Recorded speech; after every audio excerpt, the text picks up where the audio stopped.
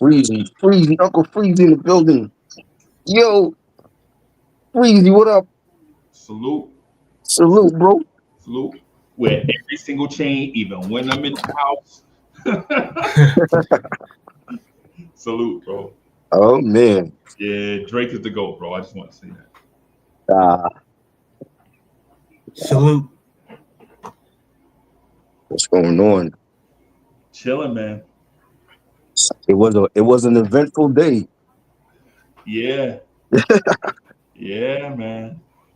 Ah, wow, man. Yeah, man. I didn't really want to touch on this subject, but I was like, let me just talk about it now because it is like news now, and I'm trying to understand, like, was Diddy at one point free? Did they say he was free, but the judge put him back in jail? Nah, he just beat the case. He just So beat. Yeah, he beat the case. Now remember, he got convicted of the other ones though. so he was going to jail anyway. Yeah, for the um uh prostitution, intent to prostitution Uh-huh. across yeah, yeah.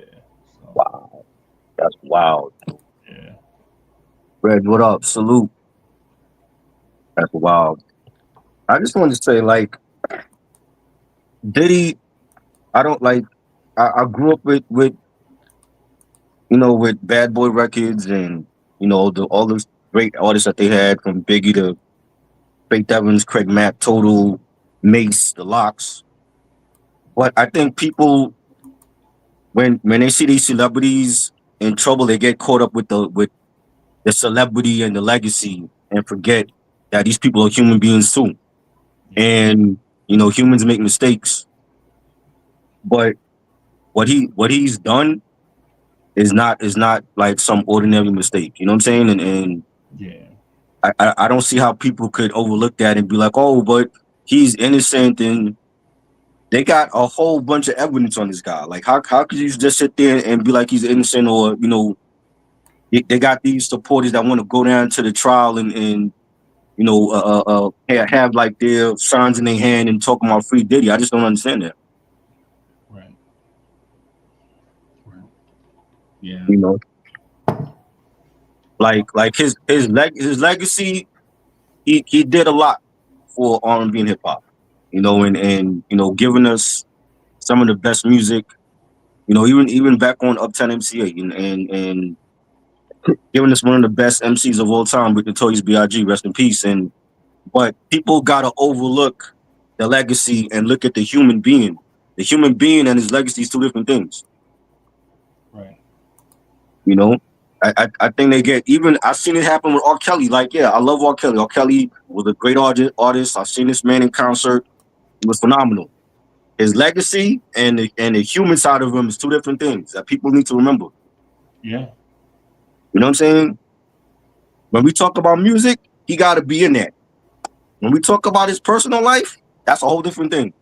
Yeah. The two don't mix.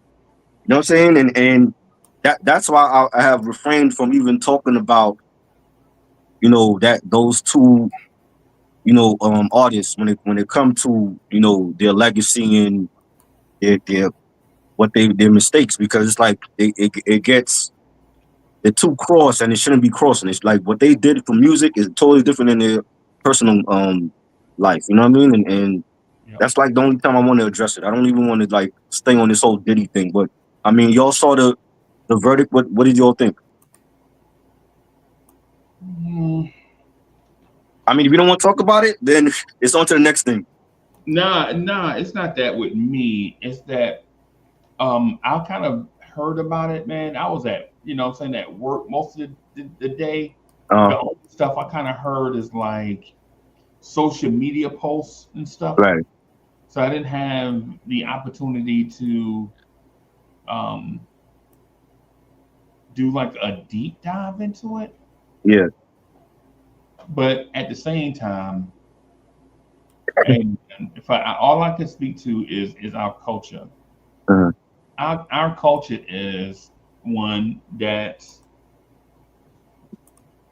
we love rooting for the bad guy. Bro. We just love it. Yeah. Yep. We love rooting for the bad guy. And Yep. it's not even new. This is not even a new thing. I mean, this goes back hundreds of years. This go back to Bonnie and Clyde, Robin Yep. Banks. Yep. You know what I'm saying? This go Right. back to Cowboys and Indians. This it's one of them things, man, where it's like, you know, Yep. Rock, what did you think about it? Do you care? I was just thinking, 25 years ago, he stood trial for the Club New York shooting. Right. I would hate for him 25 years from now to be on trial for something else. Exactly. If this doesn't compel you to change your lifestyle, then I don't know what will. Facts. Because the price for hedonism it costs it almost costs your life. It definitely costs your freedom. Mhm. It costs your reputation, and in the short term, your money. Facts. So now I'm interested in seeing how will he proceed from here. Is he going to be a changed man, or is he going to resume the pattern of behavior that led him standing trial for some of the most heinous and sickening things you could ever be charged with? yeah, I just feel like again, like, and see the Shine case, it was like, we know what he did. Like, you railroaded Shine into taking the blame for something that he did. And he had Shine incarcerated for 10 years. You know what I'm saying? And even then it was like, I remember when that happened. I was actually at the mall the day that happened. You know what I'm saying? Like, when I heard that they got arrested, it was like in the afternoon. But back then people ain't like him like that. And I agree with Rocker. Like, for you to be caught up in the case from then, and then to fast forward to where we at now, and you find out he's doing more craziness. And my whole thing was like, if it was just um him doing like some freaky stuff, and it was people that was willing, that's not a crime.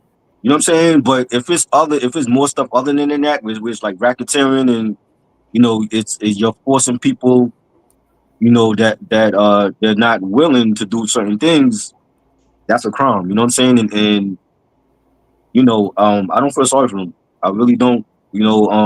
Even back in the '90s, we heard stuff about him when Wendy Williams used to be on Hot 97. She was saying stuff about him, and people thought that was just a rumor. She was just going around and hating on people. But a lot of the stuff that Wendy said back then turned out to be true. And I just felt like this is what he gets. Like, he just did too many people dirty. You know what I mean? I've heard stories about him from other people that were around him personally, and I don't have no sympathy for him. You know what I'm saying? Like, again, like, you got to separate the legacy from the person, and don't get caught up with, oh well, he did this and for music, and you know what I mean? Yeah, he did, but his personal life sucks. You know what I'm saying? And he ain't on trial for Bad Boy Records. He's on trial for yeah, the personal stuff. yeah. You know what I'm saying? And I think people forget that. You know what I mean? And if they send him away for 20 years, then good riddance. That's how I feel. Wow. You know, um, but I just wanted to mention that because I'm not going to talk about this ever again. You know what I'm saying? I'm like, let me just talk about it now and get it out the way. You know what I mean? But yeah. So if I don't know. I know that he's back in jail. They're waiting. He's going to be there till they give him a sentence, and I hope he gets 20 years in jail or life in prison. You know what I'm saying? So he just did too many people wrong, and that's karma. I still believe regardless of what people say, I still believe he was involved in both Tupac and Biggie shooting. You know what I mean? And you know, it's unfortunate that Biggie's not here no more. You know what I'm saying? Because he really should still be here. Tupac should really still be here. And all the stuff that you heard about, you're not paying his artists, is taking their publishing. All that is his comeuppance right now. Yeah. You know what I'm saying? And the fact that people could sit up there and talk about Free Diddy, I'm like, y'all are clueless. You know what I mean? Y'all must have been born yesterday. Y'all forgot what this man had did to so many people in the industry. But You know, there's always going to be uh, a show of support for the most uh, vile defendants in history. I mean, just look at the people that showed up for Charles Manson. The Sharon Tate murders. Like right, like in the gallery of the court, you had women that was literally uh, going crazy over Charles Manson. They worshiped right. Charles Manson. Yep. They even carried out Charles Manson's wishes. So there's always going to be people that are going to be on the wrong side of history. Right. Yeah. Um, and I saw a post where Kanye West is like completely out of his mind. Like this dude made a full album supporting Diddy with his son King Combs. And it's a real album. It's on Spotify and Apple right now. It's like 7 or 8 songs. And he's like downright supporting what Diddy has done. And I think Kanye has lost his mind. you When know, um when did Kanye lose his mind? he lost his mind a couple years ago, but I think it's Okay, certifiable I was now. gonna say because I was gonna You know say what if I'm you saying? can't, Like I didn't but see my whole thing, I think Kanye, there was a point where Kanye was grieving. I still think he's grieving for his mom.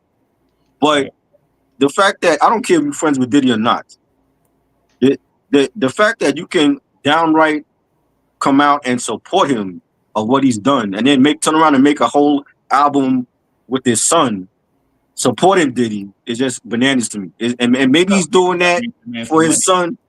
Yeah, that's what I'm saying. Maybe he's doing that to have his son make some money, but it don't look good for Kanye on his part when you're showing up to the court case and you're supporting what this man has done. And then let's remember, a couple years ago at the BET Awards, he presented Diddy with the Lifetime Achievement Award. You know what I'm saying? And he had the ski mask on and everything. And I just feel like, yeah, now he's lost his mind. Before I was like, I think people are misunderstanding him, but now I think he lost his mind fully.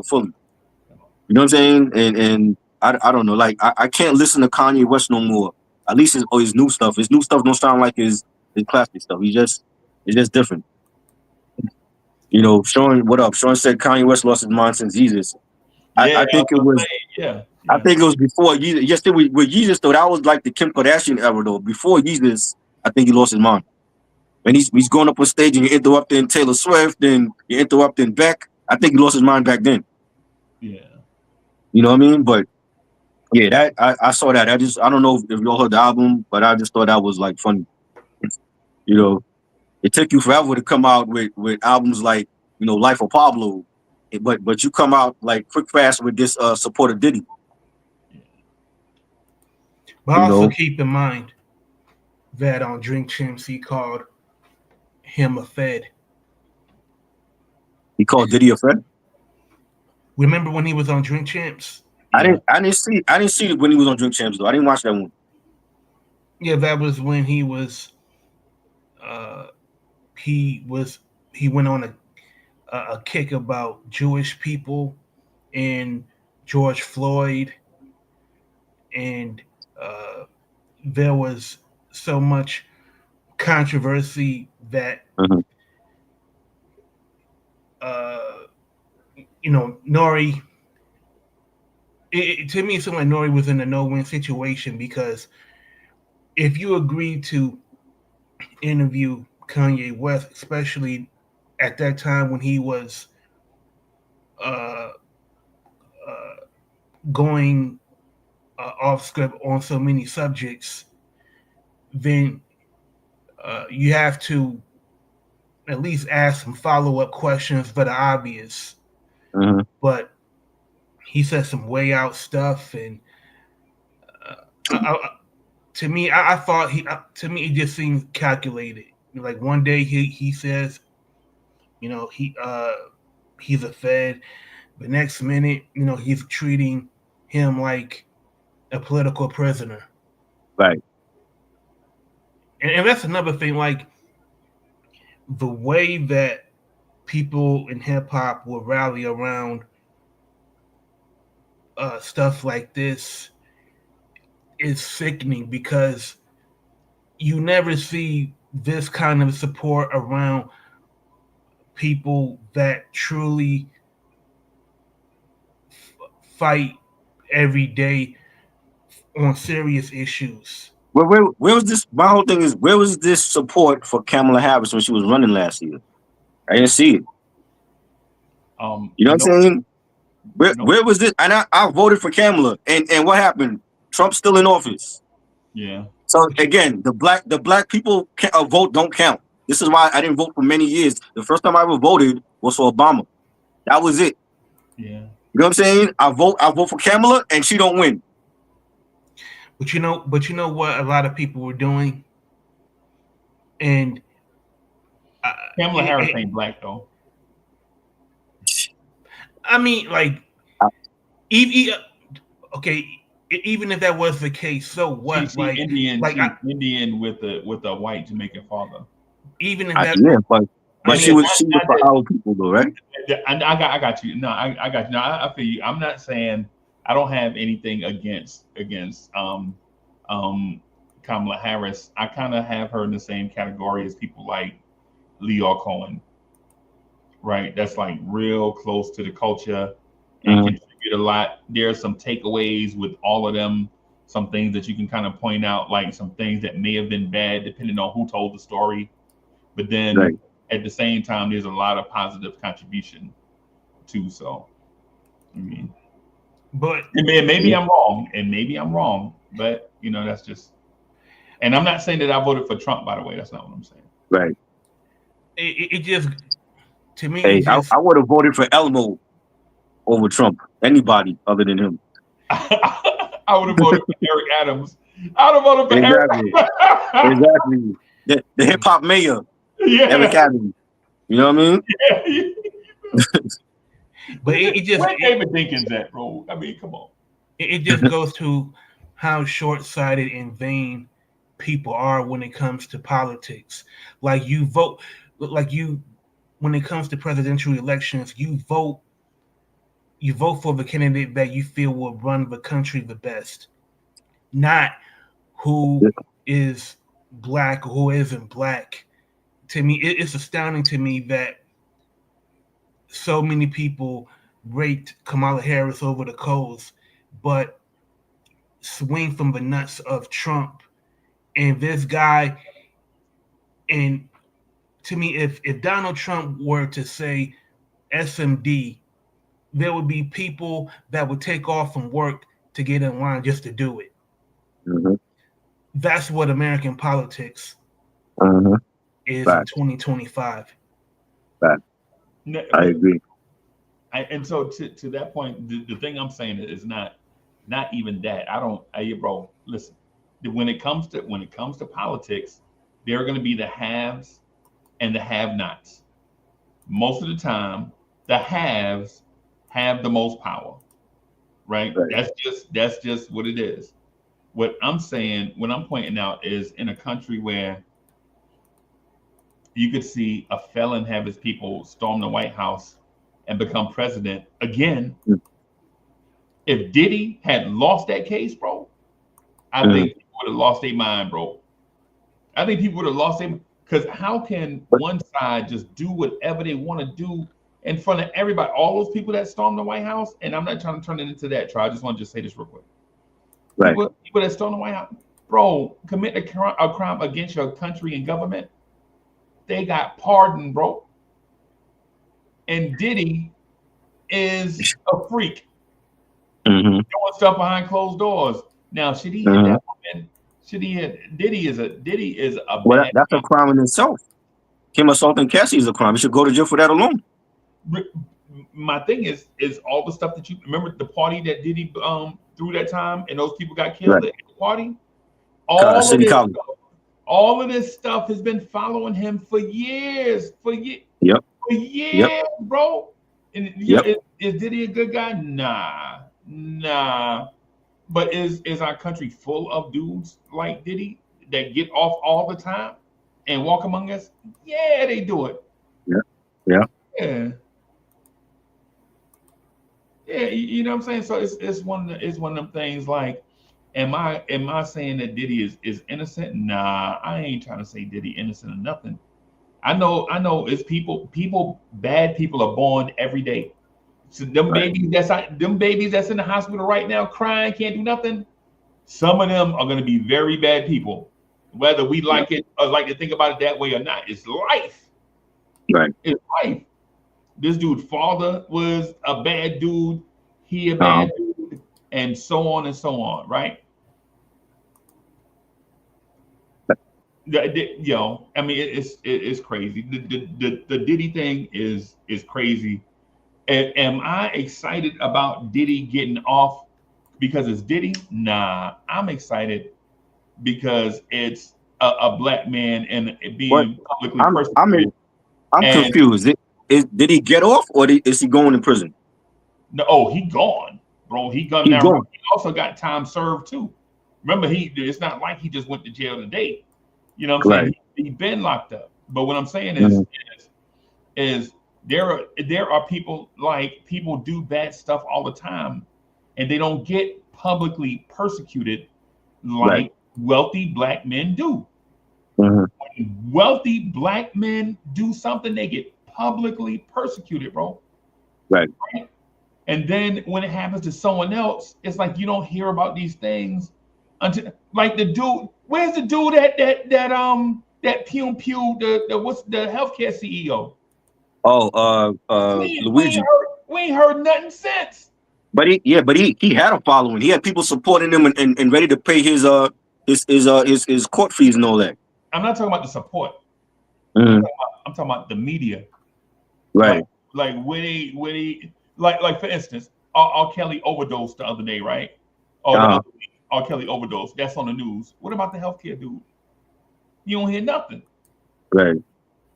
You know what I'm saying? And so, chat, don't get me wrong, chat. I'm not trying to stir y'all up or nothing. I'm just saying it's ironic that if you're a certain hue and you are well-to-do, you get railroaded and shafted, right? Right. But others, it's nothing. It's nothing. Look, like y'all remember this dude Bernie Madoff? Y'all remember him? Yeah, Bernie Madoff. Yep. Y'all remember all the money he stole from people, bro? Yeah, he stole the Wilpons money for the Mets owners. Yes. That's why he was so trash for many years. Yes. They couldn't do nothing. They couldn't do a thing. He stole millions from them. Millions.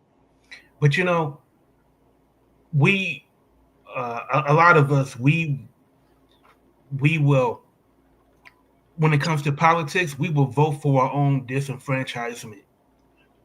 Like ignorance kills. So, for example, when you saw all of these rappers that was on the campaign trail for Trump, they were doing it just for, a biscuit and a drink. Like all they wanted was acknowledgement from Trump. So when it comes to ask the Latinos now how they like it now. Not all of them, not all of y'all. I'm not saying all of y'all, and I don't wish nothing bad on anybody.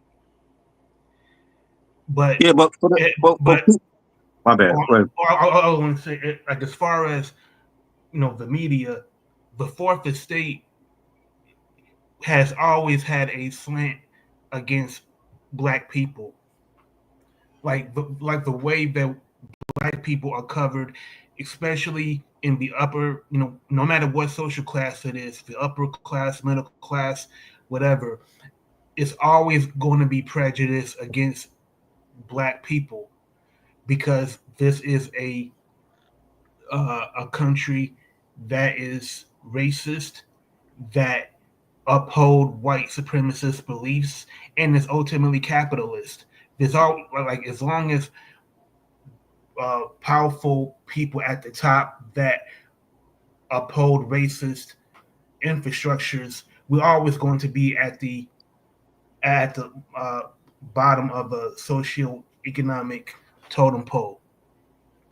So when it comes to Puffy, he's no different. The only thing that separates him from us is his money.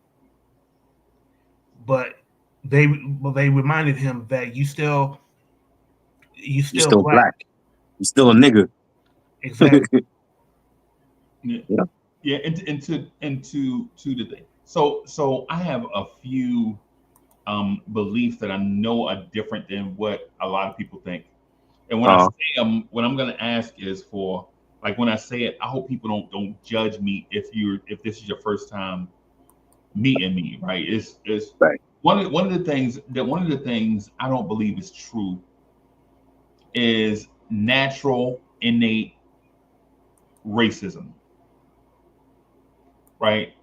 Uh, What I believe in is natural innate greed, because greed is a natural feeling, right. right? That's a natural feeling, right? And I also believe in natural innate clanism, right? Certain clans stick together to preserve their clan, right? Their group of Mhm. people.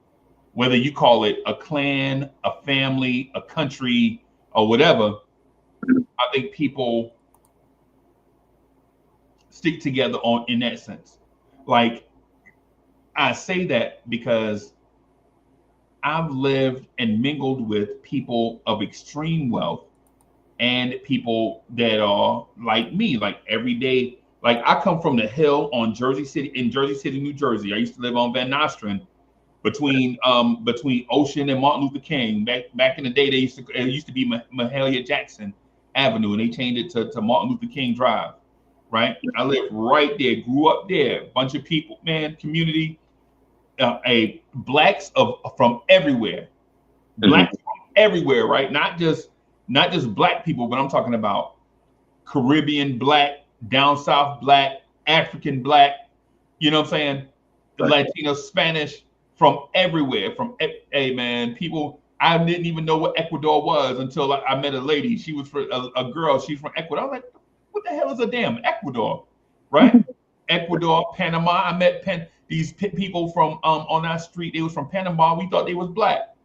We just Mhm. thought they had good hair, right? You know what I'm Right. saying? And Right. so what I'm basically what I'm saying is growing up in that setting, we looked out for each other because we know, like, we didn't have anything, so Right. we looked out for each other to make sure the stuff that we had, like in our neighborhoods, stayed in our neighborhoods. Nobody came and made our neighborhood worse, because Lord knows what would your neighborhood be if it was worse, right? It'd be unlivable. Right. And then crack hit my neighborhood like a bomb, right? Drugs and crack hit my neighborhood, and it just went crazy, Yeah. right? But at the same time, I went to a high school, Dickinson High, across town, right? When the Right. Dickinson High across town, I met real white people, like Richie Cunningham white, right? Right. Arthur Fonzarelli white, Chachi white, you know what I'm saying? Ralph Right. Mouth white, right? Mhm. And what I learned on the hill was that white people were bad, and they trying to, they do such and such. And then when I go to school, these dudes is like, yo, Uncle Freezy, why you don't never buy chocolate milk? I'm like, bro, I don't have no money to buy no chocolate milk. Yo, my man's is like, my man Rob Thomas bought me a chocolate. My man Rob Thomas bought me a chocolate milk every day my entire ninth grade year, bro. Wow. And he didn't have to. He ain't have to now. But he bought me a chocolate milk every day, right? And it wasn't because he was bro, he come from a family that was nice. Right. Like you didn't know. And so what I found out over the years, is that people that have agendas treat people that are unorganized a certain way. People that are unorganized are going to be treated a certain way. They're going to be treated less than because they're not organized. They're not strong enough as a group to defend themselves and be progressive enough to turn around their plight. They're just not.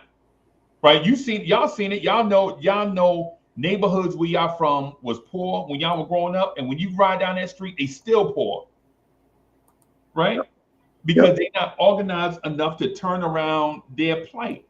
And people that do have power will take advantage of them. And the ones that do make it out, right? The ones that do make it out and start making money, like Jack Johnson, for an example, that becomes famous, makes money, enjoy the stuff that they enjoy, they try to turn him into a martyr. Every little thing he do, right? They try to, matter of fact, the Diddy law, ironically, all this stuff stem back all the way back to Jack Johnson, right? All these things, right? Like we're in a society where, in my belief, I don't think it's just about all white people hate all black people. I think it's powerful people want to have things for themselves, and they don't care if they'll take it away from the people that they feel are less than, and they'll use guises like safety, like race, right? Like culture, to demean someone in the public arena to make that group look bad, right? In order for there to be a court of public opinion, right? Now, even if you're innocent of something, but if you're associated with the guys that was created, you're guilty by association. If you're a kid walking to the store with a hoodie on, somebody could just walk up to you like, hey, little kid, hey, kid, why you walking? And next thing you know, the little kid is passed away, and the person that did it is free. It's free. So when I see the thing about Diddy, am I glad that a bad guy got away with some stuff that is wrong? Nah. Am I glad that the public persecution that was taking place failed? Absolutely. Absolutely. Because there's no way you're going to tell me that Diddy did all that stuff by himself and nobody else. How's it a Rico? How's it Rico with no major players in it? It's a, and I probably shouldn't say Rico on your thing, YouTube, if y'all watch it. It's news. YouTube, if you're monitoring YouTube, we're just discussing the news, right? We're not trying to do any, but whatever, right? Mm-hmm. But how can you have a Rico case of this magnitude with only one major name in it? Right. I agree. And who else is being charged, and where are their charges at? Where are their court proceedings going on at? There's a I don't know if you all know about the what's her name? She's like a fortune teller, whatever they call them. Her name is Sloan, and she predicted this was gonna happen to him months ago, and she's saying that he's more like he's being used as a pawn to the bigger fish. Like there's bigger players involved in this, but Diddy's like the pawn that they're willing to put out there for pasture, because they'll never be able to get the bigger fish that's included in this, that in this whole thing that he's doing. Right. Right. And I kind of believe her. I think she's right, because I mean she predicted a lot of stuff in the past year that happened already. And that's how I see it. So if nobody else is being charged but him, there may be other players in it that's bigger than him that they can't. Maybe the feds feel like they can't get to. Right. Right. You know. And Diddy can't say anything because he's caught in the middle. Because if he snitches, then people will say, well, the only reason why he didn't kill him is because he snitched, right? But then if he keep it to himself, right, those people get off, right. And then he go to jail. He do his so time. At this point though, if you snitch, his reputation to me is already ruined. So it's like, if you want to stay out of jail, I would think you would snitch and tell the feds what they want to hear. I mean, because even if he got off, I don't think there's no coming back from him anyway. Well, that's the part that I was going to get to. By him holding his tongue, he don't have to have public success anymore. He can get the pipeline success. The people that he kept safe, is going to look out for him or kill him. Or kill him, yeah. Either way. Either way, they're going to look out for him, or they're going to kill him. I think I'm sorry, I didn't mean to use that language on your thing. I'm sorry. They'll take care of him. Way. Yeah. Right. Because I don't think he could do 20 years behind bars. I think he would take his own life. You know what I'm saying? I think he would do something that'll offer itself. I don't think he would do 20 years in jail. I mean, look at this. He did a couple of months in jail and he was trying to get out. 20 years in jail? He can't do that. I know. Listen, man, I speak to the incarceration of folks a lot, because I have a lot of years of being in corrections, and not phony corrections either, like legitimately, like understanding what it's like to, like when you go to work, legitimately you locked up. And once you go to work, hit the clock, everybody locked up, bro. The warden locked up. Right. the warden go to work, he locked up. You know what I'm saying? The warden he behind bars. He got to get access to certain areas, like, you know what I'm saying? And so one of the things, man, with guys like Diddy is from the street, bro. I think Diddy is a survivor. He a chameleon. He a snake. Like Diddy is, one of the things I know about Diddy is he nice off the hands. Right, you ain't just gonna walk up on Diddy and be like, he nice off the hands. Like you ain't just, you see him, you like, nah, man, that dude, that dude will dot your eye, bro. Diddy is like, he gave Drake a black eye. He had a fight with J. Cole. Yeah, bro, he ain't nothing to just walk up on, man. He part of that. You don't get to where Diddy is from if you don't become a Jay Prince or a Diddy or a Dick Griffey, you know what I'm saying, or a Suge Knight. You don't get that place unless you fought your way through a whole bunch of stuff and people know you did it. Mm-hmm. Right? You know what I'm saying? Like you don't make, and I'm not glamorizing any of this stuff. I'm just speaking to the profile of the person, speaking to the profile of Diddy. Like you don't make it this far through soft. Right? Because somebody would have easily knocked off Diddy, because the thing I know in life is the dreams that you have may also be the dreams that other people have. And if you think they won't snuff out your dreams so that they can live theirs, you crazy. Right. That's just a part of it. Like legit chat, I'm talking to y'all. If you think for a minute that if you dream about something and you think somebody else ain't having the same dream, you think they won't knock you off so that they dream can survive? You crazy. Yep. That's why I'm saying I think Diddy was. Now would it drive him crazy? Yes. Would it drive him crazy? I think it would drive him crazy. Is it one of those things that I don't think he can do 29? That man can do 20 years, bro. You That man, think so? yeah, that man could do 20 years. That man could do 20 years and still be himself. Right? That man could do 20 years and still be. He already got criminal behavior and he was living criminal behavior on the street. Yeah. Right? You put him in a thing where the repercussions are less. Right? Think about, did he have a fight in Times Square? Did he get arrested? Did he have a fight over commissary? They're gonna write him up. I mean, dudes like that can now. Others, like some of the other guys in this hip hop culture that I've seen, you can see it in the eyes that they don't have the they don't have they not them. Right.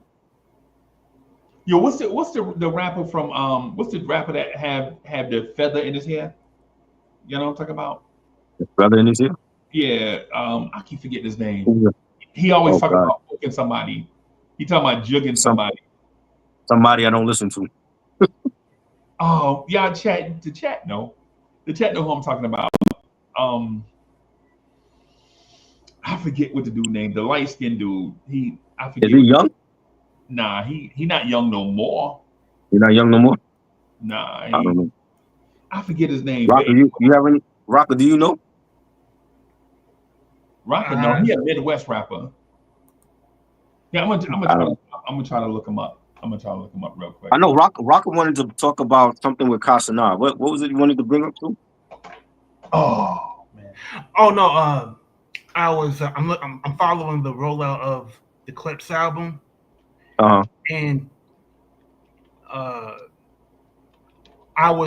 just noticed that they're giving interviews to traditional media, you know, like actually to actual journalists who have a code of professional ethics that they are bound to follow, because journalism is based on documenting the truth and investigating. Kevin Gates, that's his name. Oh, I never listened to Kevin Gates a day in my life. Kevin Gates. Yeah, I know who he is, but I never listened to him. Yeah. Now, what you were saying about the Clips? What happened with them? Oh no! I was it's more of an observation, but I just noticed that they're giving interviews to traditional journalists and not going to streamers, you know, like Kai Cenat, which I found refreshing, because it seems in hip hop media that in order for you to quote unquote reach people to stay quote unquote relevant, you have to make nice with, you know, the academics of the world, the Kai Cenats of the world. And I just found that refreshing that the Clips, they're moving in a way that says we are true to this. We do not believe in gimmicks. We don't believe in taking any shortcuts. You either like our music or you don't. Roger, what do you mean? As they should though, because like if I'm watching as a fan, when I'm watching, if I want to watch an interview, I'm gonna watch Ebro. I'm gonna watch Ebro and the Deska on Apple, and I'm gonna watch Uncle Freezy, and I'm gonna watch who else? Rob Markman from Complex. Like if I want to get like real hip hop news and interviews, I'm gonna watch them and B Dot. You know what I'm saying? But like the streamers, I don't watch Casanova. You know what I'm saying? I don't watch Academics. I remember Academics from when he was over with Complex with Joe Budden and the Deska, and he was a pain in the ass on that show. You know what I'm saying? And I don't like, this is the problem with hip hop media. You know what I'm saying? Because like the hip hop media want to cover the salacious gossip and the bullshit, and they don't want to actually cover the music, which is what matters. You know what I'm saying? I had to leave a platform because they wanted to change their content and go in a different direction and talk about, what Soldier Boy was saying on his live stream. I don't give a rat's ass about Soldier Boy. I could care less. You know what I'm saying? But I don't care about Blueface and Krayshawn, and that's what they want to cover. So I said, you know what? I'm out. I gotta do my own thing. You know what I'm saying? I want to hear about the music and the creation of the album, not what. Oh well, they recorded the album in Paris. Who cares? If the album was whack, it's still gonna be a whack album that you all made in Paris. That's my whole thing about it. I feel like we about to argue, bro. Uh-oh. Yeah, I feel like we're about to argue. Yo, and for the full disclosure, everybody Yes, Jay. have never argued about anything. Now he's trolled me a few times. No, I have not. You do that to us. I don't do that. He ready to argue. You do that to us. He did. He ready to argue today. He lit tonight. I disagree with Mr. Rockup for this reason. That's how hip hop got started, bro. Like you make your thing, and then you go to a DJ Red Alert, right? And you went to a Mr. Magic and talked about like certain stuff, whatever. Oh, a dude made a song one time about who all the people he was down with. He named all these people. Right. Such and such is down with us. Such and such is down with us. Such and such is down with us. Such and such and such and such is down with us. Like, you know what I'm saying? Like, that's how, you spread the word organically. It's the reason why you do that and not go on CNN. Because you try to keep it within the hip hop community, right? You try to keep it. And over the years, has hip hop spread to these corners we never thought it would be? Yes. Did we always like it? No. But would hip hop be alive today without the Rapping Duke or Vanilla Ice or all these people? We was like, yo, what are they doing? What are they doing rapping? Right? What are they doing making rap music? Right? They're not a part of this hip hop culture. They don't live hip hop. They don't know what it's like to buy a 3-pack of TDK from the bodega or walking through by the Fruit Loops where the cat always be sleep at. They don't know nothing about the hip hop culture, dog. They don't know about the alley where the bodega be putting their trash and they be throwing linen out there. You be like, Poppy, I'm gonna get that linen from off the side of the store, and y'all take that down the street to break dance on. They don't know nothing about that, right? They don't know what it's like when your sisters and them don't do hip hop, but they be across the street in front of Felicia and them house jumping double dutch. They don't know nothing about. They don't know about that culture, dog. All they know is that production equipment is cheap, and what those people are doing is dope, and I think I can do it too. That's all they know about hip hop, right? That's all they know about hip hop. Now, mind you, the people that are vultures off of that aren't the only ones that do that, right? It's plenty of people that do that. It's plenty of songs that you hear, like, you like, yo, what is this dude doing rapping? I heard a song the other day. I was so embarrassed that I liked it. A dude was like, just a hook was like, I don't want no whips and chains. I don't want no whips and chains and some. And I'm like, yo, this song is so whack. It's catchy. You know what I'm saying? This song is so whack, but it's catchy. You know what I'm saying? Wow. So when it comes to Mr. Rocker, when it comes to that, I understand your point. You're talking about the purity and the essence of hip hop. But the thing about hip hop is you gotta let it go, do its thing. It's like smoke. You have to let it go. It's like water. You have to let it go wherever it naturally wants to go. Because even though you'll get some whackness out of that, you'll get something dope out of that. It's the give and take of what we accept in our culture.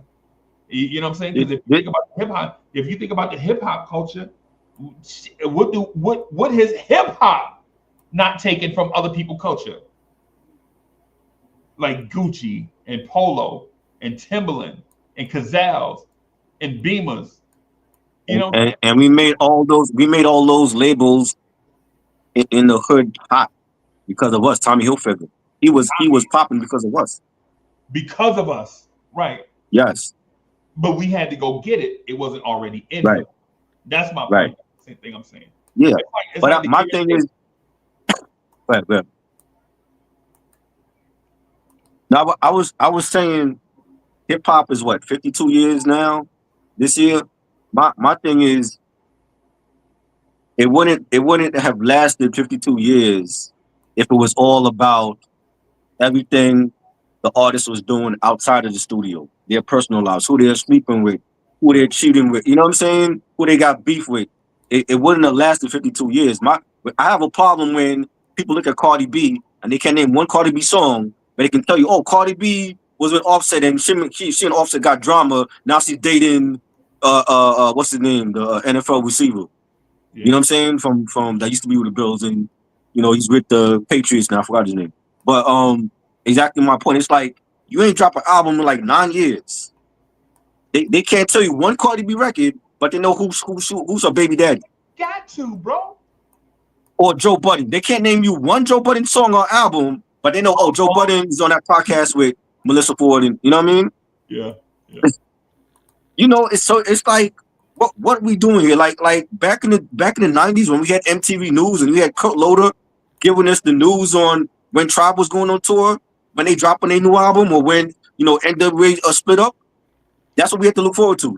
There's no more real hip hop media news to go to. It's these streamers that wasn't born back in the day, and they're not covering the actual music. They're covering all the drama. Who wants to sit through that? Wait, are y'all saying that y'all don't like the fact that these people are like Wendy Williams? My thing, even with Wendy, I mean, Wendy, she was a personality. People listen to her for the gossip, but even then, I didn't tune into Hot 97 back in the day to hear what she got to say about. Oh well, Tretch cheated on Pepper with Pink, Yeah. or Method Man's wife has cancer, and everybody know except for Method Man himself, Method Man himself. Right. You know what I'm saying? So it's like if I'm tuning into Hot 97, I'm tuning in to hear Red Alert, 5 o'clock, Traffic Jam, or DJ Scribble, or Fun Master Flex at night, or DJ Evil D on Monday nights. I wasn't tuning in for the gospel because I didn't care. Oh, Evil D. Wow. Yeah, Evil D spinning on Monday. Remember that when I DJs remember were that. actually spinning, when they were spinning and it wasn't a social media disgrace like Fun Master Flex was. Yeah, I remember that. No, I know I'm saying I remember that, man. What I'm saying is I just didn't heard Five Fit MC, Evil D, and Buckshot. I ain't heard that name in a minute, bro. Hey, they're gonna be at Lincoln Center on Saturday. I'm gonna be up in there for that. So, Yeah. and I met Evil D 2 years ago. You know what I'm saying? Shout out to him. Is he a good guy? Oh yeah, he was real cool. Came up to us, took a picture with him. Me and the homie Hip Hop Jalen. Shout out to him, and real cool. He was by himself. No bougie shit, nothing. He was just real cool approach, man. Right. And also, Academics himself has disrespected hip hop pioneers. Mm-hmm. Did you not hear what he said about LL Cool J? So, What did you say? it's been a while. Right. I can't think of the actual remarks, but my point is what Academics represents. It's not the same thing as a Red Alert or a Fab Five Freddy. I mean, that should go without saying. So what my point was with hip hop media, you're right. In the very beginning, people, the only way that we were able to spread to get the word out about what was happening in the hip hop community was through whatever devices we had available at the time. But if you're saying that there is no difference between Ack and Kai Cenat versus the people that I already mentioned, then I just don't see it. Like versus a B Dot. Like B Dot is an actual interviewer interviewing hip hop artists. What you got coming out, Ransom? Tell me about your life story. If people don't know, that's the type of interviews I want to see. Not Castanai, who's on streaming and he's doing a bunch of bullshit. That's not entertainment for me. You know what I'm saying? Like I want to know about what's going on in music, not the stuff outside of the studio. That's what I mean. There's an audience for that, but I'm not that audience. You know what I'm saying? Which is why I don't do live streams about discussing that stuff because I don't care about that stuff. Right. You know what I mean? I understand where you're coming from, but I do understand that if it wasn't for these pioneers, though we don't like it, if it wasn't for these dudes being pioneers, then do we make it to these places that we never thought we'd be? Bro, there was rappers in the 80s that legit would pay $10,000 in the 80s just to be on TV. And now you and I can click a button and stream on the internet anytime we want to. Right. You know what I'm saying? It's the advance. It's the advance in technology and things like that we kind of have to basically. But is what I'm saying. Are we giving credit to hip hop for doing that, or is it just the technology has advanced since the 80s? No, it's definitely technology, but so is me going to Poppy's store on the corner and buying a 3-tape sleeve of TDK so that I could record off the radio. My pops and them ain't know how to record nothing off the radio. You couldn't even do that shit. When my pops and them was my age then, shit, they radio was about 4 foot tall. It looked like a wood cabinet in their living room. They couldn't do the stuff that I did in the early 80s. You know what I'm saying? And so I feel y'all. We are going with it. I think what we're talking about is where the gatekeepers at. Yeah. Where are gatekeepers at? We are the new gatekeepers. We are the new. I salute to Percy, Rich Notch, Chopper of Hip Hop. I told people like him and Back to the Lab and others. We are the new hip hop media. We are the new gatekeepers, and that's how we gotta act accordingly like that. Because there is no more Young TV Raps. There is no more Rap City. There's no more the box. Via Music Box. They play on different times. If that on a Saturday night. You know what I'm saying? But we are the new hip hop media. And as the new hip hop media, growing up, watching people like Ed Lover and Dr. Dre, and watching Big Tigger and Big Les, I wanted to see when we're discussing like hip hop news, I wanted to see the old school way of things being done. When Clips announced they got a new album coming out, I want to see an actual interview, a sit down interview with them. Not, oh well, you got beef with so and so, and you know what I mean? Oh, they did the album at the Gucci headquarters. Who cares? Tell me about the album. How did y'all get back together?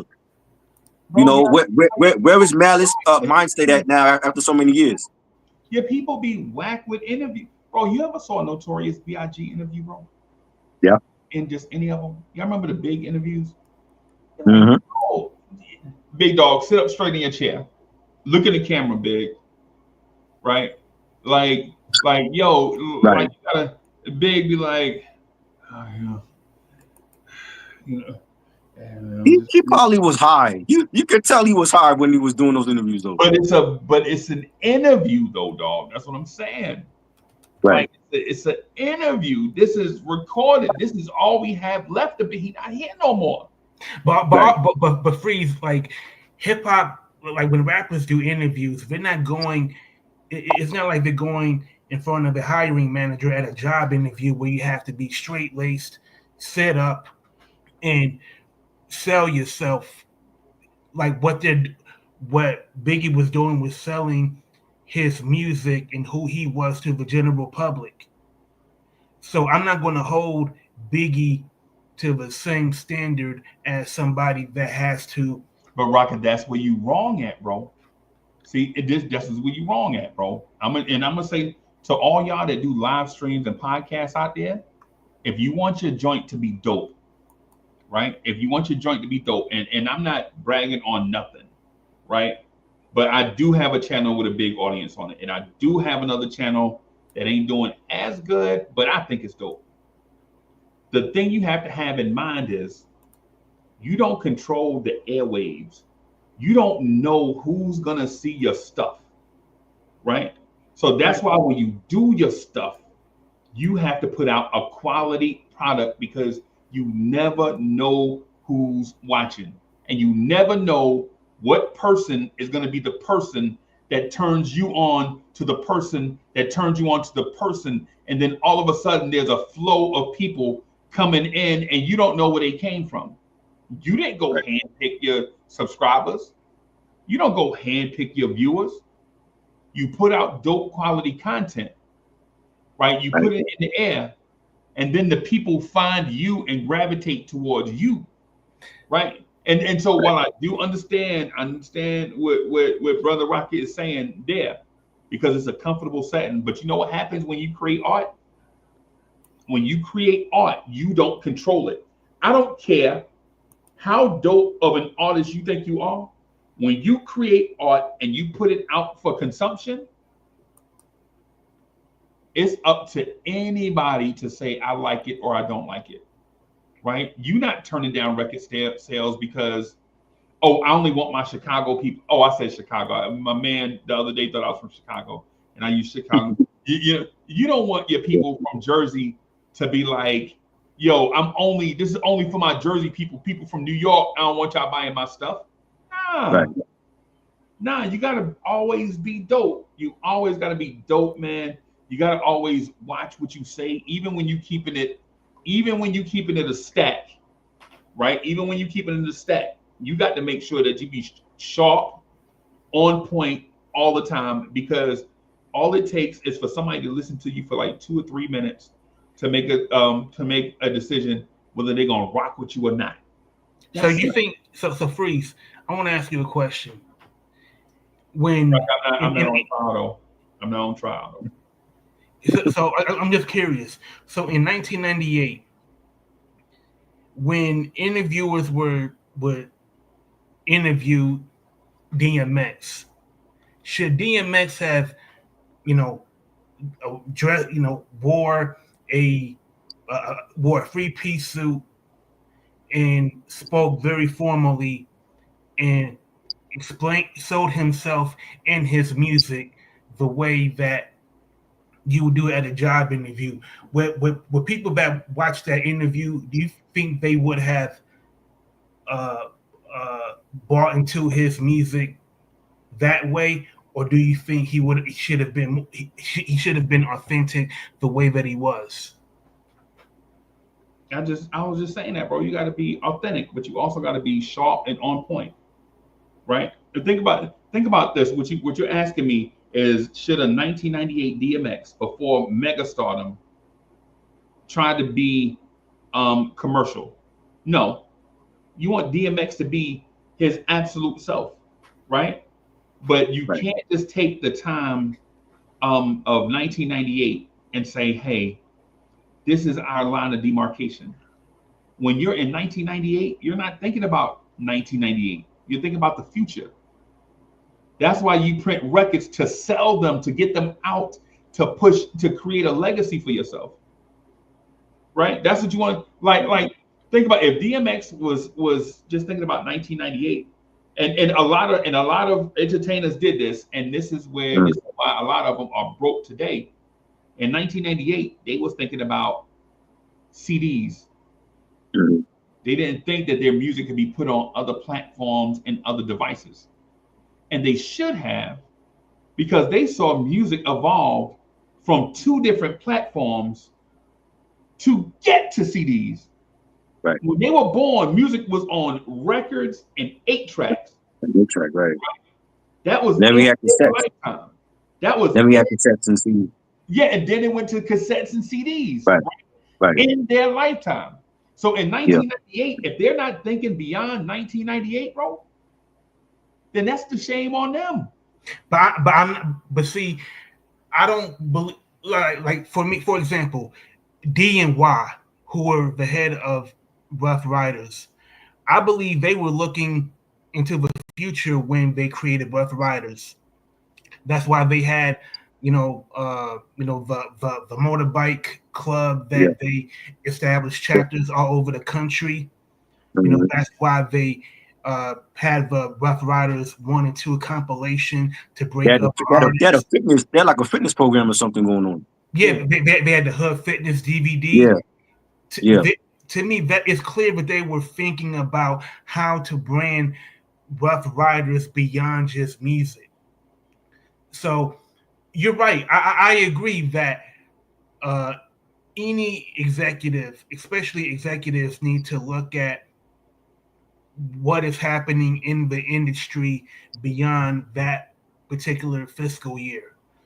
So at the turn of the century, Napster, LimeWire, Kazaa, they streamlined peer-to-peer networks for people to download music illegally, but it was a way to share music initially. And the music industry shrank. A lot of record labels, they consolidated, and there was less majors. That, but as far as DMX, I highly doubt DMX in 1998, 99 was thinking about, man, I gotta get my music from from You know cassette who was CDs to thinking about the future MP3s. in that era? Tupac. Like they from the stories, I don't know if this is I don't know this to be true, but Tupac had an entire vault full of music, and I think it Yep. still exists. He Yeah. was making music so he could put out music in the future, or if something happened to him, Yep. his people can still live off his legacy. The reason why I fuck with with Triborough, right, is because I know the That Ain't Rap podcast is dope. Right? People ask me all the time, yo, Uncle Freezy, can you come through to the yeah, I gotta walk my dog, man. I gotta do something. When Triborough say something, I'll be like, yo, I'll be there in about 5 minutes. Right? And vice Like, versa. right. And so and for sure, right? Yep. I believe in the That Ain't Rap podcast. I believe this in some form is going to be bigger than what we see right now. I'll just say it that way. I don't know how big and in what form, what shape, whatever. Right? You don't know. Right? You got to do what the people tell you to do. You can have integrity and say, nah, I'm gonna stay in this nice no lane. But as the crowd grows and people start demanding more of you, you got to give the people what they want if this is what you intended to do in the first place. Right. Right. If your thing was to be in front of the people and give the people what they want, and more people come, you got to stick to that because that was one of your core principles. So when it comes to DMX, DMX wasn't thinking about streaming in 1998. But you know what he did do though? When DMX got in front of a microphone, that man legitimately made a great representation for himself, and that's the reason why people still love him to this day. So did Big. I wanted to that one interview though, those interviews and stuff. But if y'all saw if anybody ever saw what's the video he did before he passed? Hypnotized. If you saw the Hypnotized video, this man legit put away the basketball jersey, had a suit on in front of these people on a leg. Bro, I had the same injury. I had a broken hip in a car accident also. And I know it was painful for that man to stand up there. Especially me and him, and we probably the same size, right? I Right. know, I know what that injury is like, right? That man did that because he know what the future is, right? That man, if you look And he was rich. You got to dress the part. You rich now. You got money. right, right, and so try that. That's the thing I'm getting at. Like I understand the thing about um hip hop and how Mhm. it should be covered. I understand that, and Right. out of anybody, want to keep the essence of hip hop pure, Right. right? I want to gatekeep it. I want to cultivate it. I want to keep it dope. I want to Mhm. keep the whack outsiders out and the dope inside outsiders in, Right. right? I wanted to see more 1998 Eminems coming to the game, right? I want to Mhm. see other whack Eminems out of the game, right? Right. Right? I want to see dope MCs come into the game, right? But I also want to see dope musicians in the game. And if I Mhm. have to sacrifice some lyricism for more dope music, then so mote it be, right? But at the Right. same time, we can't get there unless we keep the doors open. Sometimes, bro, when you leave your front door open to get fresh air, sometimes you're gonna get a fly in the house. For a couple. Yeah, or yeah, you feel me? It's so Mr. Rocker, when I say that, I don't mean that as like I don't like I disagree with your point because I don't. But at the same time, I understand that in order to catch a fish, you got to use bait, right? And in order But to also, you feel me? So it's in order for us to get a, a Eminem, we have to kind of sacrifice through the Easy. but yeah. also when you open the door for fresh air and flies come in your house, you also have the choice to kill the flies. Right, Mm-hmm. That part too. right, right. I just, And I just don't like where it's going, man. I don't like where it's going. You know what I'm saying? It's like I feel like they're getting more precedence over the real heads that are staying true to the culture and want to preserve it, and they're taking away their shine. You know what I'm right. saying? It's like this is this going to be like the new thing of podcasting where you have these people that wasn't around in the golden era just come out of nowhere with a heavy following and they don't know the culture at all, but because they're entertaining the people on their live stream, they get more precedence over B Dot or Rob Markham. Yeah, and that's just the way it is, bro. That's a part of it. That's a part of it. Think about overall who was more famous, Ed Sullivan or the Temptations? Ed Ed Sullivan. Sullivan. Yeah. Ed Sullivan, bro. Who was more famous, Ed Sullivan or the Jacksons? Ed Sullivan. I mean, Ed Sullivan was an American institution. Like Yeah, he had the most popular variety show in the country. So in order for you to have your breakthrough, you had to perform on Ed Sullivan. Right. But who's the equivalent to Ed Sullivan in hip hop in 2025? Yeah, there's nobody. yeah, yeah. Give an example. Like in the '80s, which was bigger, MTV or Run DMC? MTV, MTV. MTV. Yeah. right? So, and I'm not saying as an artist that you can't get global success, but what I'm saying, art and media go hand in hand, right? Because the thing about something great, if nobody sees it, is it really great, right? Like legit. I told Charborough one time a story about how this girl on our block was a little cutie named Pia. Everybody liked her because she looked like Tracy Spencer. She looked like, I mean, she was a cutie. She was fine. Her sister was fine. Her mama was fine. Her grandmama was fine. Everybody fine, right? I'm talking to Mhm. Pia, and one day everybody outside, and Pia kissed me on the cheek, right? Nobody saw it except me. I go back and I'll tell Keith from across the street, like, yo, hey dog, hey man, you know what I'm saying? I think, you know what I'm saying, Pia might have company. You're like, she might have company. Yeah. This is how we used to say stuff like pregnant, right?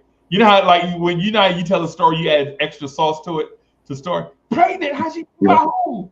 Hey man, she kissed me on the cheek the other day, bro. You know that. You know about that freezy magic, bro. All you gotta do is touch the kid. You're like that girl ain't did it. And then no lie, the next day we come outside, me and Pia by the ice cream truck. I'm like, hey, you want some off the truck? She's like, nah, I'm be trying to stay off that dairy, whatever. Right. And this is when all the kids is eating ice cream, bro. That's what you do, eat ice cream. We Mhm. buy an ice cream truck. Pia grabbed me with two arms and kissed me on the cheek. And her mama cussed her, Pia, get your fast ass in the house right now. Her mama cussed her out. I ain't seen Pia in like 2 weeks, right? Wow. But you know what though? All my people by the ice cream truck saw Pia kiss me on the cheek, right? So the one time it happened, it was dope. Nobody saw it, so it never happened. The second time it happened, it was a whole bunch of people there that saw it. And now to this day, like 40 years later, 45 years later, people still talking about, yo, you remember that time that crazy girl kissed you on the cheek? That's what I'm saying. Like you got to have the artist and you got to have the media to tell a story, right? So if they that's how they go hand in hand, right? They go hand in hand. Like bands have been out forever, but without radio playing, how dope would it be? Well, they would still be dope, but just that they wouldn't have the radio coverage though.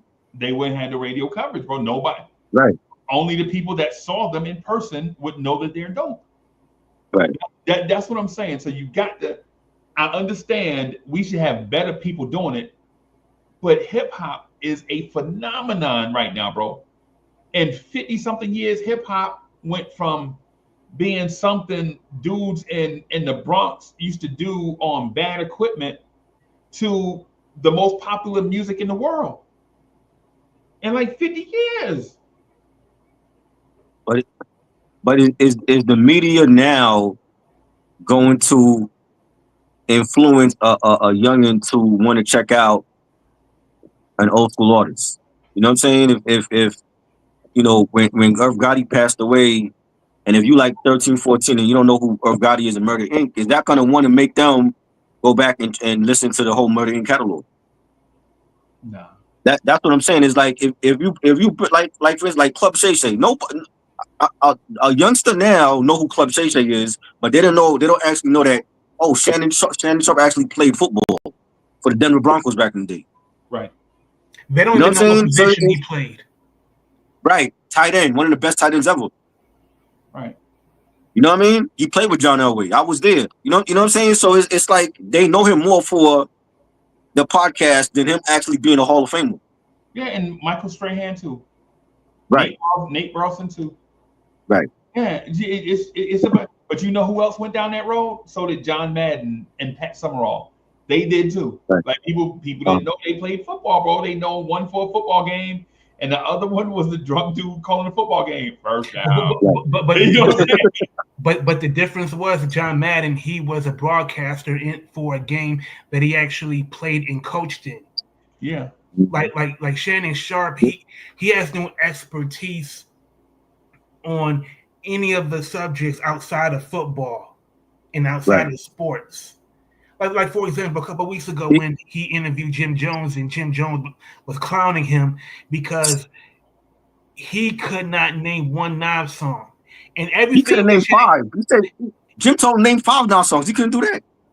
And everything that Shannon Sharp said, I agreed with. But if you can't name a Nas song to support your argument, that's a win for Jim Jones. And that and Shannon looked crazy. Jim Jones trash. Jim Jones ain't never been good, bro. He had a song. I think for Jim, I will give Jim his props for building his own fan base and becoming his own artist. Because remember, Rockefeller never offered him a deal. They gave one to Joel Santana and Cameron. He didn't get one. He had to go to Cox Records, and then he became the executive at Warner Brothers.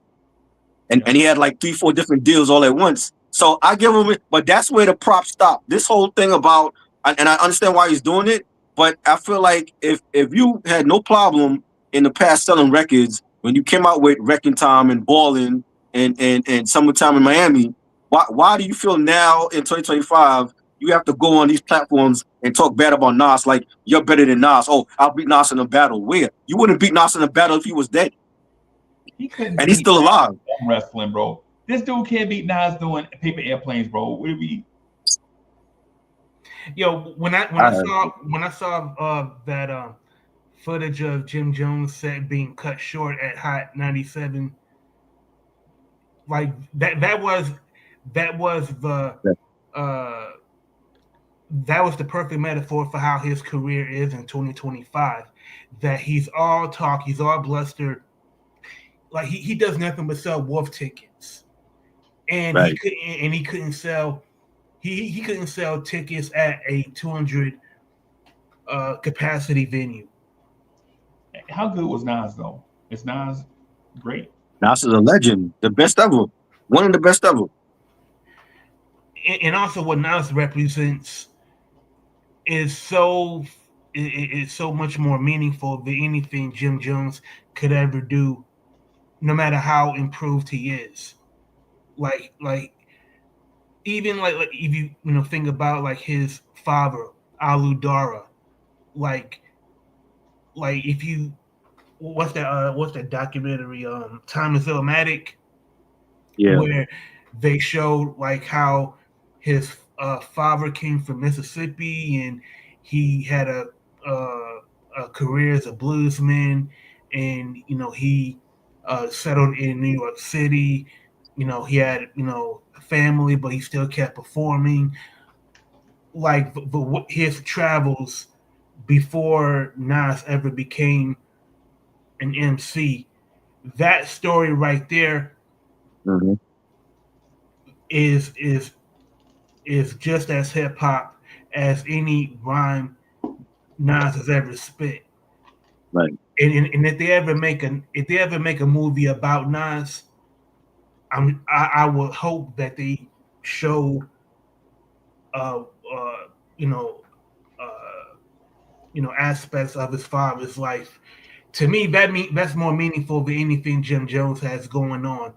And as far as like being relevant, I hate that word, because you had to ask yourself, relevant to who?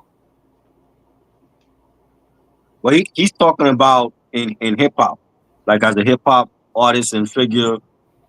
Like I think he's still relevant, but the fact that I don't get why he feels like he needs to go on these platforms and say crazy shit just for people to tune into his stuff. Like you didn't have no problem doing that before. When you was in Dipset in Dipset's prime, when Cam was out with Come Home with Me and Purple Haze, and Jewels was getting ready to come out with his own album, and you had Jim coming out with On My Way to Church. He never had to do that. You know what I'm saying? And it's like I know it's like we didn't have Instagram and some of these platforms back then, but I'm like, what? Why you feel the need to go on now and be like, oh, I'm better than us? But you know why he's doing this? Because nobody nobody that interviews him holds him accountable. Like you seen how many times Fat Joe, Nori, uh, uh, and others, they entertain his claims. Like none of his peers in hip hop ever challenges him or ask him, support your argument with something other than empty bluster. Right. But not Rocket. They tried to cut him up. Well, for one, it didn't. He didn't just come up there to diss Nas, right? You know the kind. You sometimes conversations just morph into a weird space, and then you try to tell people like with me and Triborough with the Osley brothers. I'm like, Triborough, relax, bro, with these damn Osley brothers, bro. You gotta calm down, bro. Calm down. You about to make me get air. The fact that you say the Osley brothers, you're the only one I know to say the Osley brothers is whack. I know nobody else to say that. But the thing with Jim Jones though is, Fat Joe and Jada were talking about like top fives and all that, like the top five, who was whack, and Jim Jones was like, yo, I'll put my catalog up there against anybody, whoever it is. And Jada like lost it because Jada like, hi, you, Right. and I'm not Right. in the top Exactly. 5. Exactly. It's and so it was like, nah, Jim, we ain't gotta talk about. Yo, who, whatever, name it. I saw the interview, bro. He's like, name whoever in the top 5. Mm-hmm. And he's like, who, Nas? Mm-hmm. I got more entries in on Billboard than Nas do. We know that's a lie now, but when he said it, I Right. didn't know if it was true or false because it was a Mm-hmm. mighty bold statement to say, Yeah. right? And so you like, what did he just say that? And they were trying to calm him down, like Jim, no, don't. Fat Joe was like, Right. Don't go there. they're trying to stop him Mm-hmm. from bugging out. You know, y'all ever had a homeboy that started bugging out? Yo, when Right. your homeboy bug out, you like, yo. Right. You know what I'm saying? Yeah. But he went on Right. his thing. But you know what happened when he said that? A washed up ass rapper. Now, 3 washed up ass rappers was on the couch. One washed up ass rapper started getting social media buzz by saying something outlandish, right?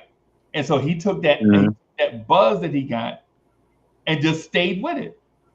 Like y'all know Jim Jones ain't better than Nas. Jim Jones ain't better than, Yeah, but he might feel like he's better than us. Jim but that's Jones not, ain't better than Cormega. oh yeah. But the thing is though about Jim Jones is, and when him saying it, he know he ain't better than Nas. But in an industry where you can't say somebody is better than you, he couldn't say somebody is better than him. How you a rapper and you gonna say, nah, he a better rapper than me? No rapper does that. Even the worst rapper in the locks, whichever rapper you think it is not gonna say Jadakiss is better than me. Whoever you think the worst rapper in the locks is, I don't care. I Take don't. it I don't. I don't. I feel like Sheik has stepped his game up. I do feel like he was the weakest link at one point though. at But I one feel point like he in the beginning. yeah. I feel like he's better now. He's better now. Yeah, in the beginning when all he used to talk about was Dominican mommies, you like, bro, your verse Right. don't have to have Dominican mommies in every verse, bro. Oh yeah. Out of Right. town, chicken drink crown, me and the Dominican mommy, you know what I'm saying, on a Yeah. boat to Luesa. Man, listen, you put that in every verse, bro. I mean, what? Mm-hmm. You like Pusha T, Yeah. bro? Talk about baby powder prices. You know what I'm saying? Right. You say that in Right. every, you know. But anyway, the thing was a runaway train, is what I'm saying, Rocket. Like I never got the sense that Jim Jones came to their podcast to disrespect Nas. I didn't get the sense, because if you listen to the interview all the way up to that point, they were talking about maturing, getting healthy, eating right, life after your prime, dressing, how you feel comfortable, how you dressing, and all that. They were talking about a lot of stuff, and then they got to that, and then it was Pandora's box, and he's still But talking about it. and it wasn't just Nas. He went on another platform and called out the clips. I think it was Breakfast Club. He's telling Charlamagne, oh, clips, name 5 great clips. I'm like, is he serious? 5 He great clips also records? How about he also albums? They got better albums than you. he also said that Pusha T isn't a top 50 rapper. Come on, but he is. Who's picking Jim Jones in the top 50 all time? Like just East Coast rappers. If you ain't talking about like all time, like just top 50 East Coast rappers, he's not making my list at all. He won't even be an honorable mention. Who Jim Jones? Jim Jones? Jim Jones ain't even a top 50 Bronx rapper. Yo, You feel me? yo, if you look at the history of Virginia got some of the greatest spitters ever, from Lady of Right. Rage, Mad Skills, Mm-hmm. Yep. the Clips. I mean, that's I like Magoo what. myself. I know people sleep on Magoo. So. No, yo, Oh yeah, Magoo. Magoo. I mean, Magoo. Mm-hmm.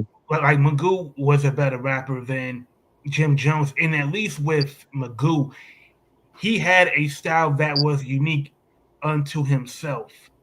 Right. Like either you like it or you don't. He nice in the pocket. He Right. ain't gonna say nothing, but he nice in the pocket though.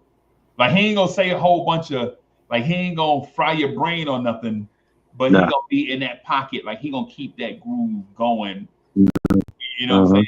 Like he ain't It's gonna, a vibe. yeah, he ain't ready to hit you with no algorithm, but the record gonna be dope. You feel me? Right. Yeah. Yeah. Yeah, he got some hits. He got some hits. I won't take that away from him. But I just feel like to say ludicrous stuff just so people check you out. Like, come on, Jim. You from our era.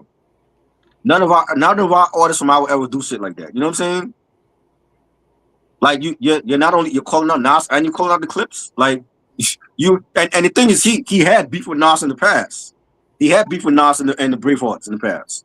And also like he said some slick stuff about you remember the Kofi list, Right, like, right. You said but that the thing, on I really mean it. You said something yeah, like that.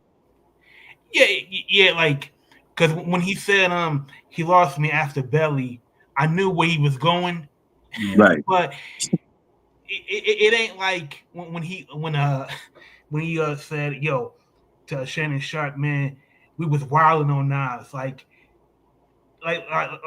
correct me if I'm wrong, but I don't think Nas ever got touched by Jim Jones. It wasn't like they had like a, like a Yeah. scuffle, or had or they had something in the streets, and Jim Jones came out without a scratch. Like Jim Jones, like he likes to talk bad and talks about being a Billy badass, but he's all talk. You know what I mean? Like You know, he knows Danny. how to sell wolf tickets. But Rocker, that's not what he doing, man. That dude, all he trying to do is capitalize financially. It's an industry. It's an industry beat. Like he trying to capitalize. For instance, if him talking about the way he dressed would have went viral, he'd have came out with a clothing line, right? If if topic about the diplomats would have went viral, he'd have probably tried to get the diplomats back together. He's just trying to capitalize on a moment. I don't blame him. Now, would I have done it? Nah, nah. Only y'all do that when y'all talk about these R&B dudes, like when y'all talk about the Isley brothers and all that, man. Y'all will do that, right? Oh I my ain't God. What is right. it? Y'all talking about Uncle Sam, and man, y'all got it, man. If y'all don't stop, What is it about the Isley brothers that doesn't jive with you? I Like, like what the is music. it about their music you that you don't like? I just like good music. And the Isley brothers don't make good music? I see this as Mr. Rocker. Are you trying to turn this into a debate? No. This I isn't feel this isn't the debate club. We're just right. having a conversation. Like, I'm curious to understand that perspective because I've never heard anyone say anything of the like about them. And bro, nobody likes everything they hear. Of course, That is of true. course not. To but the Isley brothers, I've never heard anyone say, "Man, their music is no good." It's the first time for everything, bro. That is true. That I didn't. I, wa- what? Anybody could say anything under the U.S. Constitution. Free speech is protected, and you're just exercising that. So That's not completely how that go. The First Amendment is you have the right to say anything about your government without legal persecution. Right now, in terms of you can say whatever you want to anybody, nah, you can't just say whatever you want because people will handle it between themselves. Right. I saw one of which, my uncles. I saw one of my uncles beat a dude's shirt off. Try. I gotta tell that story on vibes. I'm gonna tell it. but you oh have no. the freedom to say it. And to get your ass cut too. The thing is, and what he just said, the thing what I don't like about our culture, especially in hip hop, when people want to debate online with you about albums or like certain artists, and then they not old enough and wasn't here to actually experience these artists, but they want to go at you in the comments. I'm like, bro, I've seen Biggie Smalls live. I've seen Big Pun, Left Eye, Aaliyah. Like, you were just born yesterday. What can you tell me about the best rap album of 2004? And you were just born yesterday. You know what I'm saying? So like, why even go there with somebody that's actually lived it? That's a main problem in our culture because they don't just want to sit back and learn. They want to be able to be a part of the conversation and debate with you, and they wasn't here. Now, if I wasn't here for the Jackson 5 and my introduction is early in 1982, I can't debate with my older uncles and aunts about the Jackson 5 if I wasn't there. I was like 8 or 9. I remember I was like maybe about 7 or 8 years old, maybe 8 or 9 years old, man. The Jacksons, they wasn't really, the Jacksons was like a ham sandwich. Oh my God. Yeah, and I'm talking about to me at 8 years old. I'm not saying that they wasn't dope. Right. What I'm saying is for a group that's supposed to be relating to that group, you weren't really. I'll tell you a song that was out, or two songs that were out that you try to play the Jacksons, they'll rip the record off the turntable and put on Disco Inferno by the Tramps. You ever heard Disco Inferno by the Tramps? Oh yeah, I got it on vinyl. Yep.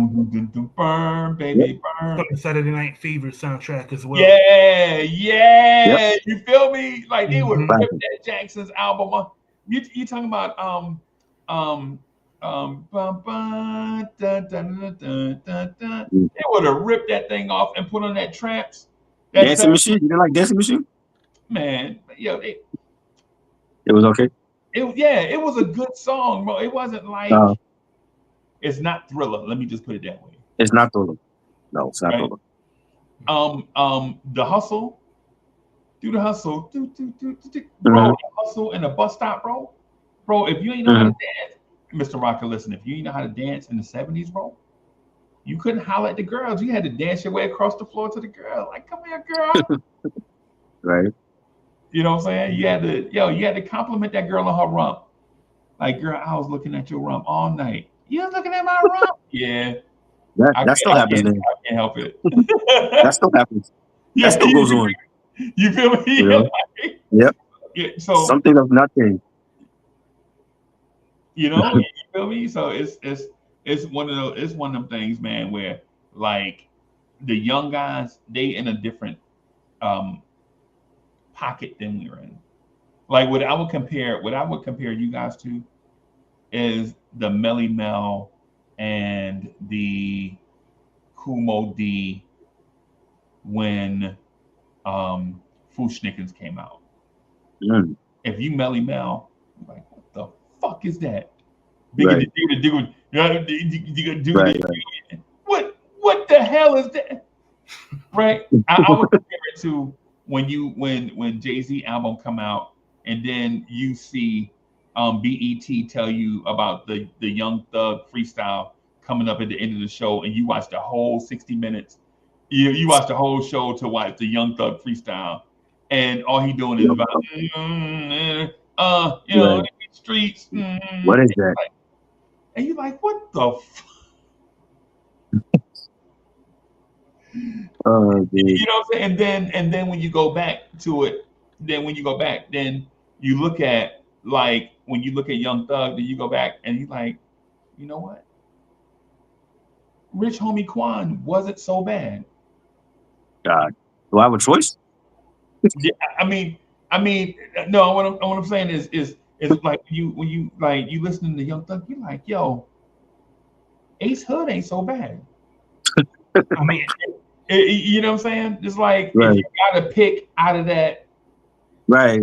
Young Jeezy, okay. Yeah, I can listen to him over. I can listen to him over Young Thug. Right. So yeah, that's all I'm saying. Like these young dudes, they think on a whole different frequency than what we thinking, bro.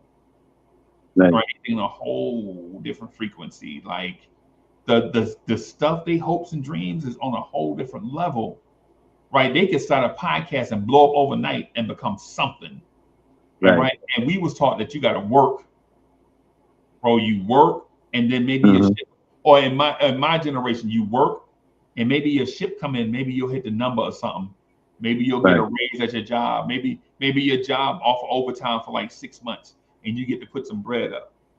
You know, and for my dudes in the streets, for my dudes out there in the streets, you know what I'm saying? The unfortunate part, maybe somebody go away, however they go away in this little spot, and you like, yo, I'm gonna take over this little corner up here. You know what I'm saying? My man's done win. You know what I'm saying? However your ship come in, Right. However your ship coming, you got to work. These dudes now, they like, yo, I'm gonna use my iPhone and do a podcast, and then the next thing you know, they cussing out.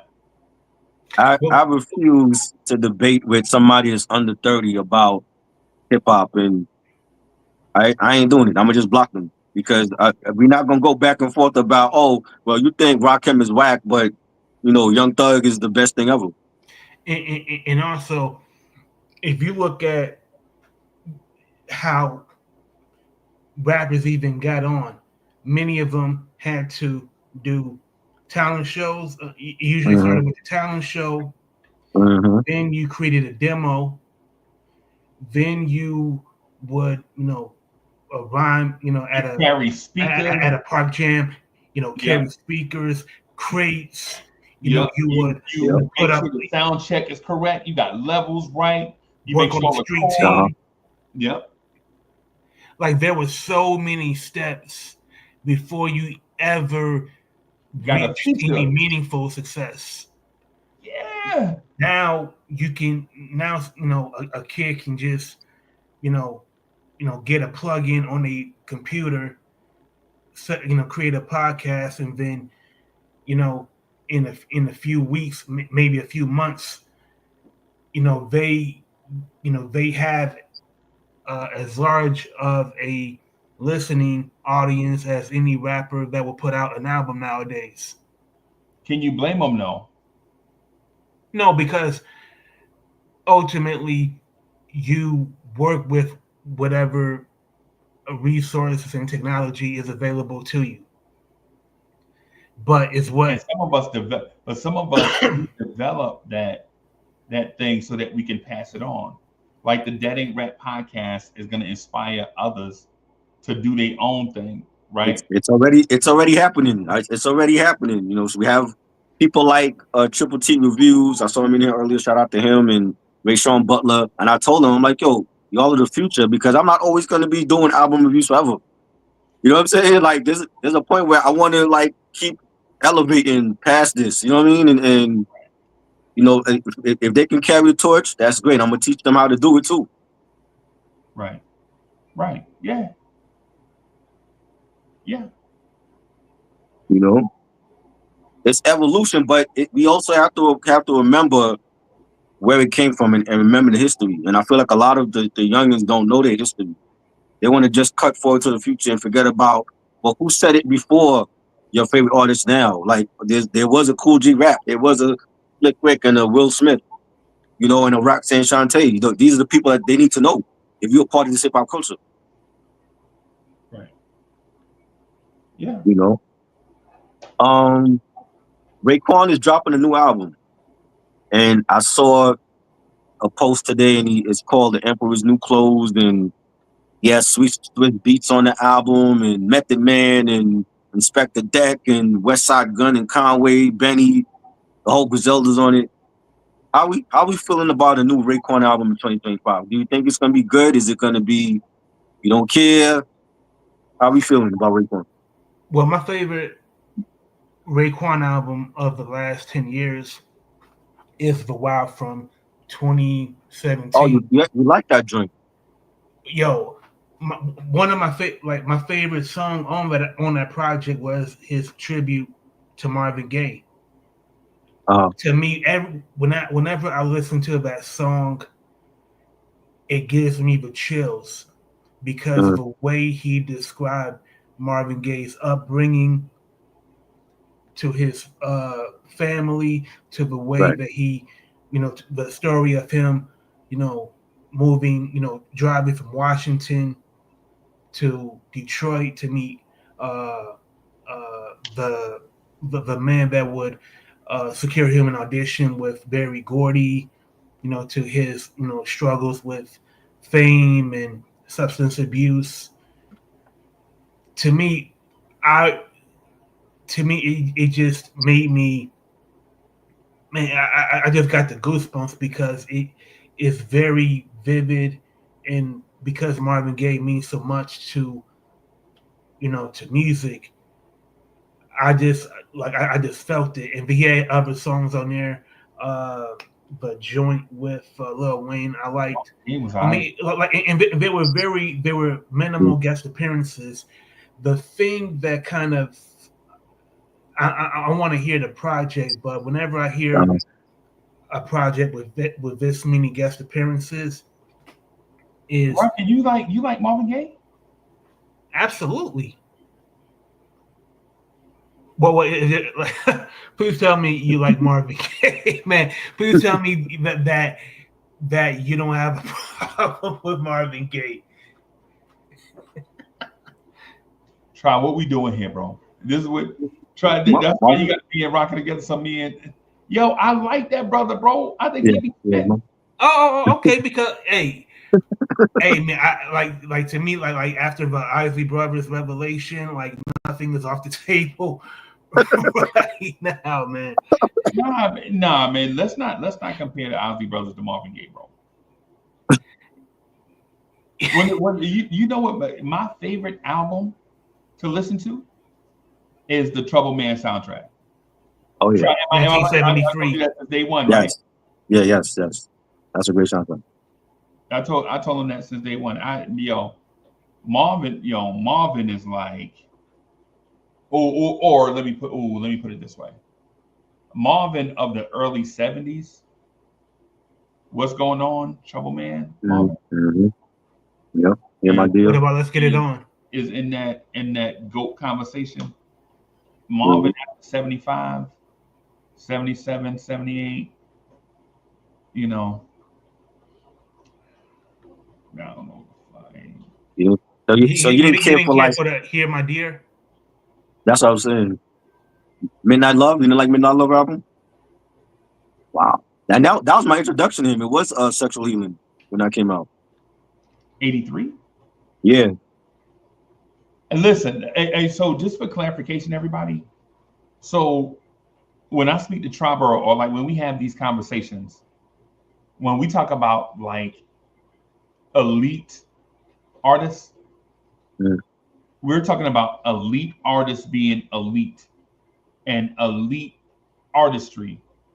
So when we say we're not saying that this dude is Howard Johnson.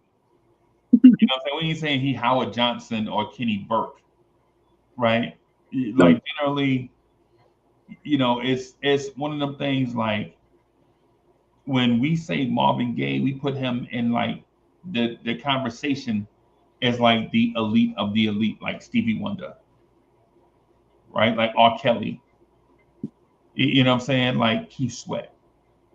Right.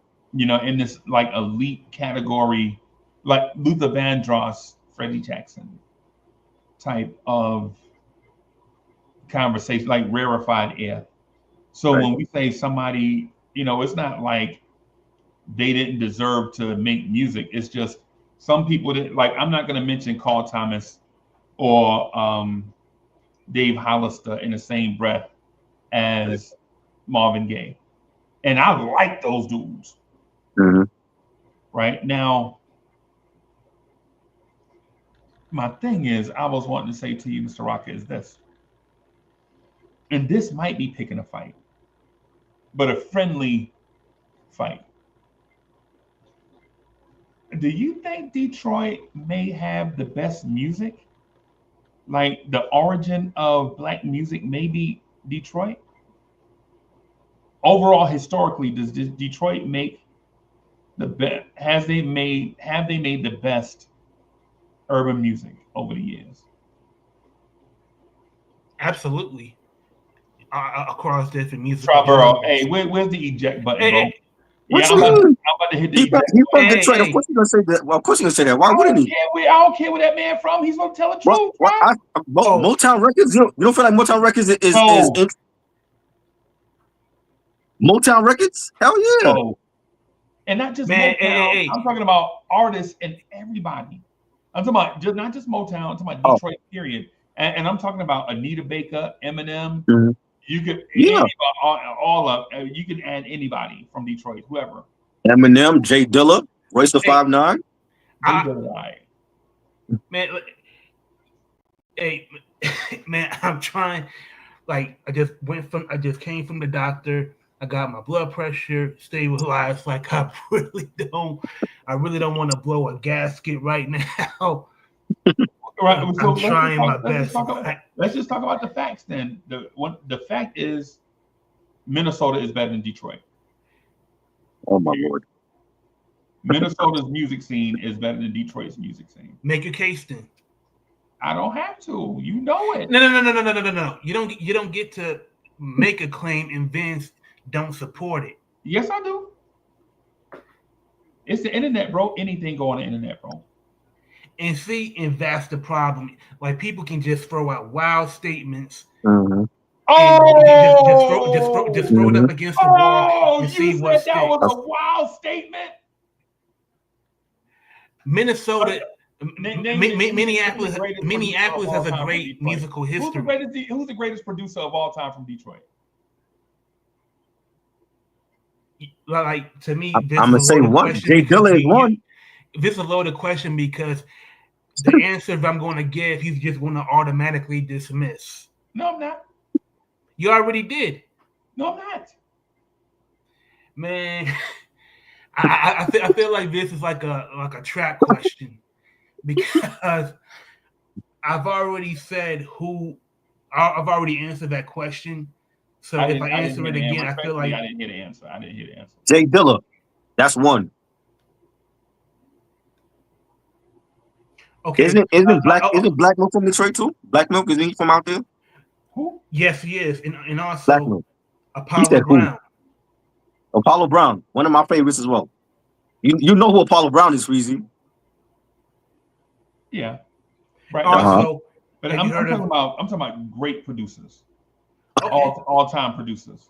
Jay Dilla is a great producer to me of all time. Okay, so Mr. Rockham, no matter who you name, they're not going to be better than Jimmy Jam and Terry Lewis. Period. No matter who you name, they're not going to be better than Jimmy Jam and Terry Lewis. Jimmy Jam and Terry Lewis, they're a legendary songwriting and production duo. Like there's not many producers from anywhere that has their catalog of hits. Except Prince, who also is from Minnesota. I was going to name two other duos, the Trackmasters and the Neptunes. And if you want to go there, Gamble and Huff. They're not from Detroit, though. No, I know, but I mean, if we talking about production duos, they're not the only ones. Okay. Yeah, no, I got you. I thought we was talking about Detroit, though. Oh, yeah, Detroit and Minnesota, yes. Yeah, I because if so, then the conversation shift, and you know what I'm saying, I'll gladly be a part of the conversation. I just think Detroit is probably in 5th place all time when it comes to music. 5th place? Yeah. 5th place? Okay, so Freezy, have you heard of Holland, Dozier, and Holland? Do you know who they are? I don't think so. Okay. I think I did. You talking about the old tandem? Talking about the Motown tandem? Holland, Dozier, and Holland were the in-house staff writers and producers for Motown Records during the 60s. Yeah. They are the ones that wrote the hits for Smokey Robinson, Diana Ross and the Supremes, The Temptations, Martha and the Vandellas, so forth and so forth. Are they not legendary? They are legendary. And they are just as legendary as Jimmy Jam and Terry Lewis.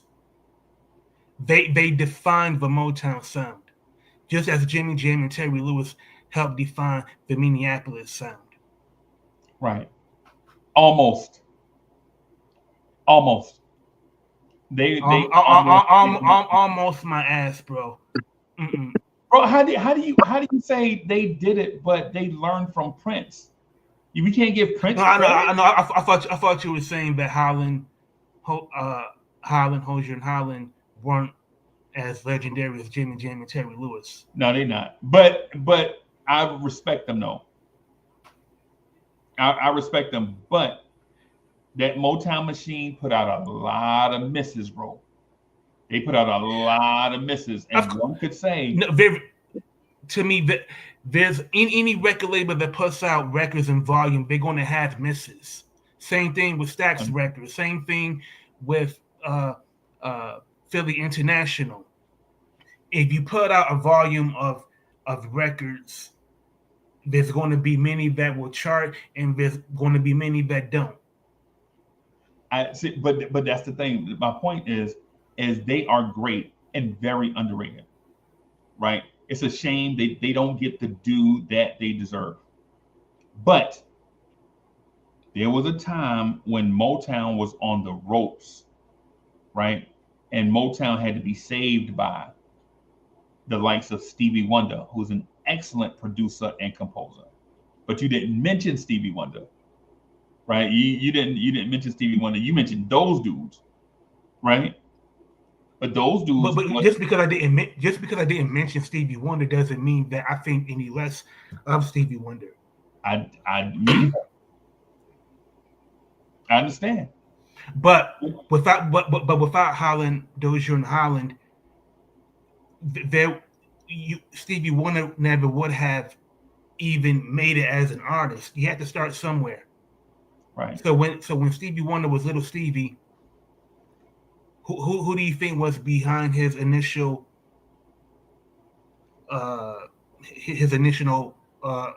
musical foundation? You had to start somewhere. Same thing with Marvin Gaye, but any industry is going to have competition. You're not going to be on top forever. Right. They were Jimmy Jam and Tell Loose was great, definitely. Minneapolis, what they did for Janet, they should be Hall of Famers just for that alone.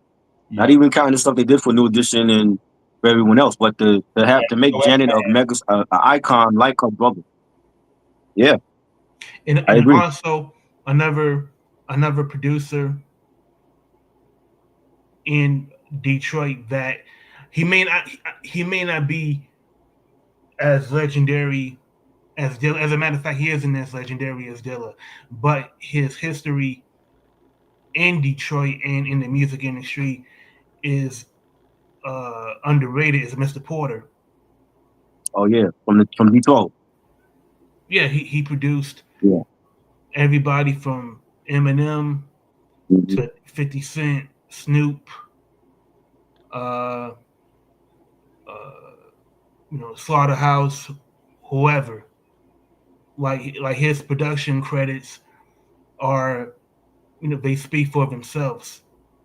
So I'll move them up out of 5th place into 4th place in front of Los Angeles. Wow, that. Who's number one? Y'all like LA. Yo, come on, man. Y'all really doing that to LA, bro? Well, who's number one? Well, that's such an honor. Minnesota. And who's number 2? Where's New York at? Where's New York? I hate to do it this way and have it come across sounding crazy, right? But you have Jersey ahead of New York, don't you? I have Jersey ahead of New York. Of course you do. Yeah, and no disrespect to New York, because basically where I grew up at is Jersey and New York. It's like legitimately I could get to Manhattan faster than y'all could get to Manhattan probably. That is not true. You know what I'm saying? So no disrespect to New York, because we all breathe in the same air. You feel me? So it's not like, and then plus I was in the Bronx, like all my summers was in the Bronx.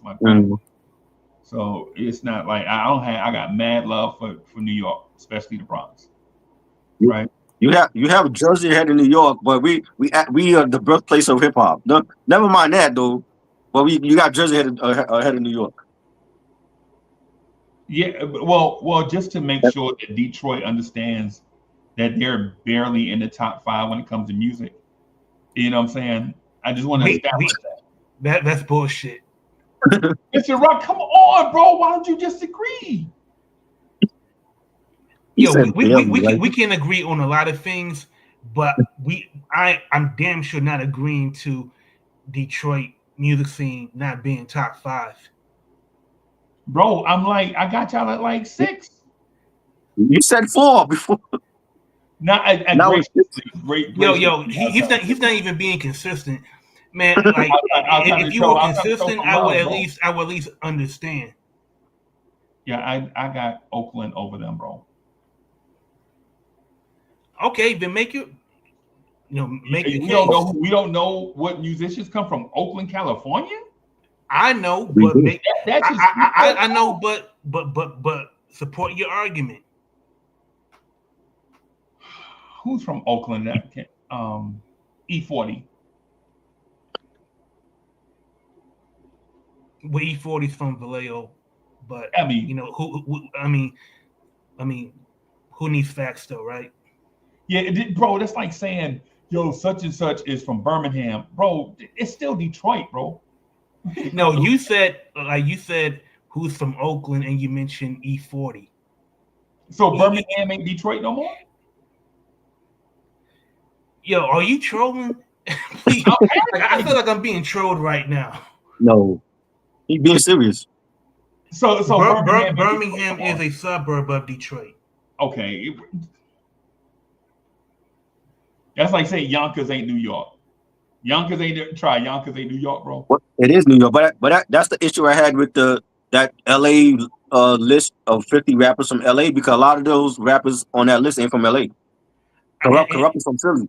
I hate to make this into a geography lesson, but Detroit is the largest city in Michigan. Birmingham is several counties away from Detroit. So clearly they're not the same. Man, Mr. Rocker, listen. I'm from New Jersey, bro. Mm-hmm. If I get in my car and drive from New Jersey all the way to Birmingham, bro, Birmingham is Detroit. Now, I mean, we can say what we want, but if we start saying Long Island ain't New York, bro, I mean, what we doing out here? Right. Right. That's what we say is Long Island is not New York no more. Long Island ain't the city. This is, I mean, I understand what you're saying. Yeah. Are we picking Knicks now? That's what we doing. Like if you're from outside of Philadelphia, you ain't from Philly. But I believe in facts. I believe in the truth. Okay. You can. What I'm saying, you can Google. Like I'm not making things, from thin air. Like Birmingham is not Detroit. Okay. Now Covington ain't Atlanta. like Covington, College Park, all these places ain't Atlanta no more. Like, I get what you're saying. But you talk like you talking to me like I don't live I don't live in Detroit. Like I haven't been to these places. Like, have you been to Detroit? Have I been to Detroit? Yes. Do I have family in Detroit? Do I talk to a cousin that's living in Detroit every week? Yes. And do they ever say Birmingham is Detroit? I don't talk to them about if Birmingham is Detroit. Like those don't come up like in our conversations, like. But it came up in this conversation because we're talking about music and like attributing.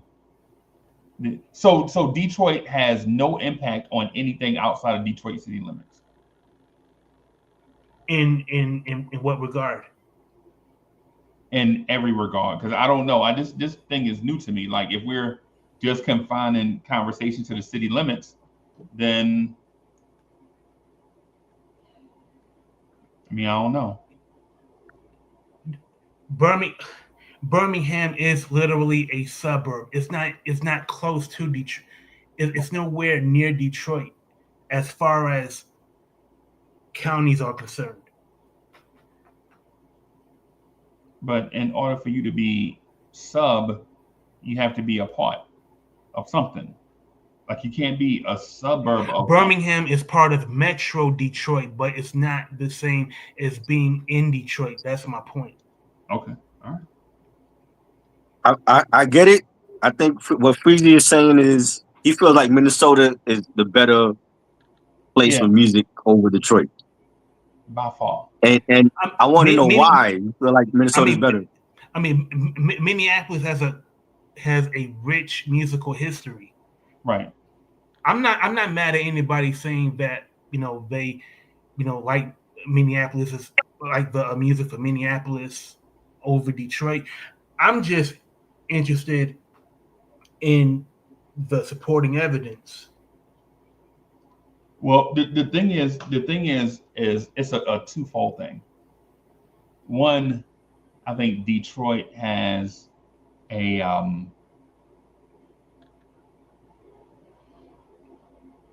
a reputation, I would say, for thinking that black music basically comes from Detroit, right? Like how New York talks about hip hop, right?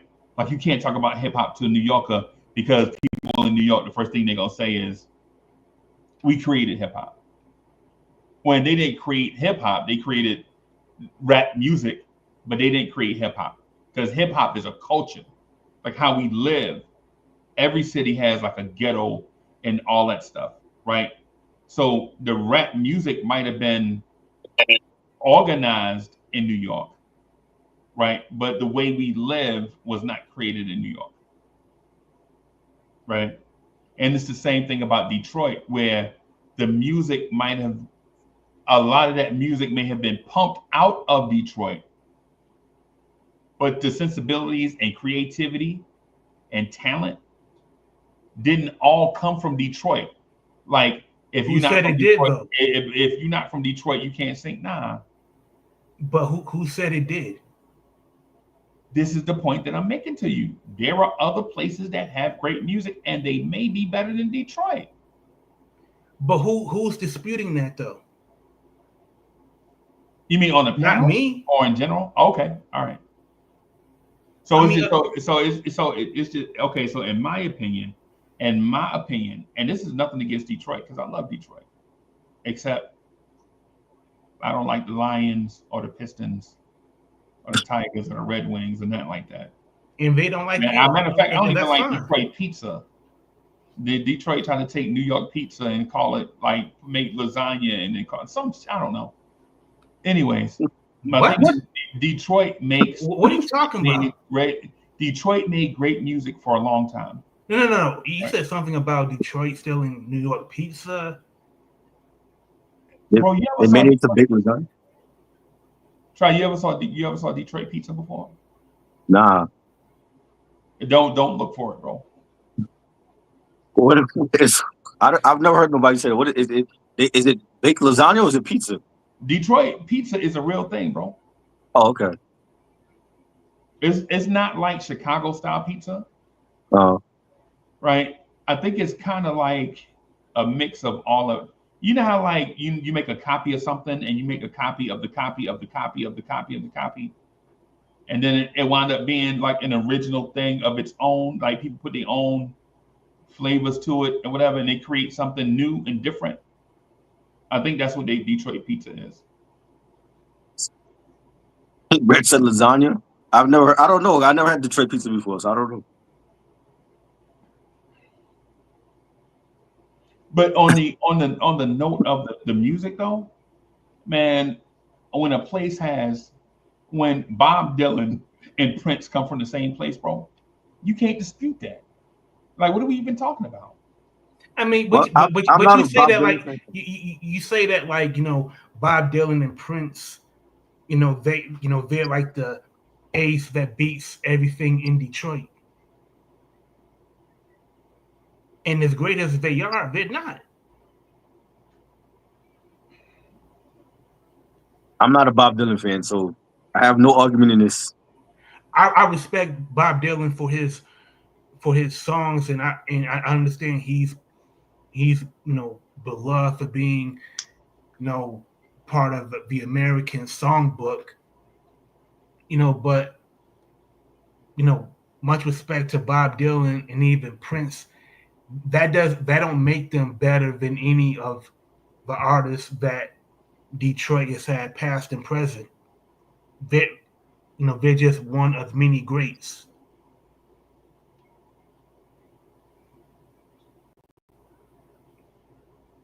And also, since you mentioned it, who did Prince mention as one of his musical influences when he was starting out in the music industry? Rick James. No, a guy from Saginaw, Michigan, named Stevie Wonder. You know, that guy, the first musical prodigy that recorded that Is string of Saginaw in the albums city in the limits though? 70s. That's who Prince admired. Saginaw not in the city limits though, bro. You just told me that. No, but it's in Michigan. Okay. Okay. So is Birmingham. And what's your point? You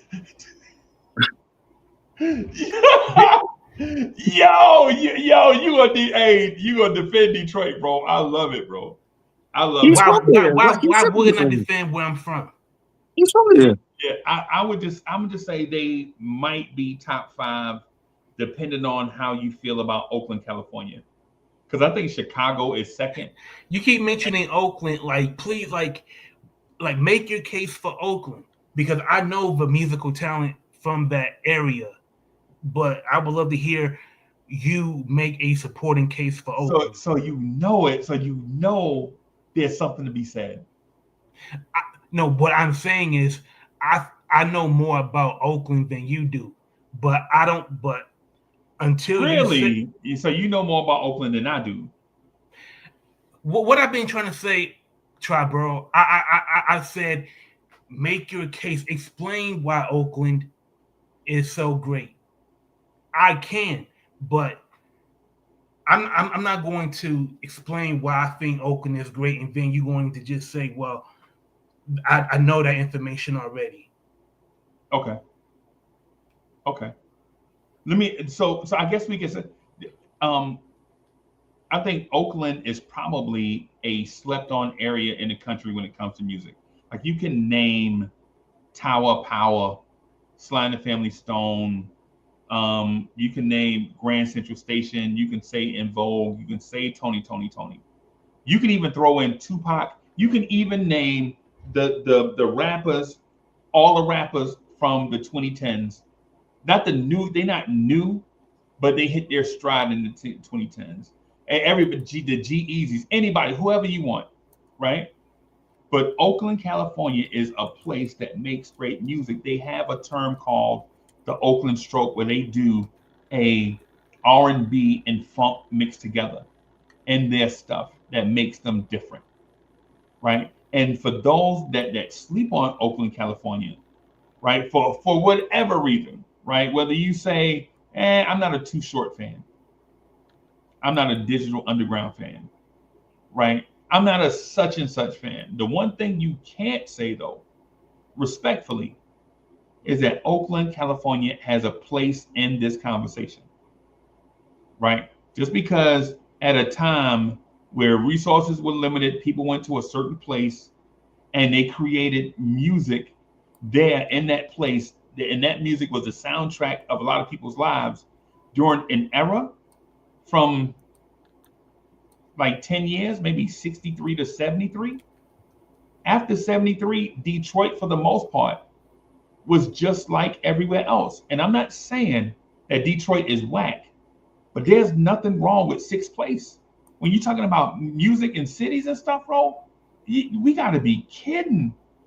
To think Detroit is all exalted, they're the music capital of something where there are places that are called the Sound of Philadelphia, right?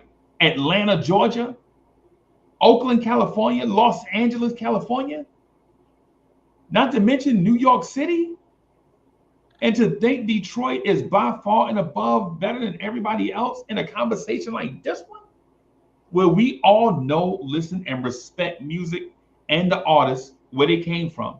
A lot of us seen those artists from day one and followed their career towards the end of their career. You feel me? So it's like one of these things where it's like Oakland. I mean, I'm sorry, Detroit. I respect it. I got people there. I got people that worked at Ford Motor Company and used to work at Cadillac before the Cadillac thing went, whatever. You know what I'm saying? So it's not like it's being disrespectful to Detroit, people from Detroit, though. It's people out here that's not from Detroit that also do good stuff, and y'all gonna respect it. Yo, again, like if you like who are these people? Like be specific. Like who are these people You that mean you name, say, name everybody. hey man, to me, I'm not one of those people. Okay. Like I've never I'm not one of those people that say Detroit is the be all and end all of black music, because that's not it. To me, I respect that too, man. I have too much respect for the music scenes from other parts of the country to even say that. So to me, I would love to know who the people that you are referring to are, because it's certainly not from me. I respect that, bro, because it take a lot, bro. Because even when people say that about Jersey, I be like, nah, bro, Jersey, bro, you can't say nothing about Jersey. So I respect that, right? Mm-hmm. But are you willing to say that Detroit is top three? Now you don't have to answer. That's just me, just like saying, like putting this stuff down and trying to walk into the middle of the arena and shake hands. Like, would you admit that Detroit is maybe not numero uno, but top five? Mm, I I think mean, I think it depend. Like, it would depend on who is number one. But I would be willing to listen. I think Chicago, Illinois is number two. I mean, look, Chicago, is the home of the electric blues. Chess Records. They, the people that they cultivated from Muddy Waters. To Etta James. Maurice White. He began as a session drummer for Chess Records. Like that's a great musical city. The greatest singer of all time, and I'm talking about singer, not artist. The greatest singer of all time. So, hey, let you beat me Johnny to it. Edwards. Stop reading my Sam, mind. Sam, no, That man Sam, read no, my mind. Now, to That me, man, I, that man I, read my you know. mind. hey, I love Donny Hathaway, Donny but Hathaway is the greatest singer of not all not not time. not not not over Aretha Franklin. Yeah, Yes, I said it. Not over Aretha Franklin, the woman who can sing in multiple musical genres. Like this woman sang opera with Pavarotti. Like there's a reason why there are awards named after her. So you can have that pug face all you want. It doesn't change the fact right. I can. that Yeah, when it Aretha comes to my Franklin face, is a though, better. when it comes to my face, I do whatever the hell I want to do with it.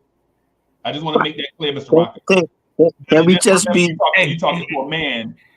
bro? Like it was Can respect, mad respectful. Like I respected you the whole time, bro. When you try to play me though, we ain't great. Nah, we ain't great. can we be respectful and have a yeah. Hey, I'm just saying. Like I'm just making an observation. Respectfully, Like you haven't respectful? are you telling me that you've been respectful to me the entire time? of course, I'm being respectful to you, bro. What did I say to you personally? That's a personal dig at you. The puck to if were you offend clearly you were offended by the puck face thing. If hey, Nah, my bad thing. cause yeah. Hey man, duly noted, bro. I appreciate that.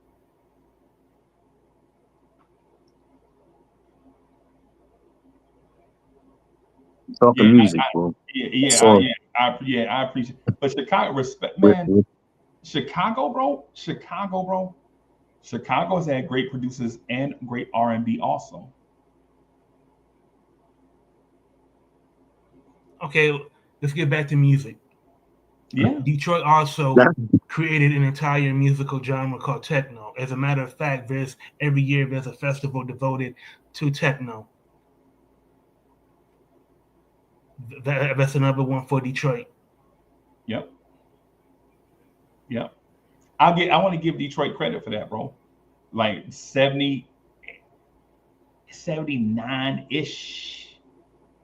like 80-ish, 81-ish is when we started hearing that stuff from Detroit. We like, what is this? And why does thing keep going? And what's that beat that what is that? I don't know. So we learned it. So I give Four on Detroit, the floor.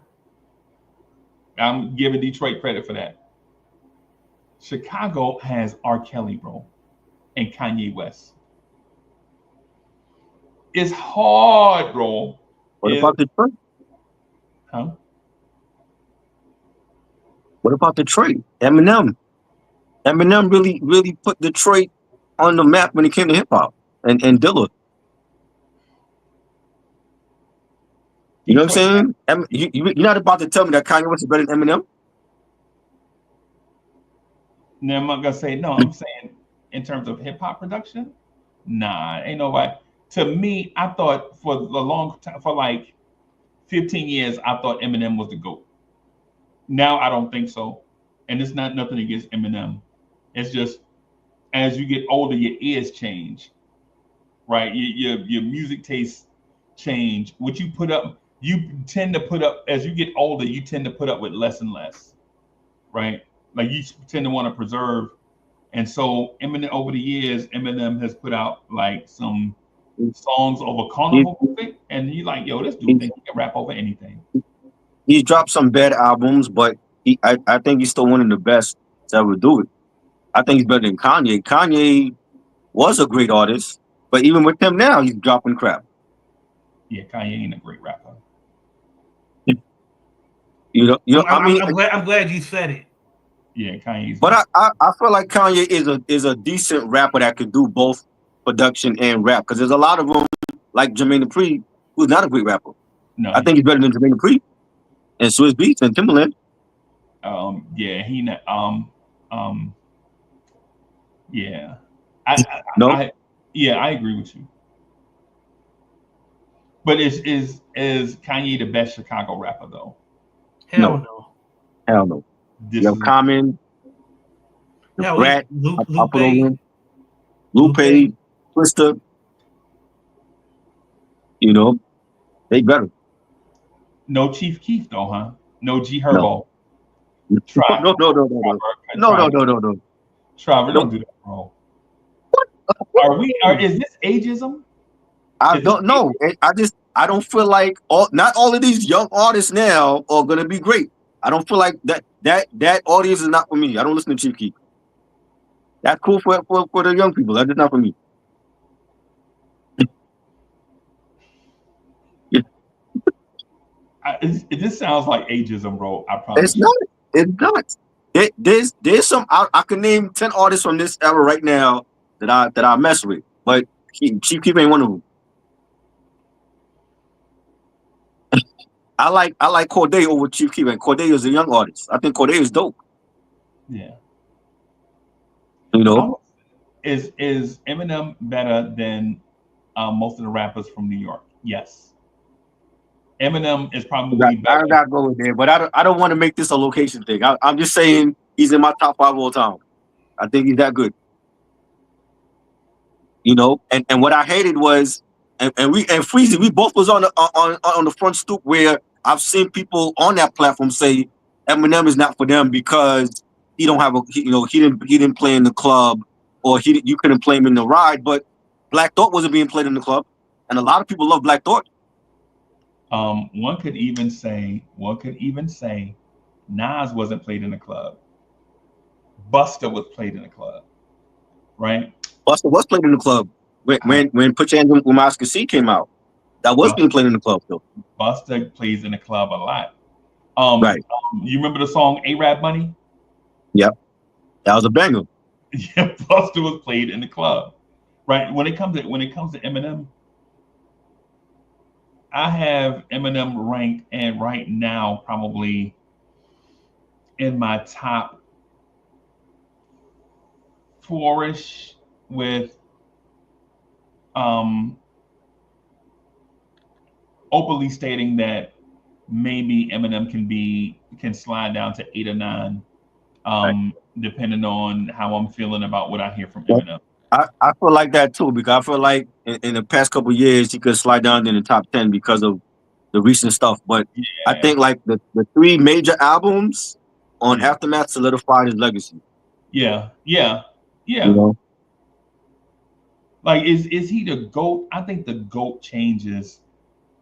Now the artists don't change, but depending on what debate you hear, I think the GOAT changes on about who does the most compelling debate because their music, their catalog Mhm. in their prime is not going to change. Right, Eminem from 2000 is not going to change. Rakim right, from 88, 89, 90 is not going to change, right. right? Biggie from 95 is not going to change, right? So KRS-One from 88, 89, 88. I'll say 88. KRS-One from Uh, 88 is not going to change, but how we speak about those guys may change our opinion, right? Like right. when I first heard Eminem, when the first thing, the first commercial song I heard from Eminem, I was like, he the goat. First time I heard, first commercial stuff, Mhm. So right? you I was talking about like, like my name is yeah, yep. I was like, he's the GOAT. And the reason why is because he took inner city wordplay and word usage and brought a commercial element to it. But then he also added a deep sense of sadness and underdog to the way that he right, rapped, where you could root for the underdog that you know could win one day. But most underdog stories, we know the underdog can't win and we root for a miracle. Those are the underdogs that most people, the underdog that does not have a chance is the ones that we just kind of like the miracle on ice, Americans versus the mm, Russians in hockey, right? right. When dudes had no chance and they go out and beat Russia or whatever. Mm. Buster Douglas and Mike Tyson, 40 to 1 underdog, 40 to 1 shot. I don't think nobody expected that one though. Right, right. That's what I'm saying. But Eminem, right, is the underdog. You like, yo, he a underdog, right? Mm, But he might not be the underdog for long. right. Is basically what I'm saying. When you Mm, hear Eminem, when you first heard him, especially the song where he talk about mom's spaghetti on his sweater yeah. already. Lose On the yourself. yeah, yeah. When you hear him rhyming there, you like this dude legitimately sounds razor's edge. And for those that don't know what razor's edge is when a rapper gets in his emotional bag and Tupac on Hail Mary, right? When you hear Coogee rap, Streets of New York, right? Right. Dope fiends are fiending for morphine, TV screens filled with homicide scenes. You live here, you got taking a chance.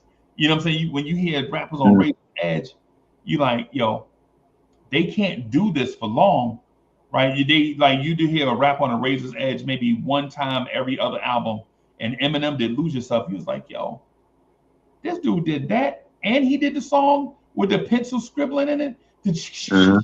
Dan, yeah. I Yeah, love you that know what one. I'm saying? Yeah. Yeah, you like this dude might be the GOAT, bro.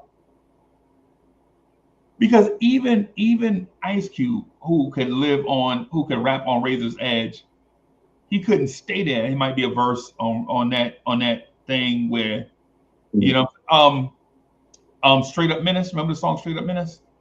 MC8. yes. MC8. He rapping Yeah. about these things. You could tell these things mean something to him.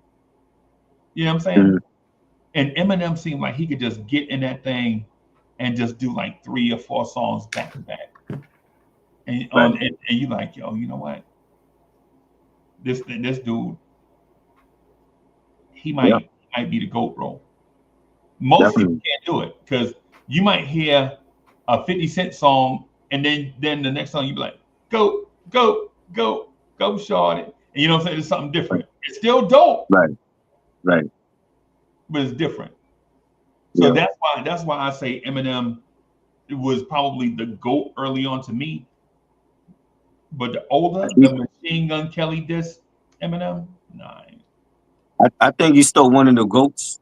I think he's still top 5, top 10, Right. all time. And you know, I feel like if he was on a duck down, he would still be dope. It's just that he wouldn't have that exposure, that promotion behind him, like Interscope and Dr. Dre. Right. You know, If you look at Eminem's evolution, there's not many rappers that have been a part of multiple musical units. And you can just trace it all the way back to his days with the Outsiders, then D12, then Bad Meets Evil, his work with G Unit, his work with Slaughterhouse. And that's in yeah, a span of 20 plus years. And in whatever group he was rhyming with, he always sounded like himself. Even like when he right, was rhyming with 50 Cent and G Unit, I mean, there was some times where I felt like he was trying to he was doing his best impersonation to sound street, but he still found a way to make it sound like himself. There's not many rappers that, can rhyme in that many, rhyme with that many affiliations and still remain authentic and still outclass many of his collaborators in that respect. I agree. I do feel like when he was doing Kamikaze and you know, Revival, like he was chasing to work with the newer artists, and that's something that he's really never done. Right. So like, was that something that he wanted to do, or is that just something like that was done by Interscope? Was it maybe that was Interscope's call? Hmm. What year was that? Was that 2000? Was that 2011? Kamikaze? The Nah, that was 20 later than that. Kamikaze was 2018. 2018? Yeah, Because there was It a came out 6 months after Revival in 2017. okay. Because there was you know what? You're right. Because you know what? When y'all was saying that the song that popped in my head was that song "Mercy" by Kanye. You remember when Kanye, Two Chain, like there was like a legit Two Chains Kanye era on the yeah, radio. yeah. Yeah, I think that might be, yeah, that's the era. Yeah, yeah, that's the era. Yeah, yeah, yeah. But in his defense, by that time, man, that man had been out like 17, 18, 19 years, Mhm. right? That man had Yeah, what great rapper had been out for 15 years and all of a sudden had to make a turn to kind of get more radio play. These dudes be gone after 7 years. right. Pop, Big, DMX, um, bunch of you get like a 5 year window, bro. That 5 year window, you gotta dominate. And if you don't, outside of that, bro, people gonna move on. Trey, y'all know, Rock, y'all know how fast people. It's hip hop, bro.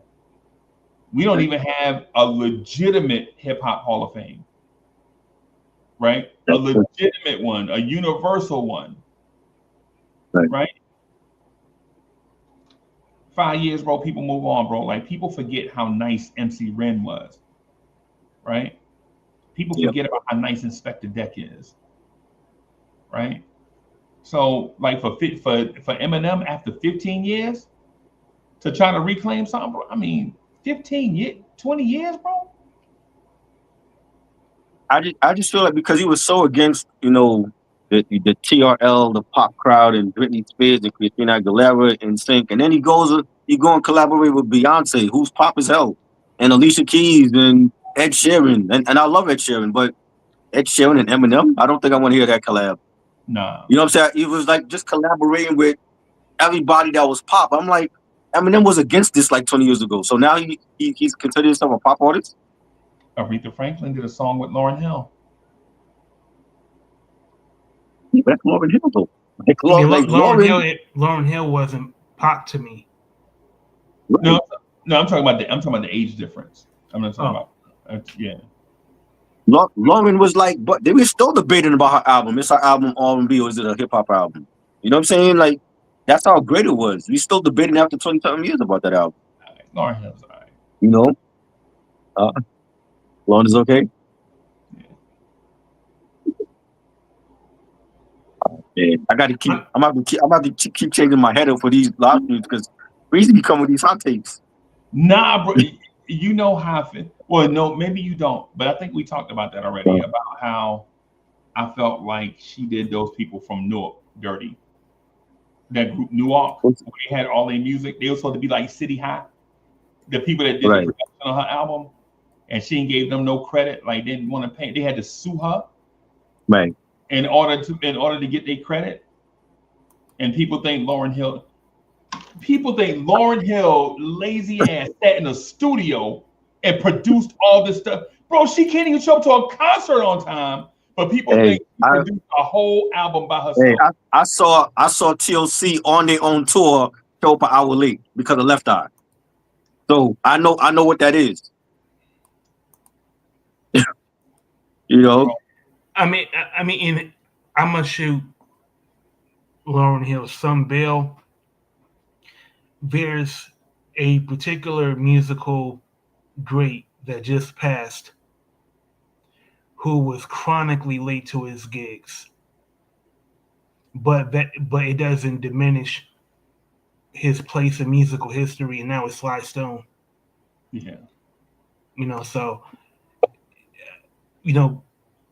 she's not, just as Sly Stone was, Lauryn Hill, she, her talent is still, she'll never not be talented. But I do agree that I thought it was Bush League that, Lauryn Hill denied her musical collaborators rightful songwriting credit and production credit because she's not an auteur. She's not like a Stevie Wonder or a Paul McCartney that can, write all of the musical parts vocally and on respective instruments and create an entire album from scratch. So she didn't do herself any favors by doing that. And let's remember, Columbia Records wanted the RZA to produce on Miseducation, and she said no. I mean, I'm not going to rip her for that because she, every artist, has the right to pick their own collaborators, and maybe she wanted to see her vision all the way through herself. The problem was you can't deny people credit for contributing to your album when you didn't do any of it yourself. Right. Yeah, that's right, bro. That's great. Now, did she perform the album great? Bro, Lauryn tore that album up, bro. But at the same time, man, that's why when people say Lauryn Hill, I'm like, she's but she's not Erykah Badu. Right? You don't feel like she should be top 5 all time females though. Top 5 what? Hey man, I don't know. I don't think there's too many others that's beating Lauryn. But I feel you try. But the only thing though is if you were that great, how come you didn't do it again? She got tired of the business. She went to raise her 6 kids. It happens. I mean, Ali gets locked up after his first album. He comes out. He's been out for like 7-8 years. He ain't put out shit since been out of jail. Yeah. You know what I'm saying? Maybe he's just tired of doing music. Right. Now that may be true, but Ali has never had a miseducation Lauryn Hill type joint. I know. I'm just saying it's possible that maybe one album was enough for them. Maybe that's all they wanted to do. She had to get away from Wyclef and Pras and just do her one album and then be out. And she gave us a masterpiece with that one album. I think for that alone, not even just the album, I just think her talent, she's definitely better to me than a lot of other female MCs, rappers. And I just thought of something like maybe because Wyclef was able to follow up the Carnival with a good second solo album. Maybe Did you like that album? The Eclectic? The second album. Yeah. I mean, it was okay. I felt like he had the same problem that Common had with Electric Circus, where you're trying to cram in so many musical ideas that you wind up being what's that saying? Was it the master of all?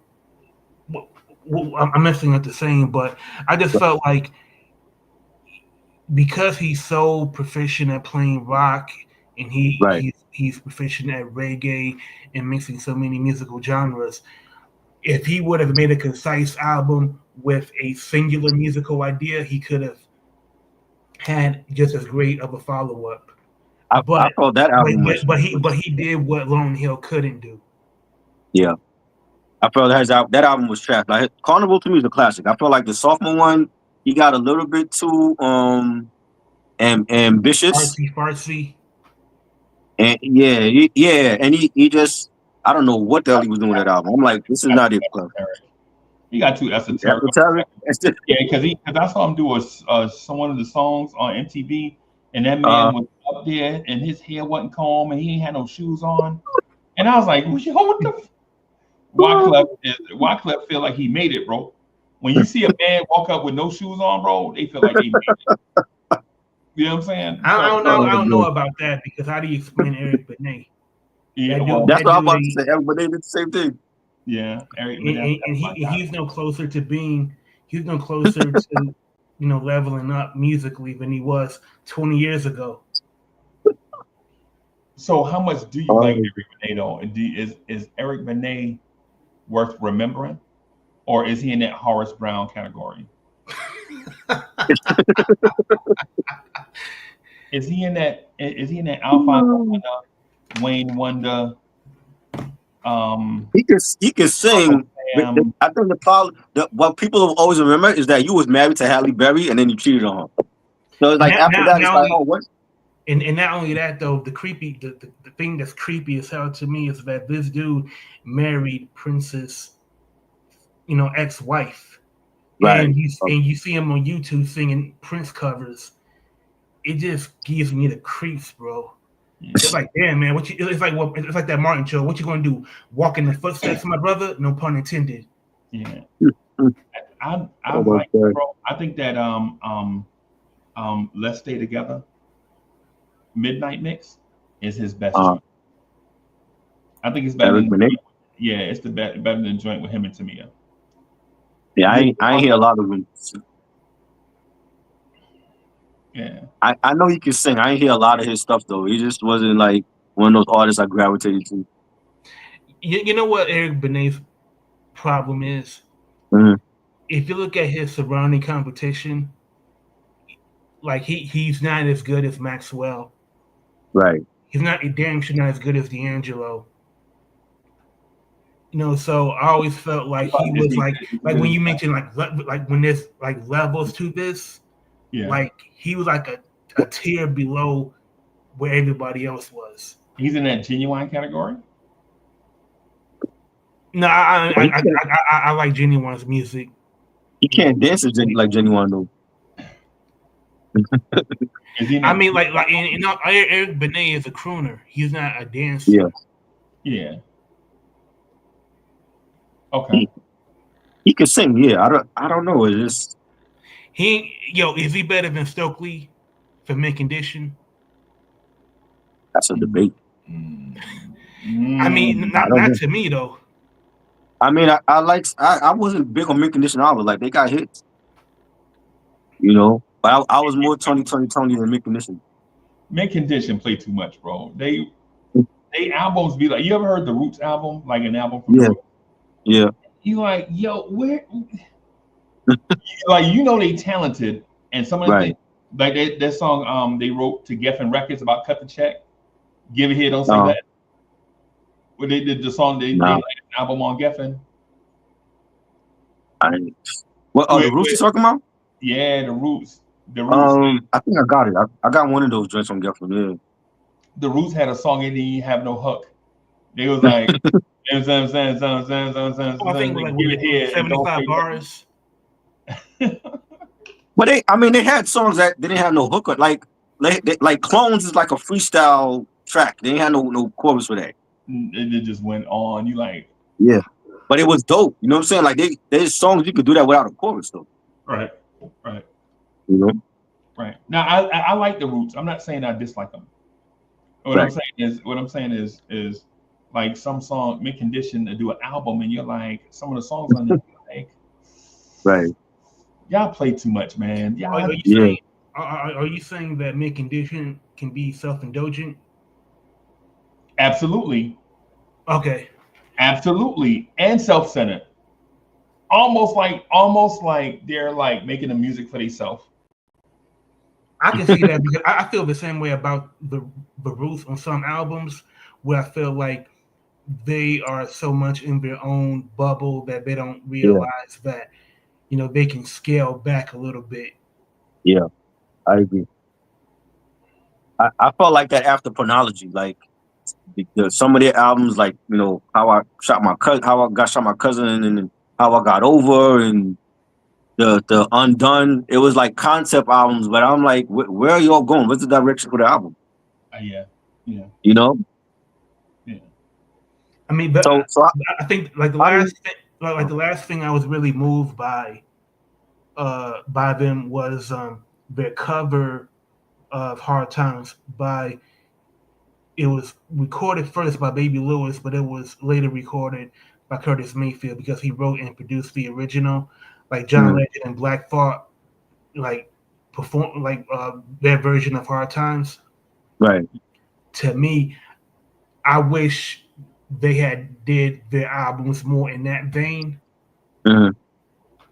You know, but it just like to me, I think, you know, sometimes self-indulgence, you know, can work for you and it can work against you because Miles Davis made a career out of it. You know, but not everybody is as brilliant and forward thinking as Miles Davis once was. But that John Legend song and Black Thought, that was on that John Legend and the Roots album. Yeah. But see, that had like there was a message behind that album. You know, it was all about Black rights, and you know what I'm saying. It was a movement, but the latter Roots album, I'm like, where are they going with it? And they also did like to promote the album. They also did like a BBC series. Huh? I didn't hear what. My bad, Freeze. I gotta get out of here so I can do the Knicks show. Oh, okay. The night podcast. All right. But I just wanted to say this to you real quick to make you laugh. Right? I told my cousin Jay. Yeah. Who's from Detroit, right? Jay from Detroit, my cousin, right? I told him that I think Glorilla is better than Guru, right? Oh Lord. So he thought I was putting a rock in his shoe, right? Mm-hmm. So guess what he tells me? What is that? So y'all know how much I love Jazzy Jeff and the Fresh Prince, right? Right. Mm-hmm. I absolutely love Jazzy Jeff and the Fresh Prince. So he tells me that Showbiz and AG are better than Jazzy Jeff and the Fresh Prince. Wow. To put a rock in my shoe, right? Because he know I love Showbiz and AG, bro. Right. But to me, when it comes to DJ producer and a rapper, like a duo, DJ producer and a rapper, you know, I got them up in my top 10, bro. Like sometimes they be top 12.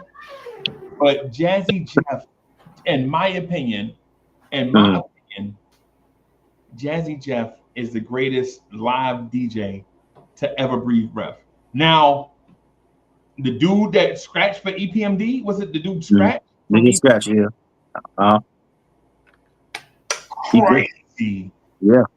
Right? Crazy, right? Mm-hmm. But bro, why you gonna do that to Jazzy Jeff? What Jazzy Jeff and the Fresh Prince do to people, bro?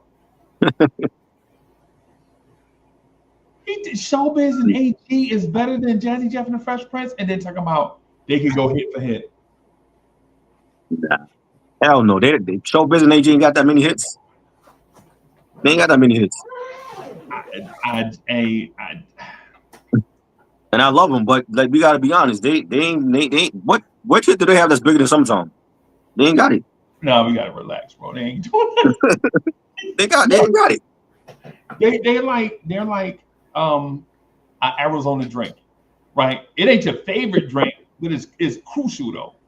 Like, Right. try y'all. Hey, I don't know if y'all still have Arizonas in New York. Yep. But yeah, bro. When Still you got get it. like, We still got it. You feel me? You Yep. know what I'm saying? And they cheap. Yep. Yeah, they cheap. Yep. Yeah, man, come on, bro. They like an Arizona drink, and I know comparing grown men to like an Arizona. I'm not comparing it. I'm not saying that they're like that. What I'm saying is how they hit is like that. Right. Like you be hot, you walking down the street, bro. You don't walk like 6 blocks. You get to Right. the corner, you go in the store, get you an Arizona, bro. Pressure. You know Yep. what I'm saying? That's why Right. when Jazzy Jeff and the Fresh Prince, bro, when you talk about that, they have a song called Brand New Funk that people probably never even heard. Love that song. Classic. Bro. Bro. And for the record, Will can rap. Oh yeah. To me, Brand New Funk is Will Smith's purest MC. Like I think that's the best Will Smith has ever rhymed. Right. And we're talking about show Will. We're talking about when rappers used to actually go to a party or to a show to premiere their music. Right. Like Kumo D premiering Go See the Doctor at the Roxbury. Yeah. Right. You're like, yo, you just hear it on the radio, like, and we didn't know that was Teddy Riley, like producing a joint. Right. Well, this kid, these kids incorporated, they're gonna be him and Timmy Gatlin, they're gonna be something. Right. These little kids, we didn't know Teddy Riley was like a young Havoc, or we didn't know kids that young could be producers, because for the most part, producers were older guys. I got a challenge for you though. I got a challenge for you. Okay. And I'm gonna get out of here. Is Johnny Gill a great R&B artist? That's my question. I'm gonna get out of here though. I get the answer. All right. Hey, Rocket, peace, bro. Peace to the chat, y'all. Salute, man. Hey, Salute. Man, it was a pleasure being here, y'all. Yes, anytime. It got a little bit heated, but it was good. I mean, I'm never like it wasn't. You was pissed. You was pissed. Yeah, like when there were times where I felt like, man, let me get my blood pressure pills. Like, man, let me get a drink of water. Oh, man. Because I felt. I mean, it was a good one. Like I felt like he made me dig deep to defend Detroit. Right. Like even like at like the pug face line. Like I felt like I didn't think anything of it. Like because like the pug face line, it came from a Slaughterhouse song. Right. Where the metaphor is like when somebody is defeated and they have like a sad look on their face, it is compared to the face of a pug dog. Right. So that's where it came from. It wasn't even my original thought, but but I don't back down. I don't back down from anything when it comes to Detroit. We got it. Especially when talking about musical lineages and music in Black music cities. I'm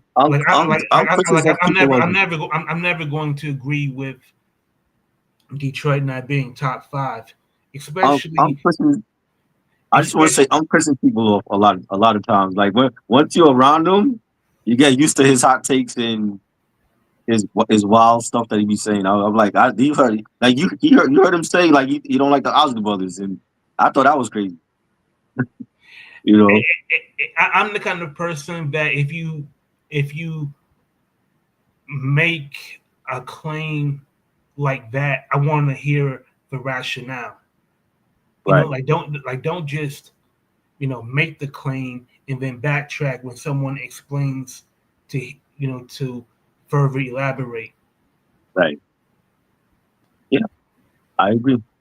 And But the whole conversation, but the conversation was healthy, you know, yeah, and I felt like at the end of it, like I learned more about his position, even though I right, disagree. right, We can agree to disagree and keep it civil. yeah. And the whole conversation started with I wanted to talk about the Raekwon new album and how did people feel about his new music coming out, because I haven't I haven't liked the Raekwon album since Shaolin versus Wu-Tang, and that was years ago. Like I didn't even bother to hear the Fila album, the was Fly International. I didn't bother to hear that. The Wild album was okay, but it's been a minute, so I'm hoping like it's another Mass Appeal release. I'm hoping that it's a good Raekwon album. You know, hopefully it's better than the Slick Rick album for me. The Slick Rick album, I like some songs. I think it's a better visual album than it is an audio album. And I've never said that about any album. But when you see like with Slick Rick, like all the videos he did to the songs and the skits that went with them, it's better visually. And maybe that's how you should have released it instead of like audio. But I mean, I want to hear what Raekwon has. It's coming out in July. He has a lot of features on it and like producers he never worked with. Like I don't ever remember hearing Swiss Beats on a Raekwon album, so that's gonna be interesting. Damn, So I, you know, got the Clips album yeah, the Clips a album, week yeah, from next Friday, and yeah, then the week after that, the Raekwon album. Man, July is yeah, going to be lit for yeah. new I, albums. I hope I hope they're good. From what I've heard so far from the Clips album, I heard like two songs. It's clips, it's vintage clips. I'm hoping the whole album is good. All produced by Pharrell. He has some features on there as well, and I'm looking forward to those albums. Those are the albums that I'm looking forward to. Fuck everything else. Do- You know what I'm saying? Like Clips, Raekwon, Ghostface, Erykah Badu, and Alchemist, and Nas and Primo. So, I don't care about anything else. so of Uh, the upcoming Mass Appeal releases, uh, how many of them do you think can be album of the year contenders?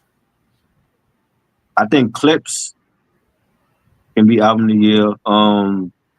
Maybe Goat, depending on. I mean, there's a lot of pressure on Ghost, especially him and Nas, because Ghost is bringing out a sequel to what people say is the best album with Supreme County Tell, and that came out in 2000. So you're finally dropping a sequel to what people say is your best album. Just similar to Raekwon. Raekwon had a lot of pressure on them coming out with Cuban Link 2. Cuban Link is still his best album of all time ever, no matter what else he dropped now. You know, and I feel like for Nas, the pressure is on him because you're finally giving the fans the album that we wanted 30 years ago. And if that don't hit, that's gonna be really telling. And I think it's not even gonna be on Nas's part; it's gonna be on Primo's part because we know Nas gonna deliver lyrically. The issue for me is Primo's production, and I feel like if his production is not hitting, that's gonna be one of the worst releases this year. I don't care who's on it, I, and I think I ain't sugarcoating it. I think Nas and Primo's the standard for the Nas and Primo album is going to be Auditorium Volume One. Yep. That's what everybody's going to gauge it by. So Yeah, but even with that, see, we didn't expect that album, and that album came out of nowhere, and it was like one of the best albums of the year. But we've been expecting this album for 30 years. And even with the teaser joint that they dropped last year, that a lot of people didn't like that teaser joint. And if you give us a whole album, a whole 14, 15 tracks, and it all sound like that teaser, that's gonna be one of the worst releases ever. But I think that I think it was Define My Name, or I think it was something like that. To me, Yeah. I looked at that as a loosey, like we're just going to throw it, like we're going to throw it out there to announce that we are making an album. Like I have no reason to believe that after all of this time, that Nas and Primo are going to make an album of songs that is as loose as that. I'm just going off of like Primo's recent track record and the stuff he's done for Griselda and for Chance the Rapper and Russ and 21 Pilots. And it's been a long time since he fully produced an album where people felt like this was one of the best albums of the year. It was like you got to go back to like Prime Part 1. Mm-hmm. You know what I'm saying? That was like what, over 10 years ago. Yeah. He hasn't done a full album like that since Prime. Prime 2 wasn't like that. What? That's not if you're including the posthumous Gangster album. I didn't like that album. I mean, it was a couple of joints, but the whole Gangster album, that was forgettable to me. You know what I'm saying? So we're waiting for Primo to deliver something good. I don't want to say masterpiece, or I feel like even masterpiece or classic is too much pressure. But something good, something as good as Auditorium Volume 1. And if you don't deliver, I really feel like that's gonna be, people are gonna be pissed. And it wouldn't surprise me if the next Prime album is better than the Nas and Primo album. Yes, that would be bad. That'd be bad. The fact that you would give Royce the 5'9" a better album than Nas, that what is that saying?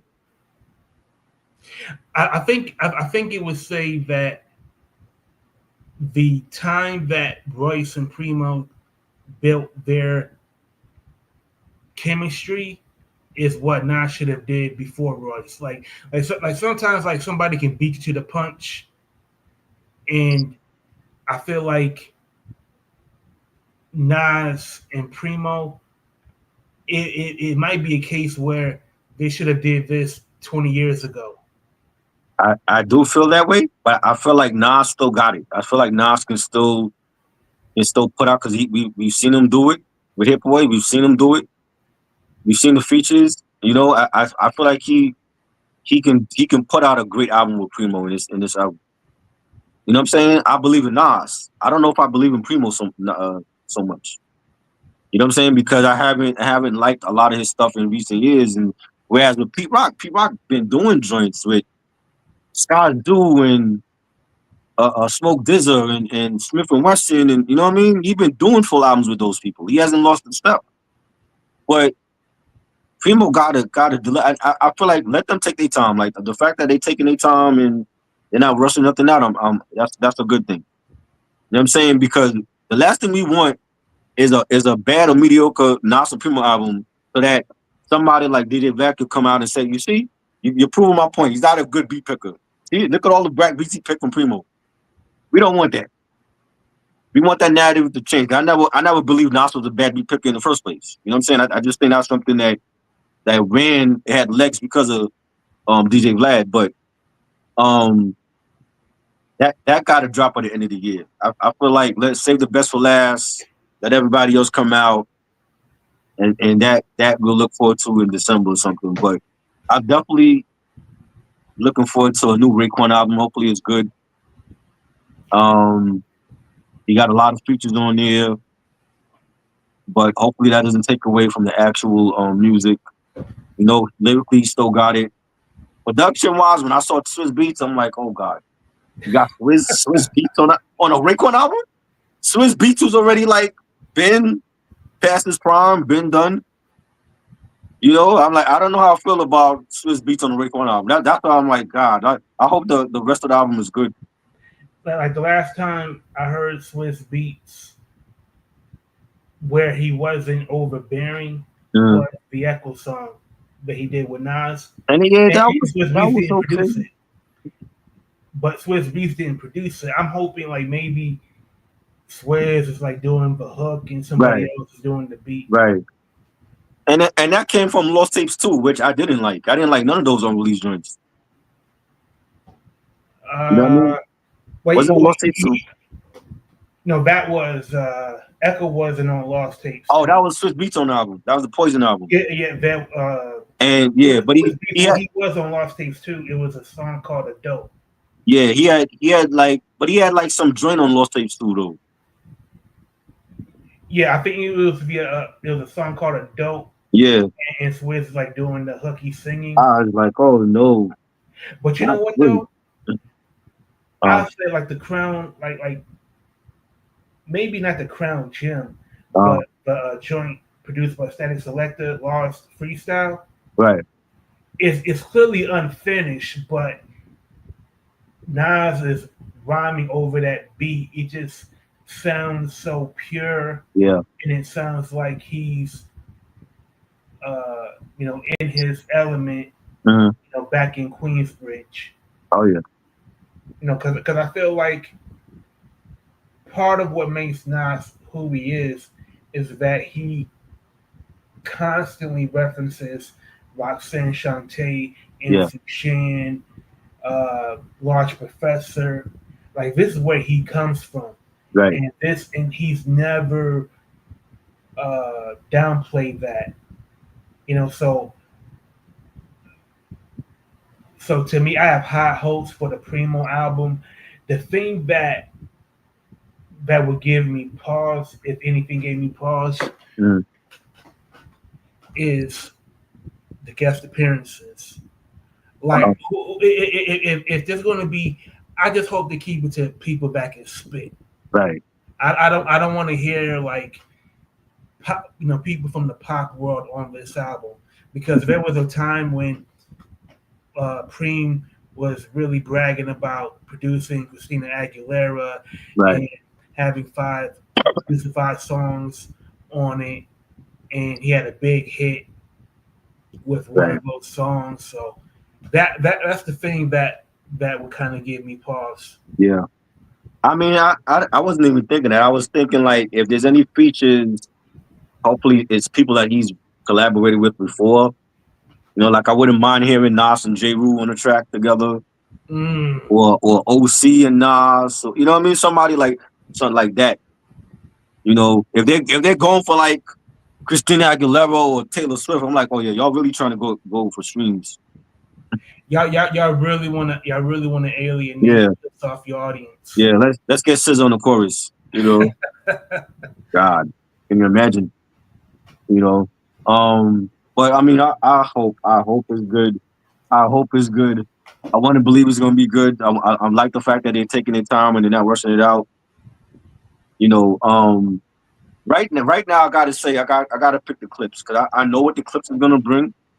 You know, we know they're gonna bring the coke raps, and Pharrell to me gives them their best stuff. Salute, Ray. Gotta respect the legends. Salute to you. Um, like I love Lord Willin'. I think it's a classic. That's actually like the last album review I've done because I was like I didn't want to do no more album reviews after that, and that was like the last one I did. And Hell Left No Fury is my favorite Clips album. I just felt like the Neptunes production was hard on that album. You know, and the buzz at that time for that album was like it was crazy. I had to get that like the first day it dropped. I bought that. You know what I mean? So um the what was the other album? Yeah, was it Casket? Something with Casket in it. I forgot the name of that joint though. Um, Still the Casket drops, but that had some joints, but I didn't care for all the songs in there. But I had some joints. But this album so far, the So Be It joint and Ace Trumpets, I like it. It definitely reminds me of vintage Clips. They got a lot of features though. You know what I'm saying? And that's something that they didn't have on Hell Have No Fury. They didn't really have that on Till the Casket Drops. They did have a couple features on Lord Willin', but like I said, I think right now I'm gonna go with the Clips. We'll see what Rain Ghost drop. De La Soul is dropping something also on Mass Appeal. Um, who else? Big L, there's a Big L album that's coming out. I don't know what it is because I thought Big L didn't have a lot of unreleased stuff. So we'll see. We'll see. And then it's not Supremo. So, you know. Yo, I wonder will they have like physical copies? You know, I for hope they got to. I would hope so. yeah, because I would look like I know they're not gonna have. I doubt they'll have cassettes, but I want to have like the CD and the vinyl. Slick Rick, he has physical copies of his album, but it's only on vinyl. He didn't release none to on CD. I mean, at least not yet. Or I don't think it's on cassette either. Because it took Redman like 2 or 3 months just to put out pre-orders for Right. the vinyl. And he's dropping more bonus songs. Like yo, he should have released like a triple album. He's dropping bonus songs for the CD for the album, the re-release. So we could get like 50 songs at this point from Redman. Yeah, and you know another thing, like before the album came out, he was really killing the freestyles. Like Yeah. he had like a freestyle over the shizness beat Yeah. that was absolutely amazing. Yeah. And he had another freestyle uh, over the Benita Applebum beat. Right. So like to me, throughout like for at least a year, he had just been constantly writing, and to me that's encouraging. That's what I want to see, you know, from artists as great as Redman, because like you said, he could have put out a triple album, Mm-hmm. Right. but considering that uh, it's all about streaming, and maybe in the streaming world, like maybe the audience that streams music can only handle so many songs. So maybe that's why he may have, I mean, held I back would on putting out. I would hope they put it out on physical. I mean, like yeah, like streaming is cool to like check out the album when it just dropped, but at the end of the day, if it's good and I want to have it in my collection, I want the physical copy. You know? Yo, and the My Deep album. Oh yeah, Mobb Deep. I forgot about that. Yeah, Mobb Deep album dropping. Alchemist and Havoc is doing the production. They got Nas on the album. I think Big Noise is gonna be on the album. They gonna have Prodigy's daughter, Santana Fox. She's gonna be on the album. So, yeah, I'm looking forward to that. Hopefully, that's good. You know, yeah, it's those are the releases I'm checking for. I'm not like anything else is just a bonus, but I'm definitely checking for whatever Master Pill is coming out with.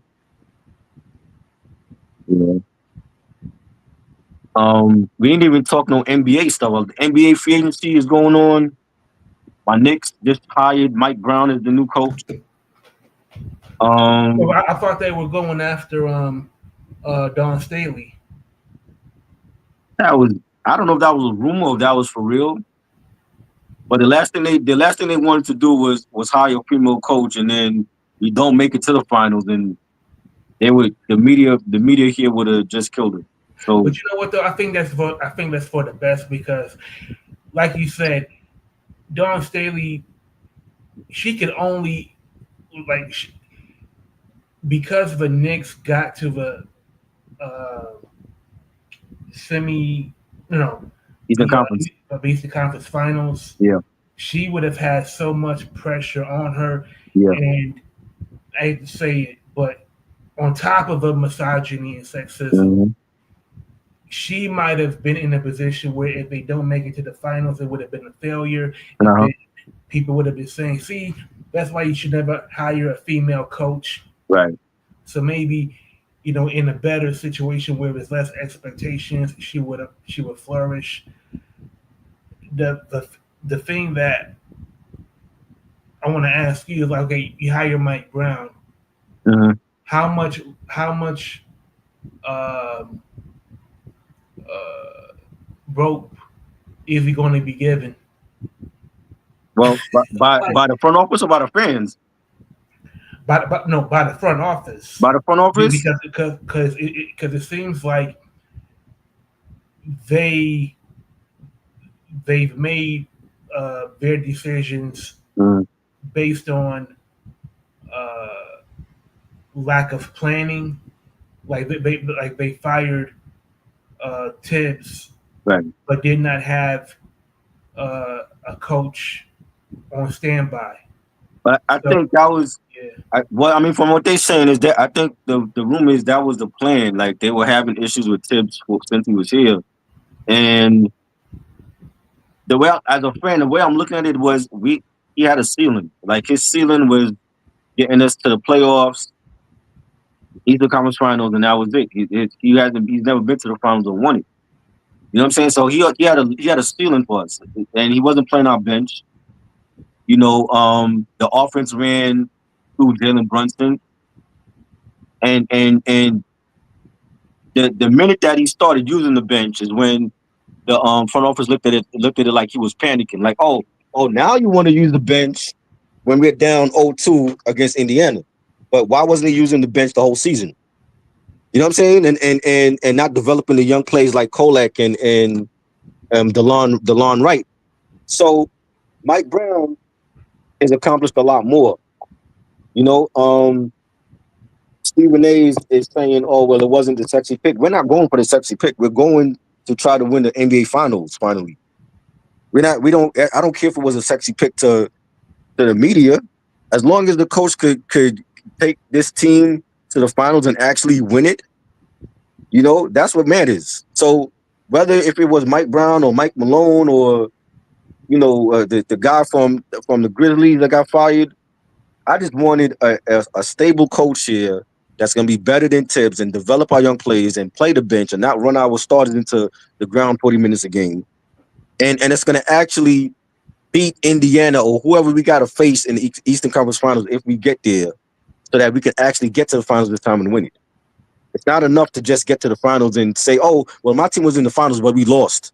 And the last two times we were in the finals, we lost then.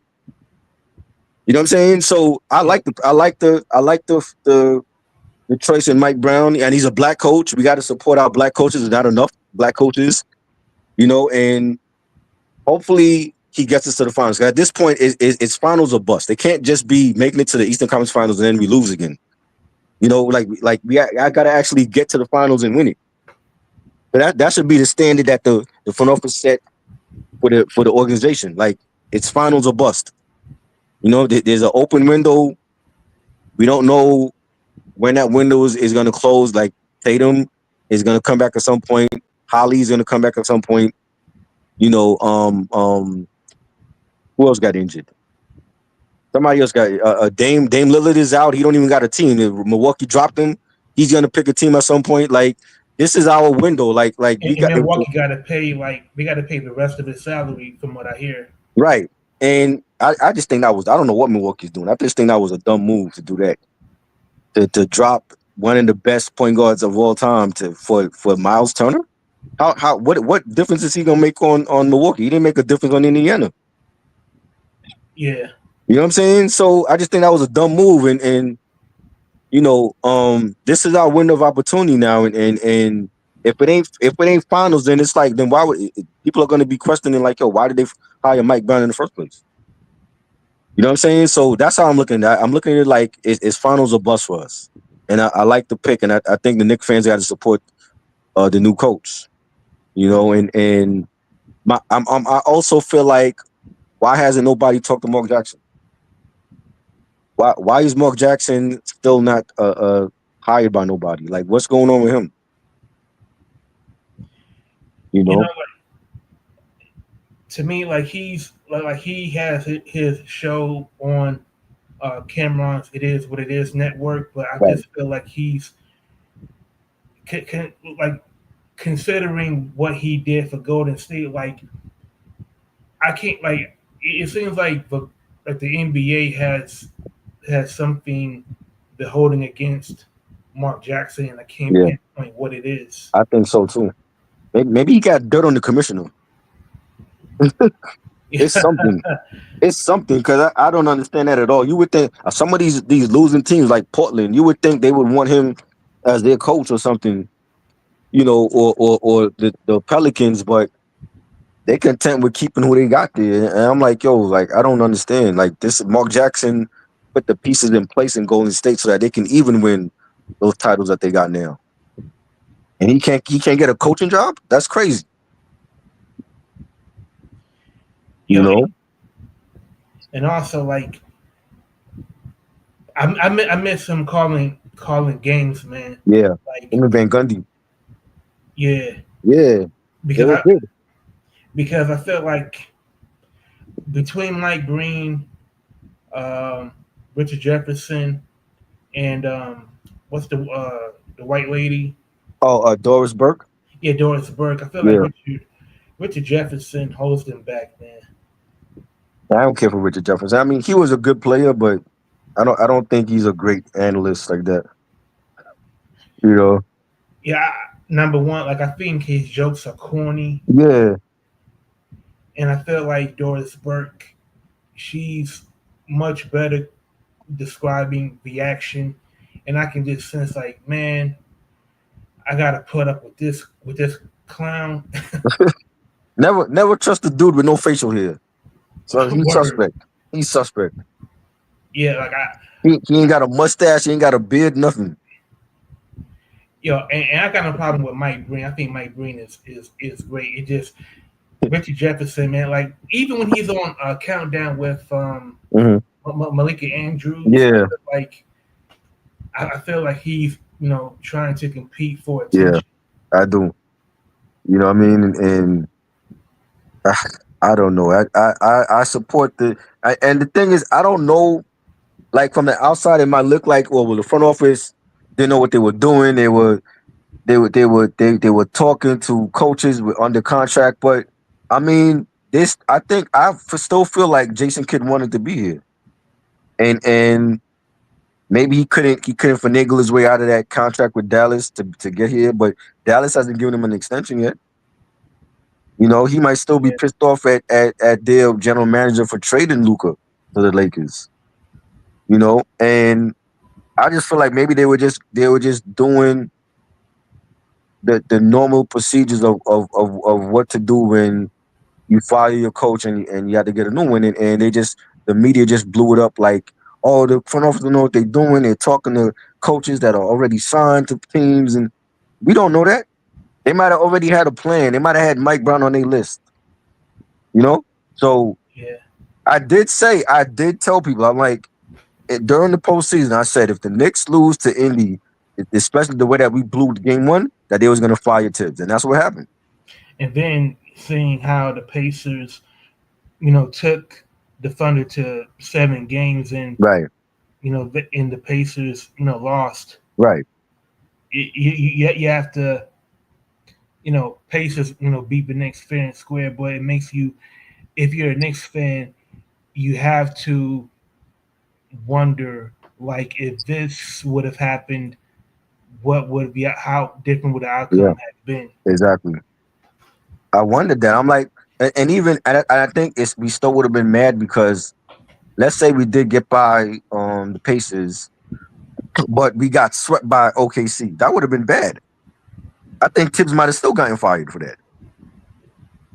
You know what I'm saying? Because that would be like, okay, our third appearance in the finals since 1994, and we get swept. You know what I'm saying? So it's like, when can we just get to the finals and be the favorites in the finals? That's what we want. You know what I'm saying? Not to be the underdog again, and at But least give us a fighting chance. but see, like, but it's kind of a gamble because say the Knicks had gotten swept by OKC, you have to wonder what coach would have been out there that could have put them over the top. I don't believe it was Tibbs. Just going by the things he was doing. He was a very stubborn coach, and the fact that he was still getting coaching gigs around the league, And doing the same thing with when he was in Chicago, Derrick Rose injuries because of Tibbs. It was because of Tibbs. Same with Minnesota. Like he didn't when he was out in Minnesota, him and Cat weren't getting along. Jimmy Butler wanted out of there, and I feel like you cannot be signing a coach long term, and he's stubborn in his ways because coaching has changed, and he wasn't really a player's coach like that.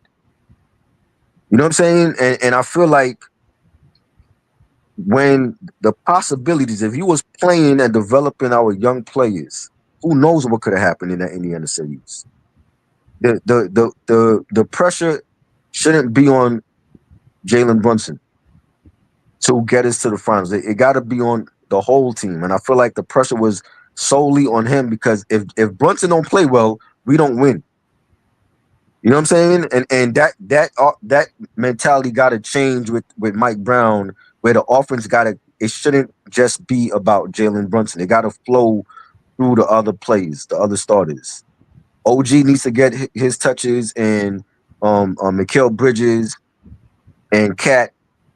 And if they start Josh Hart at in the starting lineup, then he got to get his touches. You know what I'm saying? So it gotta be a fluid type of offense. It can't just be on Jalen Brunson alone. And we gotta play our bench. We got potential on our bench, and we don't know how good they are because Tibbs wasn't playing them. You know, we got Huck Porty coming back from injury. We don't know how good Huck Porty gonna be because Tibbs wasn't. You know what I'm saying? He wasn't playing. He only played him like in the summer league. He played. And Kolek, the white boy that was playing backup point guard to Jalen Brunson, we don't know if Kolek could be good or not because he wasn't getting no playing time. You can't just throw them in there when we're down 0-2. That's desperation, and that's how the front office looked at it. Like he was being desperate. You know what I'm saying? And I think Mike Brown is definitely gonna play the bench, and it's gonna be a new look offense. And I'm glad with the pickups we got. We got Jordan Clarkson. Jordan Clarkson was getting buckets for Utah, and they were losing, and he was getting his buckets. I had him on my fantasy team the last 2 seasons. He could definitely get you 25 a night coming off the bench. You know what I'm saying? Or if they want to mix and match with Clarkson and Brunson, that is the backcourt that we need. You know what I'm saying? And they got dude from the Sixers, the 7-footer. You know, I'm happy with the signings that they made. I feel like we need one more for the bench. Somebody coming off the bench, but things are looking up. This is what we wanted. You know what I'm saying? This is the opportunity that we got to strike while the iron is hot now. We can't wait and sit back and let Cleveland get better. And we know Detroit is going to be right there. Pistons are going to be right there. You know what I'm saying? Like league is on notice now. Like, yeah, Detroit is good. They're going to be right there in the next season. You know what I'm saying? And I don't know how the Beasley thing going to play out, but they got a team. They got a squad. You know, Orlando, they made some upgrades. You know, Boston is making changes. Milwaukee, we don't know what Giannis is going to do with Milwaukee. You know, there's a rumor that he's not happy with Dame getting waived or whatever, but who knows where he ends up. He might leave Milwaukee and go somewhere else. You know, Indiana's still going to be a threat. So this is the time when teams got to like really strike hot in the Eastern Conference, and I'm happy with the moves that they made. And I just saw, what you sent me, Duncan Robinson coming to Detroit. Yeah. And we need more scoring. And the fact that Malik Beasley got his, did something real stupid. Yeah. And hopefully, they can move on from him because we got something good going. And if you're not disciplined enough to not gamble, on NBA games, exactly. And considering the kind of debt you've incurred, you're not disciplined enough to, chase after a championship. Certainly not. You're not disciplined enough to even win a series in the playoffs. Right. And Cade Cunningham, he's in his prime right now. Like he's coming up for a new contract. Yeah. And Cade Cunningham, he outlasted Jalen Green. Right. So the future for the Pistons is up. And Mm-hmm. in our division, the Bucks, they're on the decline, Yep. and this is the perfect time to overtake them. Exactly. And, And they were and I'm glad that we didn't, you know, like when Kevin Durant was on the free agent market. I'm glad that we didn't right. get the farm or even express that we would, be desperate to give up everything to have him. And I don't even with him. Like I was telling Unc a couple nights ago. I don't think Kevin Durant is gonna make a difference with Houston. I don't. Like if he's going in there thinking that he's gonna be the man, they're not gonna win. He has to. His mentality should be, shifting towards mentoring that young squad and being a piece to what they already have. Not going in there thinking, oh well, this is my team and I'm calling the shots. Because if he has that mentality, they're not gonna win. That is the only way I see him being effective on the Rockets. Is if he go in there as a mentor and he's mentoring Jabari Smith Jr. and Van Fleet and that whole young squad that they got, Cam Whitmore, and to be a piece on that squad. To be a piece where they can look forward to competing against OKC for the Western Conference. That I feel is the only way that they will win with him. Because he hasn't done that on any other team. When he was on Golden State, he was like another weapon. Leaving OKC. OKC was like him and Westbrook were like that was their stars. He goes to Golden State. He won 2 chips with Steph and Dre and Clay. Then he leaves and gets hurt. He leaves and goes to Brooklyn. Him and Kyrie was calling the shots in Brooklyn. They didn't want Steve Nash as a coach. They even came out and said, "Oh, well, we don't need a coach." And look how that turned out. They lost to Milwaukee, and then the following year, then they got swept by Boston. You know what I'm saying? And So and, and, and, mm, and that, and that was the Brooklyn Nets' fault for not empowering Steve Nash. Like they should have exactly, immediately, exactly, came to say, look, Steve Nash, he has full autonomy. We support him all the way. Like no one exactly, player is going to have dominion over him. exactly. And that was a disaster. And then Kyrie wants out with his nutty ass. He wanted out, and KD at one point said, "Okay, I'm going to stay," and then decides, "Oh no, I want to leave. I want to go to Phoenix." He goes to Phoenix and messes up their team. You know what I'm saying? So his mentality has always been, "I am the man. I got 2 rings. Fuck what anybody else got to say." His mentality got to change now with Houston. It got to be you're going in as a mentor. A lot of those young plays, watch them play when he was in OKC. They looked up to him. That's the mentality he needs to have. I'm going in mentoring Jabari Smith. I feel like he's gonna be one of the best power forwards in the game or small forwards in the game. And I'm going in to mentor. Even though Van Fleet got a ring already with Toronto, he got to be a mentor on that team. He cannot go in there thinking he's gonna be the man because if he goes in there doing that, they're gonna lose. They are not going to beat OKC. If you look at the Houston Rockets, like they traded for every member of the big three of Hmm. OKC, and Yep. they haven't gotten any further than Hmm. the second round with Russell Westbrook and Right. uh, Harden. And remember, they had the team with both CP3 and Harden, and they couldn't beat Golden State. They Yeah, could not beat Golden State. and they had Golden State on the ropes. Yeah. Yes, they had them on the ropes, but they let them come back and win. And that OKC now is Golden State. That is the team to beat out West. And I feel like I don't feel like no team is beating them. I feel like there's they're gonna have some threats. I think Dallas will be good, depending on if Cooper Flag lives up to the hype. And if they're saying Kyrie might come back in January, if he does and he's healthy, they could be a threat. If AD not gonna play the full season, we already know that because he's never healthy. He's gonna play like 30, 40 games and that's it, if that. You know what I'm saying? But I think Dallas, when they're healthy, they might be a threat to OKC. Houston, if Durant is not coming in with that I'm the man mentality, they could be a threat. Um, Minnesota, I still believe Minnesota is the biggest threat to OKC. I think they've have experience now in the postseason, and I feel like they just have to take that next step. And if they can stay healthy, I think Minnesota gonna be right there. Denver, they traded Michael Porter Jr. to Brooklyn for Cam Thomas. I think they're gonna be a threat as well. They're gonna have to regroup, and those are the teams that I think are gonna be the threats to OKC. Like when people start talking about the Lakers, this and Lakers ain't gonna be no threat to nobody. They ain't beating nobody. LeBron, I don't even think LeBron gonna stay there. I think LeBron gonna win out by the All-Star break. The fact that he opted back in for the 50 million and then his agent Rich Paul comes out and puts out that statement, that he's subtly telling the Lakers already that he wants out. That y'all haven't done enough to put a championship team around him. They just got DeAndre Ayton for their center. He's had issues with Portland. He's had issues with Phoenix. And he can give you 14 and 10, but he's not enough to beat OKC. He's not even enough to beat Houston. I mean, So him and Minor used to clash all the time.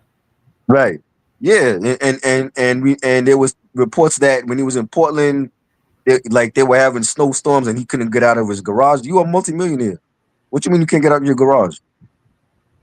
You know what I'm saying? Yeah. So it's like if he's pulling that shit with them, what you think he'll do in LA, in La La Land? Oh man, like he's going to be chronically late to practice. He's Yeah. going to be on Rodeo Drive Yep. more than he's going to be at practice. Yeah. He's going to be God. I mean, he's going to be looking at the people in the stands more than the people that he's trying to defend. It's like that. They don't have money to go out and get the free agents. They have to make small changes through like free agency and trades. But Austin Reeves turned down a $90 million contract. He wants to be $100 million player. I don't think he's that player. Like you had one great season. I don't think you're $100 million material. So he's gonna want his money. That means they're not gonna pay him. So he's gonna be out. You know what I'm saying? They have to start shifting the team and building around Luka now. It can't be no more let's build around LeBron. LeBron is already father time is hitting him. And the fact that his agent already put out that statement means he wants out. And I will not be surprised if you start hearing those rumors by All-Star break like, yo, LeBron wants out. Where's he gonna go is the question. I don't want LeBron on the Knicks. I am not. We already been there and done that with Carmelo, where we had to diminish half of our roster just to get Melo over here from Denver.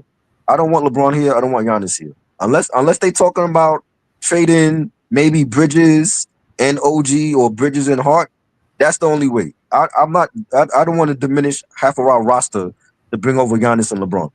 Sorry, because if you diminish your roster to bring over any of those superstars, you're in no position to win a finals anyway.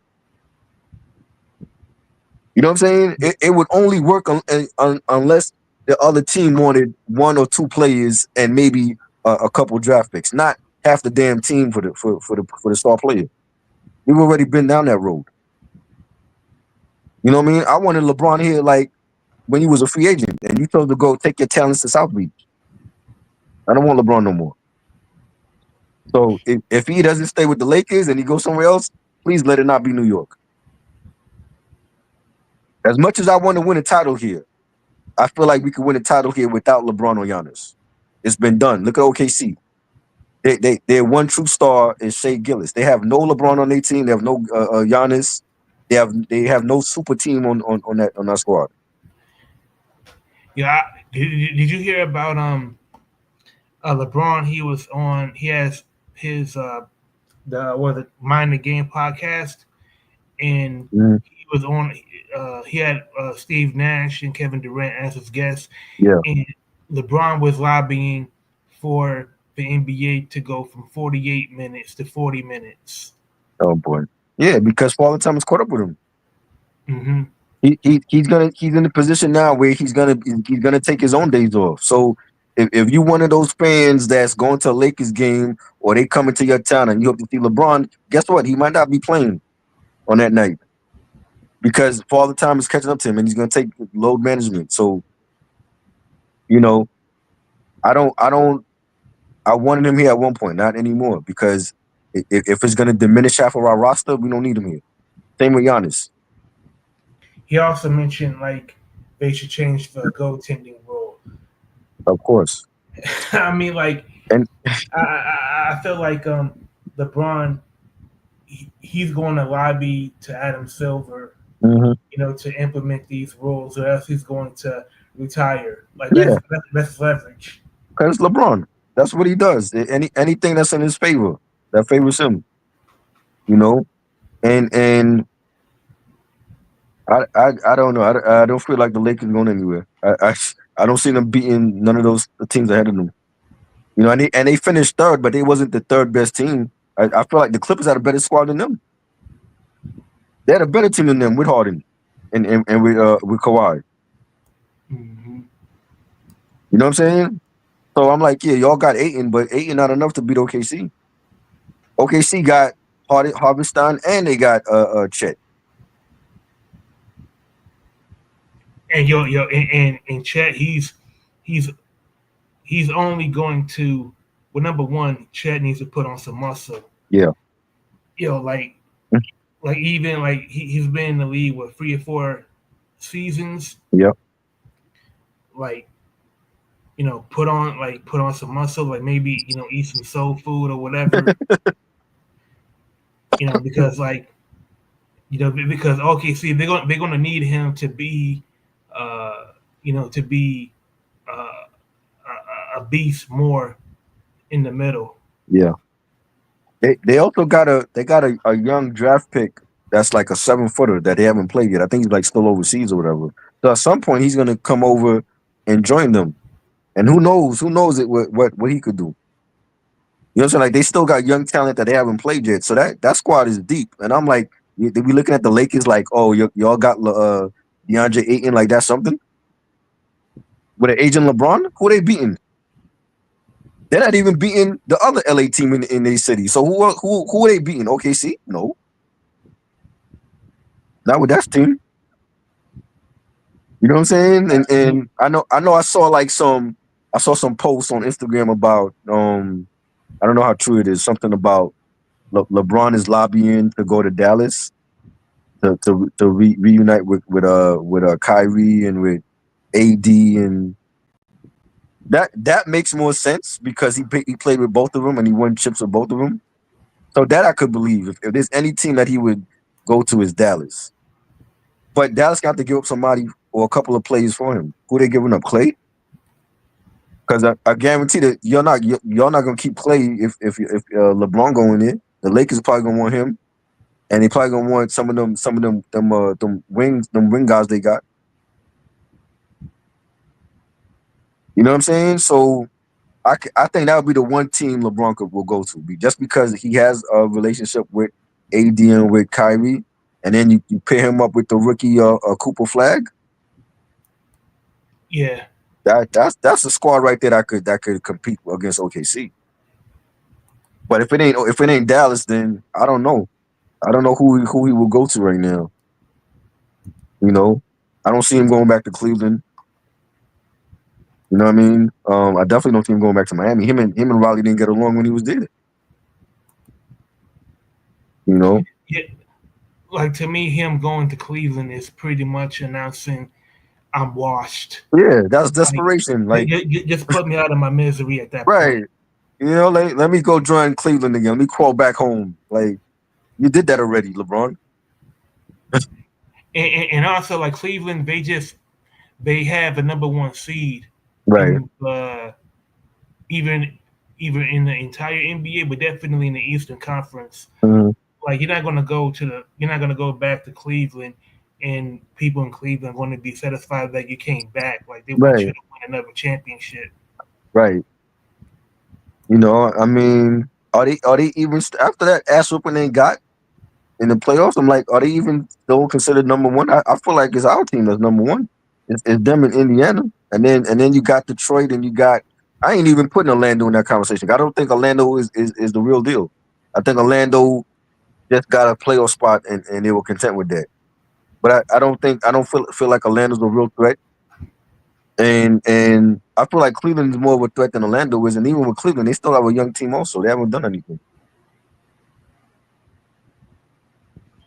Yeah, You know what I'm I saying? think Orlando is like smoke and mirrors. Yeah, it's like we got Detroit, Indy, the Knicks, Cleveland, and maybe even Boston still out there in there. But I don't believe Jalen Brown is that dude. I don't think he could carry that the Celtics to the playoffs by himself.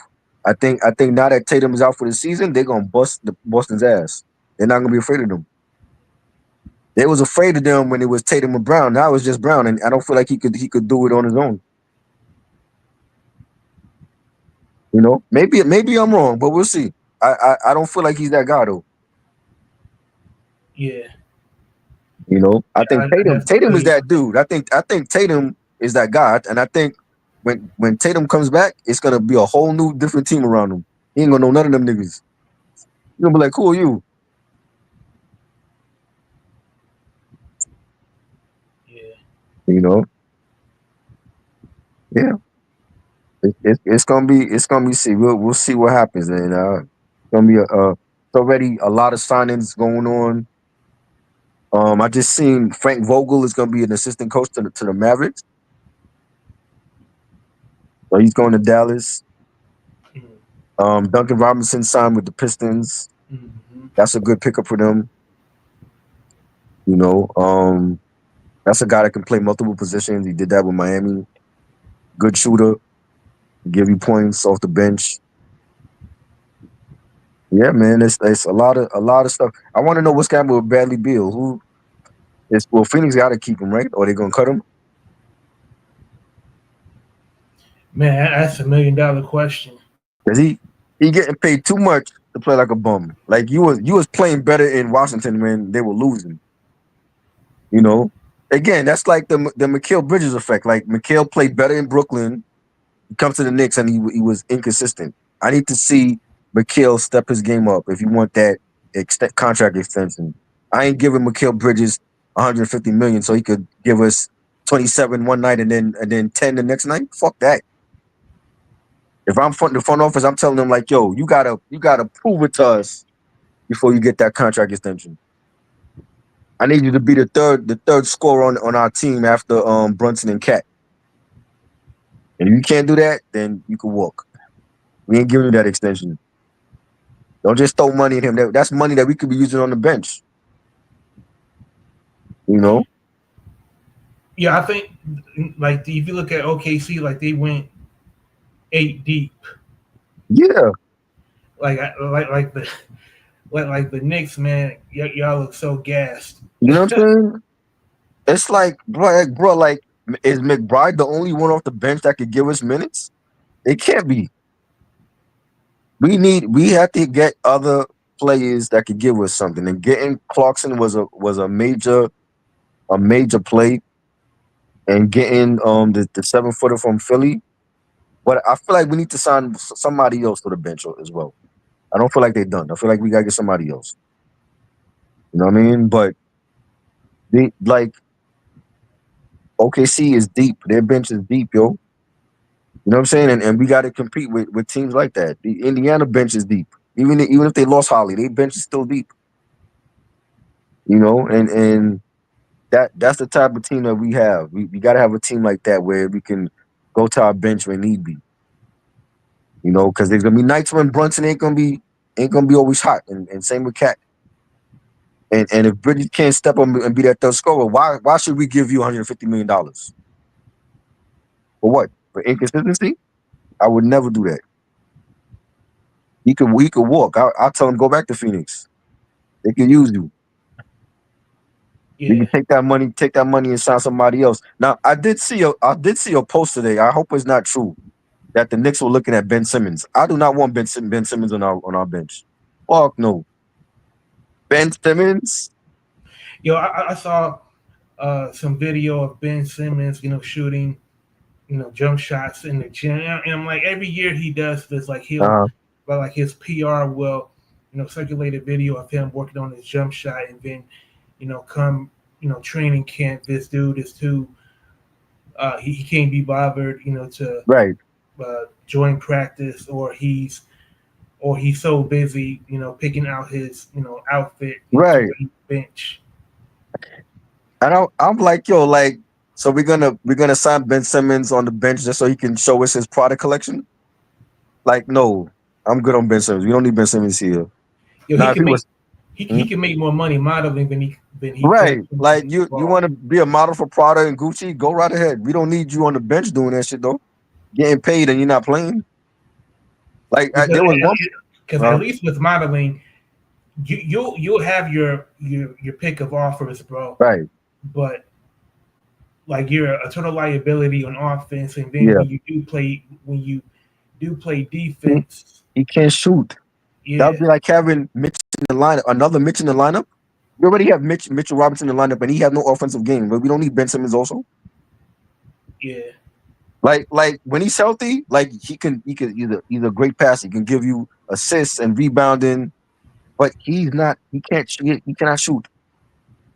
He cannot shoot. And somehow he was still getting points in Philly. I don't know how he was doing it. I guess he was just dunking all the games. I wasn't watching Sixers games, so I guess he was just dunking in every game he was in because he cannot shoot. We don't need another Mitchell Robinson in the lineup. You know what I'm saying? We yeah. have one 7-footer that have no offensive game. We have another 7-footer that he resorts to taking too many threes, and he doesn't go to the basket enough. Imagine if we had Ben Simmons in that lineup. So we have another forward in the lineup that can't fucking shoot. Yo, you remember it was in the playoffs when Ben Mhm. Simmons was on the Sixers. Yeah. Like Ben Simmons had an easy layup, but instead of making the layup, Mhm. he passed He it passed out, it. Yeah. and I'm Because like, he lost his confidence. He had Doc no Rivers was confidence. beside himself, and Yeah. I remember Doc Rivers, he was beside himself. Like, you got to be kidding me. Yeah. He lost his confidence. That's what happened. So you want to pay millions of dollars to a NBA player that lost his confidence in his own offensive game? Yo, God, they would roast him here. and right now, like, you don't get better. Like, the older you get, you don't get more athletic. You don't become a Exactly. better shooter. Like, the time that Ben Simmons has been in the league, he should have been averaging, like, his peak should have been around 30 points per game. Yeah, 30 and 10, at least. Yeah, You know what I'm saying? I'm like, bro, like there's other free agents I would rather get than Ben Simmons here. You know what I'm saying? And that has to be Dolan. I hope that's not Dolan making those calls, yo. Because Dolan is totally clueless. Like you're just the owner. Just give out the money and stay out of the business dealings. Let the GM handle that. We don't need the owner saying, "Oh, Ben Simmons would be a good fit for this team." No, he wouldn't. In what way? Unless you want the New York media to see his Prada bucket hat collection every night. That like what is he giving for our team? No, yeah. we don't need Ben Simmons. No, I'd rather take Russell Westbrook if that's the case. Give me Russell Westbrook. He's a better player at this point than Ben Simmons. You know, so I hope that's not true. I hope they're not thinking about signing Ben Simmons. We gotta do better for our bench than him. I think he played like one or two games with the Clippers, and that was it. Yeah, to me, I think the Knicks, they have so many. I mean, there are people that want to come to the Knicks. Like, why even waste that, roster spot? Right. I feel like they're just, uh, He would have to be a last resort. Like they would have to strike out on all the other plays that they could get for the bench, and then he's the last one left. He would have to be the last resort for him to get signed. Because I can't see why they would go after him after when you got other free agents that's out there. yeah, You know what I'm saying? I'm like, what about Ben Simmons did you all not see when he was playing for the Clippers? He was on Brooklyn and he was bad. and that was when they had Blake Griffin. Right. What was the man when at the Clippers? They had like who was the center or the forward? DeAndre Jordan? Yeah, DeAndre Jordan. I mean, that was back when he was a beast. No, but they had Ben Simmons last season on their team. Yeah, He yeah, played like I want to say he played like 2 games and that was it. You know what I'm yeah, saying? yeah. I'm To like, me, bro, like his, like to me, like it's clear he's not interested in playing. he's not. So just like if you want to bring him on, like give him like the veteran minimum. No, no, no money. No money, no roster spot. I don't want him on the team. Yeah. No, because he's not. He's gonna play like 1 game and that's it. He's gonna be on the bench the whole season, showing us how fly it is, how fly he is in his Prada and Gucci. We don't need no player like that on our team. Not with a new coach. We got a new coach coming in. Just wait till you show off the sunglasses. Yeah, we got a new coach coming in. That's the last thing he needs to worry about is a player that don't really want to be playing. You know what I'm saying? Like, no, we need all those bad vibes need to be gone. We don't. They went out with Tibbs. We don't need no bad vibes on this team. Like Ben Simmons, he wants to be where 50 and Fat Joe were. Right. When like remember during the playoffs, like where Fat Yeah. Joe and 50 was Yep. sitting at, he wants to be sitting courtside, I I see him. not I on the see him bench. start. I see him next starting a podcast. He would be the next one. Like he's gonna play himself out the league and he's gonna start his own podcast. I would not be surprised. I know, but I know it ain't going to be about basketball. Nah, it's gonna be about everything but that. You're going to talk about the game, and Right. you're one of the greatest busts in the NBA. Hmm.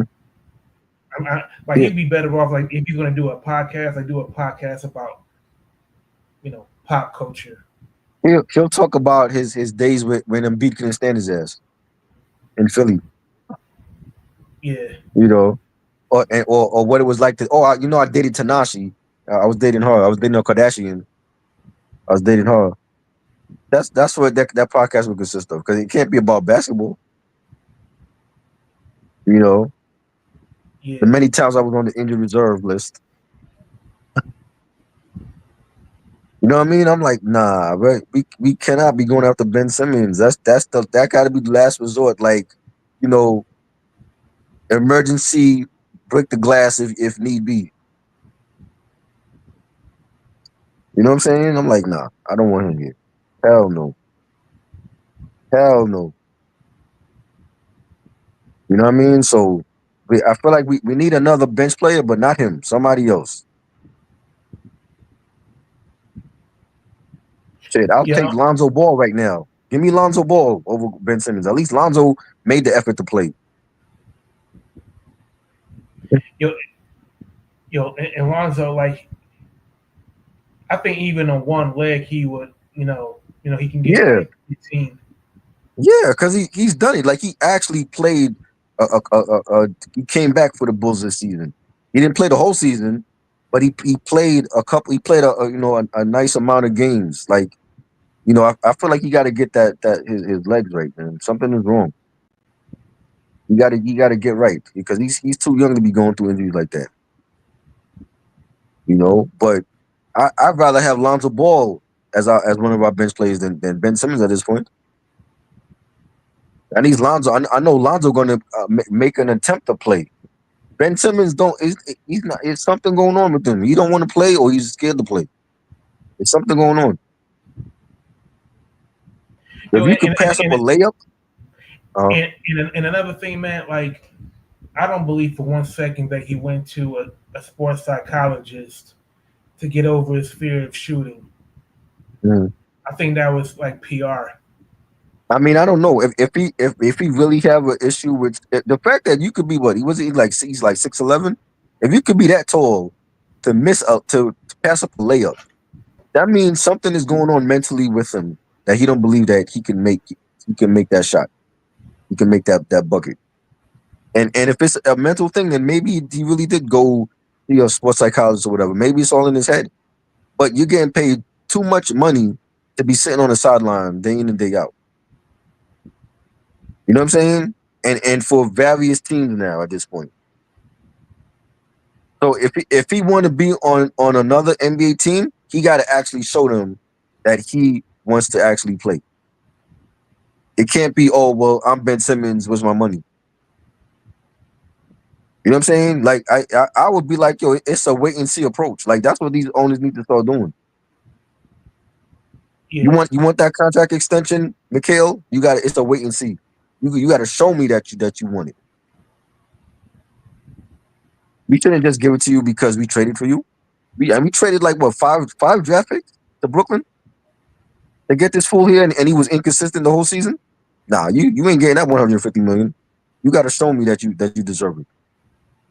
yo, and also like they should like Ben Simmons' contract should be like like in the like with NFL contracts is for problematic players it's a bunch of Yeah, clauses.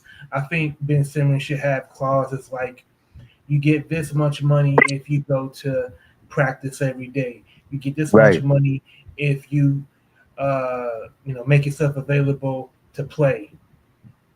And it can't be. It got to be for the full term of the contract. Not, oh well, we're gonna pay you annually. No, for the full contract. If you get signed to a 2 year deal, you better be showing us for those full 2 years that you want your head is in the game, and not on Tanaki or the next hottest R&B star, or showing us your Prada and Gucci collection on the bench. You have no use to us. Because uh, Kyler Murray. Remember Hmm. when he was he wasn't committing to learning the The playbook, football. and the team they Uh put in huh. this contract that you have to study film every day, Right. and yeah, and you're going to be quizzed on what's Right. in the playbook. I think it needs to be like that because Hmm. you have to be embarrassed in order to change your Exactly. behavior. Exactly. And Kyler Murray, even though they didn't make the playoffs, but they were in contention for a walk-off spot last season. I Mhm. just felt like they lost too many games down the stretch to teams they shouldn't have lost to though. You know what I mean? But he showed them like, yo, that his head was in the game. And that maybe that's what needs to happen to Ben Simmons.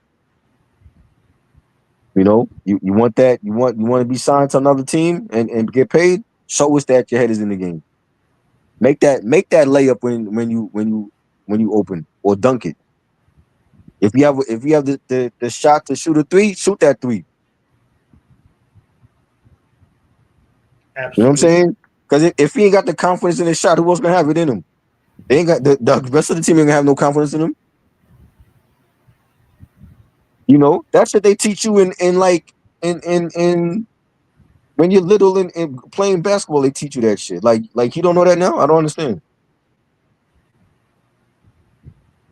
He's been on Philly. He's been on Brooklyn. He's been on the Clippers. What other teams he been on? I feel like I'm forgetting the team he's been on. You know what I mean? Like this might be like your fourth team. Like whoever signs him, they need to put that in his contract. Like, yo, you got to show us. You got to show us. You know what I'm saying? A last resort. He should be a last resort for any team, including the Knicks. You know what I'm saying? I don't care how our bench look. He should be a last resort. You know? You can probably as much shit as Cam talks. Like Cam, would Mhm. be better coming off the bench than Ben Simmons. Cameron? And a, yeah, and another thing, Nah, like if Ben Simmons was on the Knicks, man, like Cam, he would be riding on Ben he Simmons would. all season long. And that's why I say I hope it's not true. If it's true, they gotta put that stipulation in his contract or something. Like he's the last resort. I would still take anybody on our bench before Ben Simmons right now. I would take Landry Shamet. I'll take DeLon Wright, uh, PJ Tucker.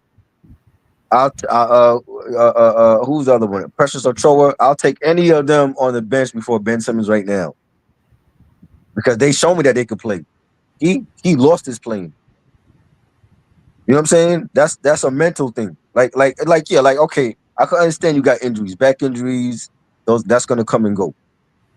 But if it's a mental thing too, where it's not just the back injury, but you're mentally fucked up and you're like deciding to pass on open layups, that's a mental thing that you got to get over. You want to play for New York City for the Knicks when we got all these championship aspirations and a new head coach coming in with that type of pressure. He ain't gonna survive here. The fans alone will eat him up. Not even the media. The fans alone at every home game will get to his ass. They will get in your head. If he So needed if he ain't make, if he needed a sports psychologist when he was in yeah, Philly, like he'll probably throw himself in front of a subway train. exactly. Dealing with the New York fans, I've been to Knicks games. The New York fans are vicious. If he ain't mentally ready for New York fans, don't come here. I'm telling you, pass us by. Go somewhere else. That is this is not the team for you. I'm telling you, not with his issue. You know what I'm saying? And imagine if he come in here and he's not playing at all, they will give it to him every night on the bench. You will hear it. You don't want those problems mentally. You know what I'm saying? That's why I'm hoping that's just a rumor. I'm like, nah, he out of I sign somebody else for the bench, not him. We don't need him. We do not need him. We signed Preston the Thrower because he's good. Yeah.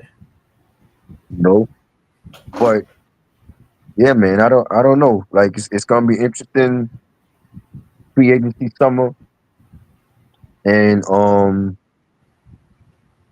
I can't wait. I cannot wait. I was supposed to do a live stream with there was this guy that was talking shit to me actually. He's a Pacers fan, but he's a graffiti artist as well. And we were going back and forth during that Knicks and Pacers series, and I'm like, look at your Pacers now. Talk about the real choke artists.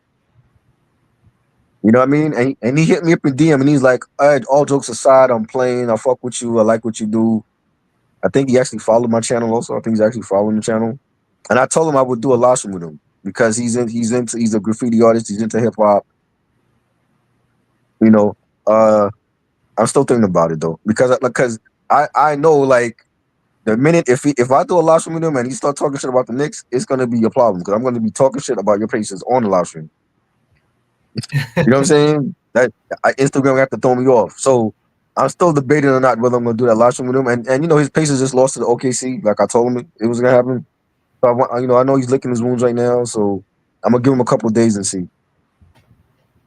It might be interesting, an interesting live stream. Yeah, You I'm know, looking, and we close to training camp in the NFL happening soon. yes.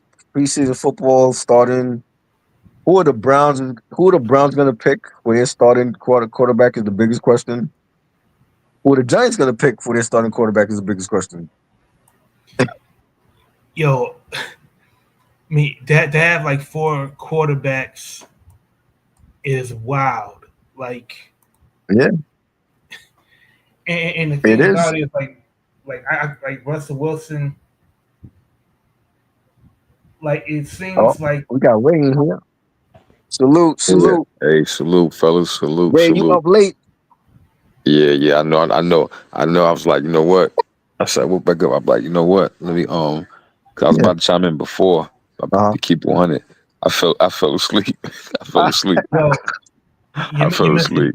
you missed a good one, man. Like I Oh was man, like you missed a good one.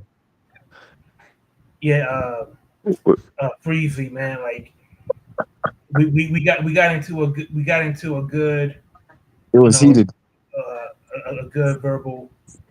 a good verbal one over all time musical cities. I, who was the debate with? It was with Uncle Freezy, Oh, you, my guy and from it know the was guy from heated. It Jersey. was the guy that says from that Jersey. Yeah, Kane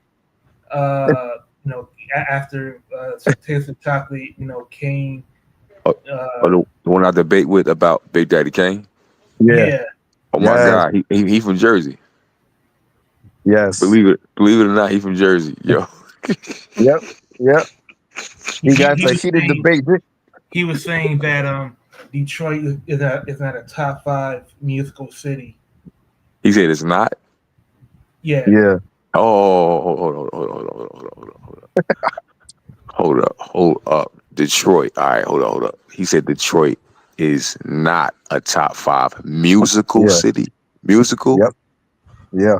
Oh my Yes. God, niggas! Number one is Motown. What the fuck? Yeah. Oh my That's what I said. God, Yep. Motown, He said Motown. Chicago and Oakland over Detroit. Oakland? Nah, Yeah. no disrespect to Oakland, but I gotta keep it a buck, nigga. Oakland to tell you Detroit, nigga. I don't know what other state that motherfuckers make sure they go to the oldest music office in the fucking world, in the country, Mm-hmm. and that's the Mm-hmm. fucking Hitsville. Everybody, Right. I don't hear about motherfuckers going to other states doing that shit. Yep. Nah, hell no. Good there. Nah, And he also bugging. throughout the decades, like every record label wants to have a sound as unified as Motown. Because what did L.A. Reid and Babyface say? They wanted to be the Motown of the 80s and 90s. What did Yep. Yo, those if it guys was for wanted to be? Motown, it wouldn't have been no Uptown. It wouldn't have been no Bad Facts. Boy. It wouldn't have been no Def Jam. Facts. It wouldn't have been no Yep. It wouldn't have been no what's LaFace? What do you The call it? face. Yeah. LaFace? Yeah. MCA. You know what I'm Mm-hmm. saying? Like real talk, man. They come on, man. Yep. He that ain't Yo, make sense. I never like. I haven't been this upset in years, man. Like I was seeing red. No. Mm. Yo, Rocco was like, yo, I gotta take my blood pressure medicine. What the Bro. hell, yo, I was like, Detroit? wow. Mm-mm. Like I like have you ever like felt had a moment where you feel like you're this close to hitting the roof and you're trying to you're trying your best to hold your composure and I couldn't take it. Oh man, I could tell you was pissed. I was like, let's settle down because I know Rocco Bash is pissed off right now, yo. And you know what the irony was that he is like all show long he had been trolling me, but the moment I said pug face, I took it a But he step. got mad. I took it a He step got too pissed. far. But he, I mean, see that I know Freezy, and this is what he does. So it's like I don't get mad because I know this is what he does. Like when he comes out and says, "Oh, the Ozzy brothers are trash," I know he's how he thinks. That's what he said. He said Ozzy brothers are trash. I'm like Freezy. I know you Oh, trolling right now because you don't believe him. I thought you being hypothetical. He really said that, bro. Yes, he said that more The than Isley, once. bro. The The Isley Ozzy brothers are brothers. trash. That he don't like the Ozzy brothers. Man, like I, Yeah. and I wanted to get into it further with him because there's so much about the Isley brothers that he doesn't know. For example, if it wasn't for the Isley brothers, Jimi Hendrix would have never had the musical foundation to become who he was. Right. Ernie Yeah. Isley is one of the greatest guitarists ever. Yep. Who did he who did he think Ice Cube sampled for "It's a Good Day"? Mhm. Like Yeah. Biggie, Keith Murray. It's endless. But all right, let me ask you this. All right, so if Detroit wasn't the top 5 musical cities, um, who is then? you know who he He said had he had you know who he said was the number one musical city? What's that? he said Minneapolis? Chicago. Minneapolis. Oh yeah, Minneapolis, right? And then he said Chicago. And I I'm like, said with all due respect to Prince and Jimmy Jam and Terry Lewis, Again, like if it wasn't for Motown, Motown, he also real wasn't shit. he also wasn't familiar with Holland Dozier and Holland, which was the in-house writing and production trio for Motown during the '60s. They the one that wrote hits for Smokey Robinson, Diana Ross and the Supremes, Martha Vandellas, the Temptations. But again, if it was Motown, like I said, it would have been no Uptown, it would have Bad Right. Boy, Right. MCA, all them labels, all them black music labels, man. Like, and Well, it would have been Minneapolis because Minneapolis was influenced by Motown too. right. I mean, honestly, Minneapolis, like Prince and all them, Alexander O'Neal, The Jets. Sherelle, Yeah. who, The Jets. um, that whole Minneapolis. Because don't get me wrong, Minneapolis is the shit.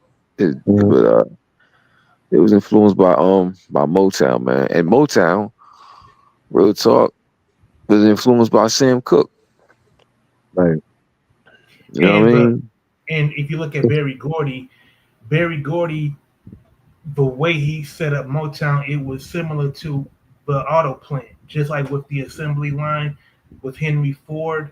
He did it the same way, Right. where he had a musical department for everything, and he had a musical department for charm school, Right. for artists to learn how to do interviews, choreography, how to conduct yourself on the road. He had songwriting assembly lines. Like everything was done, uh, you know, using that model, and Right, the music industry totally used it as their standard. right, So it right, so right, Crazy. so if Detroit so Detroit is definitely the most important musical city of the 20th century, because every city that came after it modeled what they were doing after us. Yep. That's crazy. And then he said well, I don't know how Ray gonna feel about this. He said Jersey had better hip hop artists than New York City. that's a fact. Okay. Okay. nah, on some real shit, yo. I'm gonna be honest, man. Mhm. With me, when it comes to that comparison, it's like this. It's different. I'm glad you said that. I'm gonna tell you why, yo. Uh-huh. This is gonna fuck your head up, yo. This is gonna Mhm. fuck your head up. And it brought me back to what somebody said. You Right. know what I mean? Like, you know how they say it is the same and it's not the same. Right. So today, this was actually the earliest morning, right? I just happened to look Mhm. at a complex list, right? Mhm. Yeah. And that shit said the top, I think 50 or 100 rappers in New York, or 50, maybe Mhm. 50. Was it 50 or 100? Something like that. Yeah. I'm mad as hell. You know why? I said, why Mhm. the fuck Redman ain't on it? And I said, oh, wait a minute. Right. It's in New York. It's in New Oh. York. It's in New York. Right. I'm like, damn, it ain't say East Coast. It said New York. Right. You know what I'm saying? But it be, like at certain times, I get what people say that it's the same, but Mhm. it's, how can I say it? See, the thing it's more rappers from New York than it is from Jersey. That's just what it is. Right. Right. You know what I'm saying? New York, it's the five boroughs. It's not like a smaller city. You know what I'm saying? Right. And honestly, real talk, yo, we're right. Like, and I say this respectfully. I can't. Just like I said, Motown. Mhm. If it was for if it was for New York hip hop, it wouldn't be New Jersey hip hop. That's the facts, yo. Straight up. That's the facts. I ain't gonna sit here in front like them niggas was when they talk about Puerto Ricans and shit wasn't involved in hip hop. That's Right. bullshit. That's Right. bullshit. All right, Lord Jamal, Right. whoever. And I say this respectfully because I Mhm. fucks with Lord Jamal. I'm brand new Right. fan for life. I rocks Mhm. Lord Jamal, but everybody agrees to disagree. You know what I'm saying? Yeah. So you can't say it was hip. First of all, it started in the Bronx. First of all, nigga, Right. it probably was more Ricans at the time than blacks. Right. You know what I'm saying? But It still might be like that. yeah. But the thing is like you can't not include them. You can't not just that. You Yeah. cannot include blacks that was West Indian. Nigga, we barely American any damn way. Shit. Right. Let's keep it a Right. buck. We barely American. Facts. All of us ain't from Africa. We think we Facts. are. We got a little bit, some more percentage than others. But Mm-hmm. overall, if it was for New York hip hop, it wouldn't have been a Jersey hip hop. It would have been a Cali hip hop. It wouldn't have been a Midwest, South. That's where it started. Right. So at the end of the day, we all gonna be second. Yeah, it was recorded first in Jersey, the first recorded version of a song. But Right. again, it wouldn't have been nothing if it didn't. Where did it start? In Right. the New York. Yep. Bronx brought it to the boroughs. And then Yep. after the borough, it just spilled across the country, like the gang Yep. wave. You know what I'm saying? Facts. Now Facts. you stop. But hey, listen, that shit started in Cali, and that shit. Listen, DJ Quick had a Mm-hmm. song ahead of his time. He said, "St. Yep. Louis, they want to be like Compton." Facts. Yo, remember that? Yeah. That was off the Way Too Funky album. Word is born. That was Yeah. like early '90s. Yeah. Like 1991. Yeah. Yep. And Mhm. boy, was he right. Yep. Facts.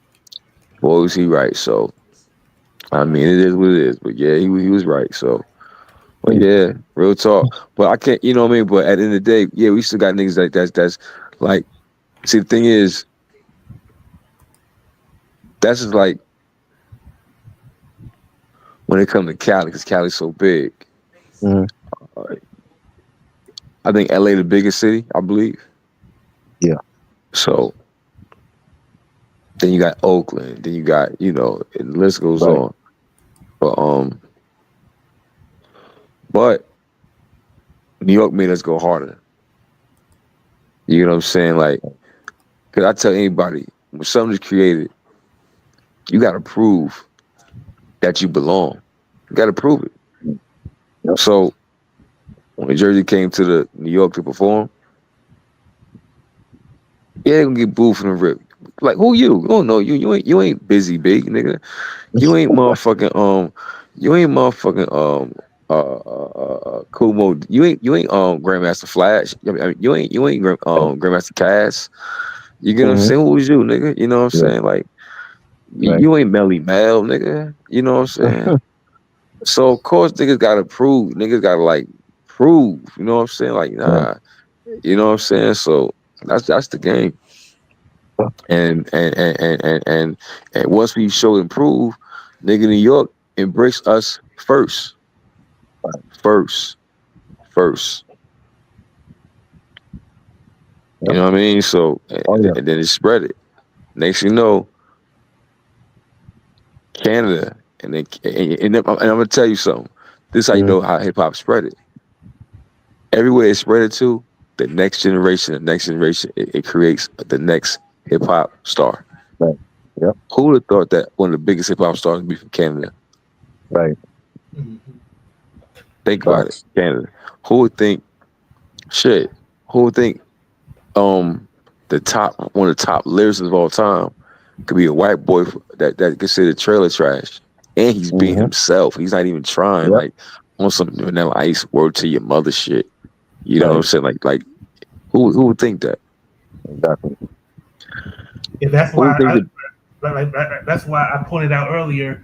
Like if you look at Eminem, like his evolution, like he went from the Outsiders to D12 to Bad Miss Evil to G Unit, and then saw the house. Like he collaborated with all of those musical units. Like how many rappers can do that Right. and still be authentic? Listen, the first hip hop billionaire is from the West Coast, Mm. and he the dopest producer of all time. He the Quincy Jones of the game. Yep. Yo, Dre is the Quincy Jones of hip hop, yo. Yeah. Cause look at I agree. the dynasties, NWA, Mm-hmm. the Death Row era, Firm, G Unit, Aftermath, Shady, Game, Kendrick, Dre Beats. Yep. Listen, so you know, but you know, at the same time, you know, New York got New York. Before I go back to New York, and look, one of the biggest duo of all time of hip hop is Outkast. Right. You know what I'm saying? Grew from Atlanta, so. And look how hard they had to fight to get their respect. Yeah. Well, one thing I can say about Andre, he said the South got something to say, and after that shit was on. Let me tell you, That was it. that was it, yo. That was it. You know what I'm saying? Like you never know who the next generation influence. You know what I'm saying? Like so, you know, you got look, Method Man's daughter is a rapper, Yep. and Mos Def daughter. Yeah. He's dope. Layla. Yeah, but she was made a name for herself before people knew that was her father. You know. Right. Right. You know, so. I mean, look at Kostra Nostra, Coach, Rascats. you mean Coach Contra? Yeah, Coast. I'm sorry. Yeah. What I say? Coach. Coconut. Yeah. Yeah, like Rascats. Like man, like those Oh, the cats. twins. Man, those cats can rhyme the ass off. Mm-hmm. And I had no idea that their father was Rascats until like years later. Hold on, you talking about the two girls that rap? No. Oh no. He talking about the twins Coach Contra. You talk about those twin girls from the West Coast. Yeah, was it Cam and China or something like that? Yeah, Cam and China. Yeah, they get They busy. fire. Word I is fuck with born. them, definitely. Word is born, yo. They a problem, Damn. yo. Yeah. They a problem. Yeah, Cam and China, they're a problem, yo. They like Yeah. like this is damn, what's that? It's a duo group that's out from New York now too. They dope. Just something cold. You talking about the hoodies? No, I'm talking about females. No? Oh, I don't know. No, the hoodies fire, yo. Especially the young one, yo. Yeah. He be key, yeah. They gonna be killing him. Oh yeah. Yeah, she just passed. What you say? China from Cam and China. What about China her? she passed away? Yeah. What? Yo, I'm looking at it, allhiphop.com. It says she. They said it was her that had cancer or something like that. Yeah, she passed away from cancer. Oh man. hold up, one That's of the twin crazy. girls from Cam and China. Yeah. Oh shit. Rest in peace, man. Damn. Ovarian cancer. It's crazy. Damn. Yeah, yo, bro, this must have just happened. Yeah. Yeah. How long ago did this happen? Like what? Today? Yeah. Damn. Damn. Yeah. It's on. I'm looking at it right now. Shit. Crazy. Oh shit. That is crazy, man. Damn. Man, you just never know Right. when death was striking, especially when somebody is a promising talent. Facts. Oh shit. It just came up. I'm looking at it right now. Recipe China. Wow. Oh man, yo. Damn, that's crazy, yo. I'm looking at it right now, yo. Wow. Damn. Yeah, they were young. They babies, man. Yeah. They only like maybe 20 years old, bro. Yep. Wow. Damn. And they twins. That shit hurt. Yeah. Man, like I can't you feel like I can't imagine what Cam is going through right now. Like that's a hurt that you can't even prepare for. Nah, damn, yeah, that's your twin. That's your twin. Yeah. Wow. Uh, they was on the matter of fact, they was on what's that show called? Damn, what's it called? What's it called? What's it called? Insecure. Was it? Or it's with born niggas on Issa Rae. Insecure. Yeah, I, they was I on remember Insecure. watching that show. I didn't see them on there. Yeah. Word. Yeah, I think it's shit with Issa Rae. Yeah, that was a good show. Wow. See, that's just why I tell people like go out and see these artists before they no longer here. You know what I'm saying? You Yeah. never know. Damn. Mm-mm-mm. Yeah, you don't you try not to take for granted that you can always catch them at a later time. Right. Because there is no like you never know when you're going to go, but you have to treat it like there is no tomorrow. Right. Yeah, man. I wanted to ask I had Ray, what do you feel it. about the like Raekwon just announced a new album, Emperor's New Clothes, and I was saying to Triborough, I'm excited, but like the number of guest appearances, it kind of makes like if you like for me, if you flood an album with guest appearances, it kind of dilutes the number of solo songs that you have. In the last album by Ray that I really liked was The Wild. So I'm thinking, I hope it doesn't seem like a compilation album. Yeah. Like, what's your take? Yo, hey, yo, right before I get to Raekwon, right? Not to change Mhm. it, but it's still the same subject. Was we supposed to see a Ghostface first? Yep. They pushed it back. They had to, because I remember you said Yeah. something wasn't right and it It wasn't was, no it was promotion. June 20th. It was June 20th they announced it, but June 20th came and went. Yeah, damn sure. You Damn, know. we in July. Yeah. They might So have I don't know pushed it when it's back. coming out. Yeah. Yeah, they might have pushed it back. Mm-hmm. Because there's a lot of projects at one time, so they can't. So you got Right. to Slick Rick. So you know what? Yep.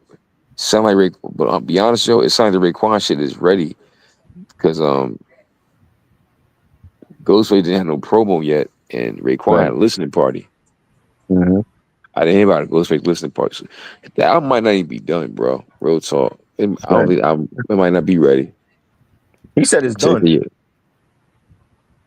Oh He said shit! it's done Well, they already. waiting for it. Yeah. Because his album was supposed to come out in May. They pushed his album back to July now. Who? Raekwon. Yeah, it was supposed to be May, and then they pushed it back to July. He put up a post. He said the album is done, and he put out like the features. He got Method Man on there. He got Griselda. He got Swiss Beats. I have never heard Swiss Beats do anything with Raekwon, so I'm like, I don't know. Yeah, me neither. Yeah, me neither. Yeah, And I fuck with Swiss. The yeah. Rough Rider sound, and Uh-huh. RZA got RZA the Wu Tang sound, but again that's the Wu. Yeah, It got to fit. It you got to got to fit. fit. Yeah. It got to fit. So shit, we'll see. But I think Yeah. I wouldn't be surprised if they bring out Supreme Clientele next. Mm, But I'm looking forward to that Raekwon album. right, Because I think that's gonna um get me more excited for what's next. right. But like I said, when it comes to this whole Legend Has It series, Hmm. the album I'm looking forward to the most is the Mobb Deep. Yeah. Oh yeah, definitely. Because we heard Nas, no offense to Nas, that's my guy. But Hmm. and of course it's a long anticipated album between him. This is a long anticipated album between Nas and Primo. Right. The only one just as much anticipated collabo with Nas that we still can have is a Uh-huh. Nas and AZ album. Yes, I agree. You know, we could still have a Nas and AZ album. You know, might as Mm-hmm. well. But as far as this series, Mobb Deep. You know, The clips. I was telling Chad Bro, like the only thing that would give me pause about the Nas and Primo album is that Primo, he's on record saying how proud he was to produce on Christina Aguilera's album. So Oh God. I would hate for him to have like Christina Aguilera or pop acts on this Nas and Primo album That'll because never happen. like you've seen it many times where they try to quote unquote broaden their sound or broaden their reach by having Hey, pop listen. acts. All he did was listen. Look. They ain't nothing but a hustle move. All he did was it's like somebody dropping off work in Queensbridge, and then he dropping off work in Manhattan. Because that's all it is. Manhattan and Queen. He working in Manhattan, and he put work in Queensbridge. Christine Aguilera obviously is Manhattan. Saks Right. Fifth Avenue. Yep. That type of Manhattan. You know, yeah, Saks Fifth Avenue. You know, Dolce Gabbana. That type shit. Right. You know what I mean? You know that type shit. Opposed to going to the Palladium, the Bridge. Right. You know, eat and drink at sweet chicks, shit like that. Right. You know, that's the difference. You know what I'm saying? Like, you know, a listening party in Manhattan rooftop for what's her name, Christine Aguilera, is different from Yeah. a listening party under the bridge. You know what I'm saying? Right. In the old, actually army Hummers, not the commercial drive Hummers, army Hummers. So it's a difference. So he basically that's my way of saying that's how Primo was playing it.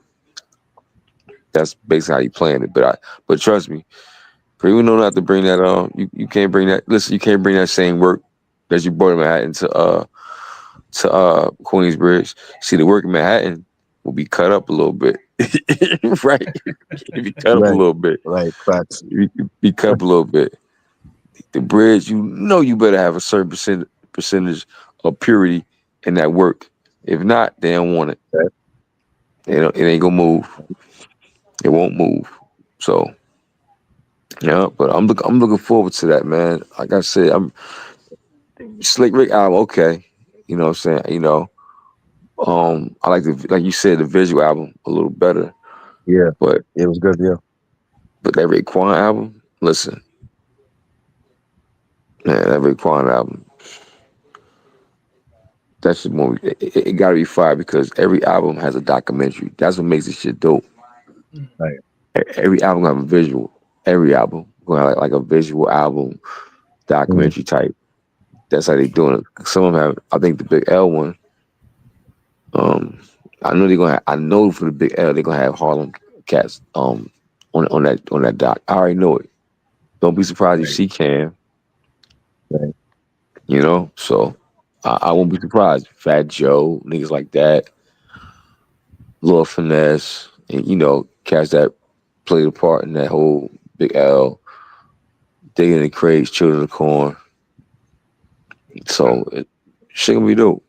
I think the rollout is probably one of the things that Mass Appeal has truly mastered. Like they Yeah. understand how to whet the appetite of us. Like we're going to buy the physicals. Like we're going to get the merch, and I love their business. I love their business model. I think what Nas is doing is so great and it's so unique that I don't think there's anybody that's in his lane right now. Nah. And on top of that too, he had a forefront. He had a new forefront of dope, raw hip hop that just got a worldwide fan base. Just dope hip hop. No commercial. Look, I'm seeing Mass Appeal with Rome Streets. Um, I think Mass Appeal should get into that Stove God situation, so we don't gotta wait for that album. Like, Facts. because they need to stop playing. He the truth of Yep. Griselda. I'm telling you. Oh yeah, for sure.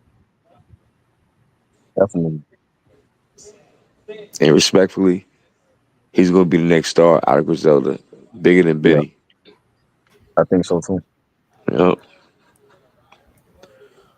Yeah. So yeah. Say it again. I didn't. I didn't know that they were dropping a documentary for each release. They drop some type of visual. One I know. So they basically drop a visual. So I know Big L's got a documentary. Slick Rick got a Mm, documentary. mm, So and I know how Mob Deep shit. They shit gonna be ill. Watch that shit gonna be right. ill. And you That got shit gonna be ill. July. You got the clips, and you got Raekwon dropping like a week apart from each other. So you can do that with Eclipse and Raekwon because it's even though Yeah. it's both raw, but it's Right. like you're not gonna drop Raekwon and Nas a week apart. Well, you know what? In this era, you Right. could. Yeah.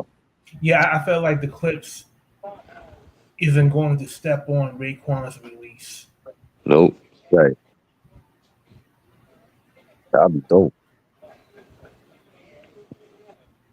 Yeah. Yeah, Raekwon. But at this time Yeah. last year, Auditorium Volume 1 came out, Hmm. and then the week after that, The Death of Slim Shady came out a week after. Right.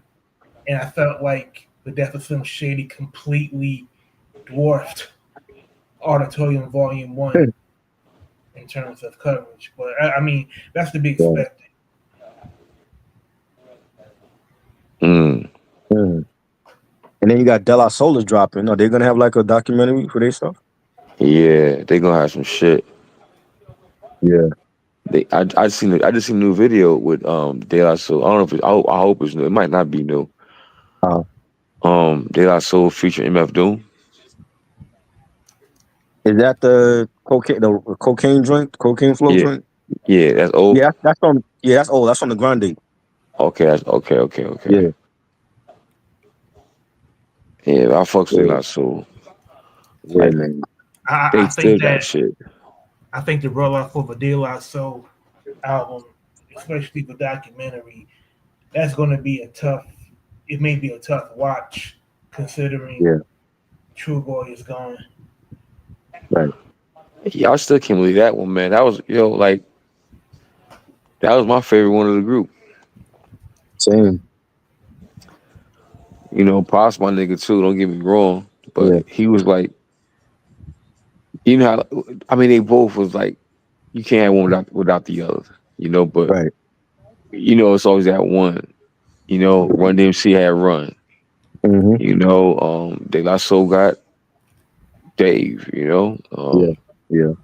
So it'd be like, and it's crazy now. Both we lost somebody from Tribe and De La Soul. Yeah. You know what I'm saying? Like, how crazy is that? The Tribe and De La Soul.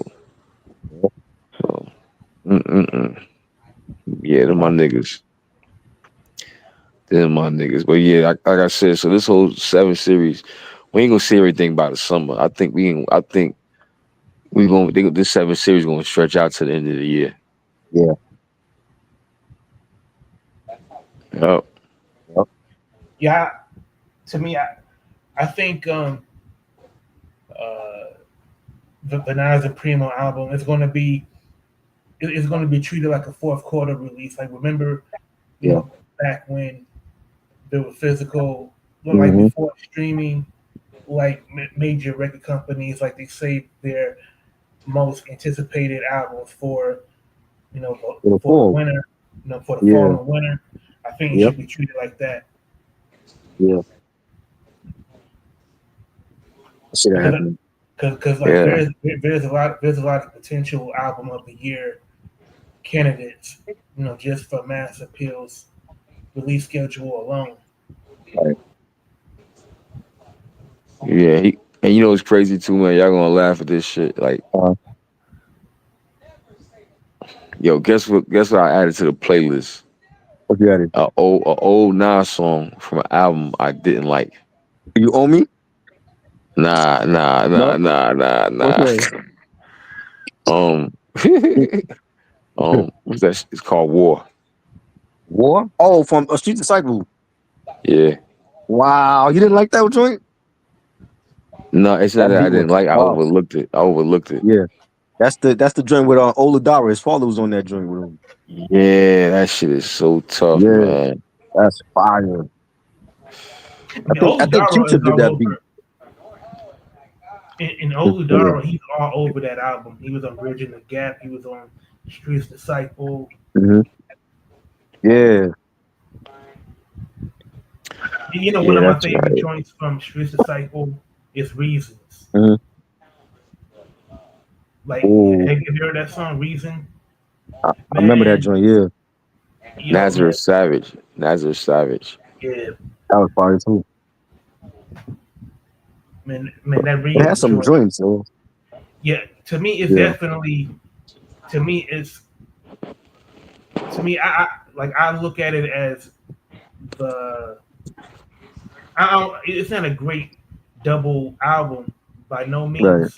But I don't. To me, it's not. It's not in the realm of Wu-Tang Forever or anything like that. right. But considering that Blueprint, The Gift and the Curse came out Yeah. a couple years before this, to me, Streets Disciple is easy. To me, it's better than The Gift and the Curse. Hell yeah, Like I, definitely. like I, like I think, I think, Streets Disciple has been much maligned for no. I mean, for no reason other than I don't know, maybe personal taste. But to me, I think it's an album worthy of people going back and listening to it. For sure. I didn't like the promotion by Def Jam, and they didn't give him enough singles. Like he only dropped 2 singles from that. No, Streets Disciple that was the first album that he did for Columbia. That was I thought that was Def Jam. Mm-mm. That was No, on okay. Columbia. Hip Hop But is Dead was that the first album, album for I Def remember Jam. that. You remember the you know my style? That was they were playing that on the radio first.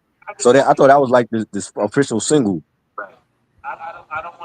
You know, Hip Hop is Dead was the first album Nas did for Def Jam. That's right. That's right. And that was in '06. Yeah. Hold up. What you say? Oh shit. Hmm?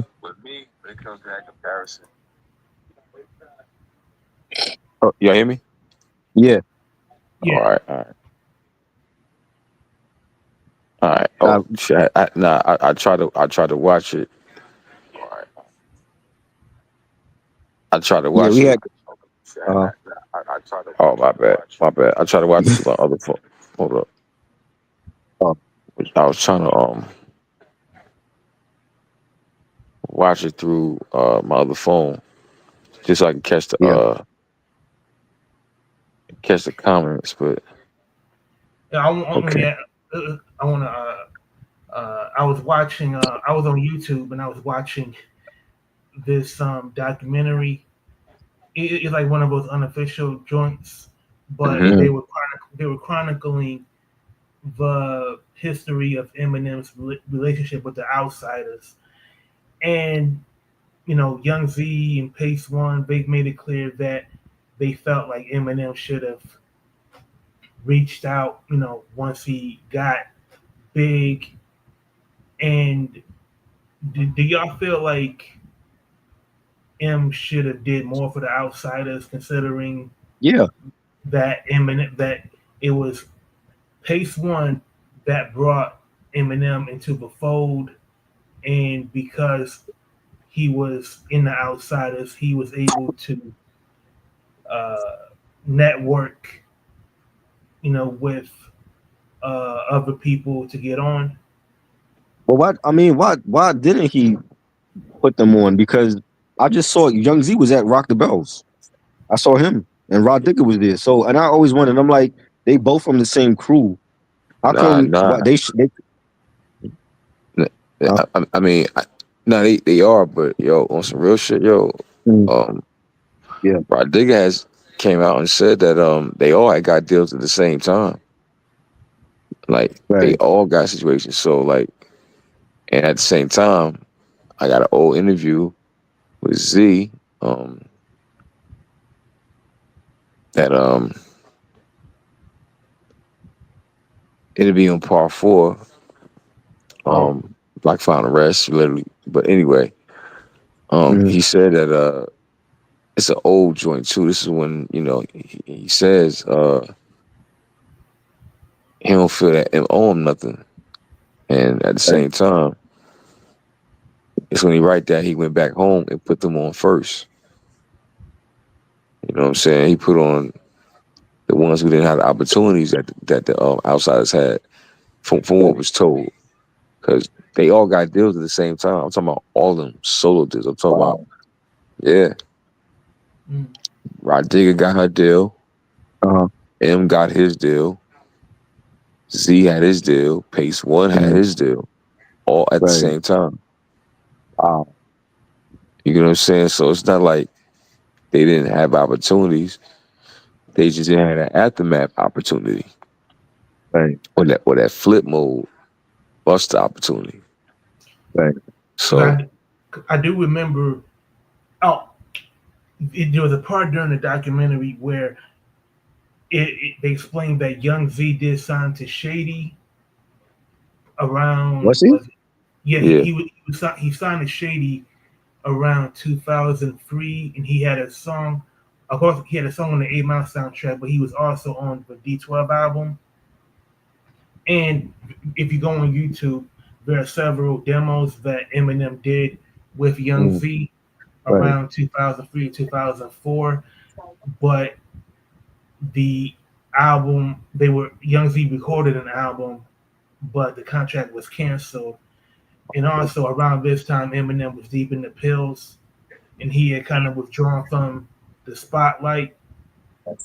So maybe like had Young Z's album came out and M had never gotten so deep into what he was going through, maybe you know Eminem would have reached out to the other members of the Outsiders if the circumstances you know for M was better. Like, what do y'all think about that? I didn't even know he was signed to the Aftermath. I mean, to tell you, Yeah, he was signed to Shady That's crazy. because Denon Porter he did a lot of production for that Mhm. record that never came out. But I mean, they M had Stat Quo. He never came out. Young Z, and they had. I mean, both him and Aftermath had artists that never came out. But I mean, I don't know. I just feel like he did more for D12. I'm like, you remember they had a beef? Wasn't it like a beef with him and Royce because Royce felt like he was paying more attention to D12 than him, hmm That's exactly what and happened. yeah, and then it was like they squashed that, and I just felt like he could have did that with the Outsiders. You came from the. I mean, that's how I first discovered Eminem. It was with them. And I know Young Z has he said on other platforms that he feels that Eminem doesn't owe him anything, Right. but as is clearly doesn't feel the same way. Yeah. Yo man, like if you look up as is, like he made a diss about Eminem. Uh, He even threatened wow. for Eminem to retire around the time that Trump took office the first time. Wow. That's crazy. So That's wild. it does make you wonder, like outside of Eminem mentioning the Outsiders on Fine Line Yeah. and Kings Die, like it makes you wonder what made him reconcile with Royce but not Like them. reconcile with the other members of the Outsiders. Mm. I mean, and especially like in that time, like in the 2000s, if he was on the Outsiders album, they legitimately would have had his fan base know who they was just because he was associated with them. Yeah, that the outside of the second album, it was disappointing Mm, because you can kind of feel that the other members were disjointed. Like it wasn't as cohesive as Nightlife EP. right. Is that the what's that from the bricks? That joint? Yeah, that was Yeah, 2001. yeah. I have that one. That one I have on CD. The nightlife joint I never bought. Yo, I always I always thought like Pace One was the nicest of them all. Same. Him and Z to me were like the best ones. And I love Rod Digger. Always love Rod Digger. You know. Yo, like And mhm, like Pace One's first album, yeah. Pace One, is actually like I tried to track it down, Uh-huh. but like the import is way too high Yeah. for me It's to get. expensive. Yeah. But man, Pace One, it wasn't like at least with Pace One gave it his all.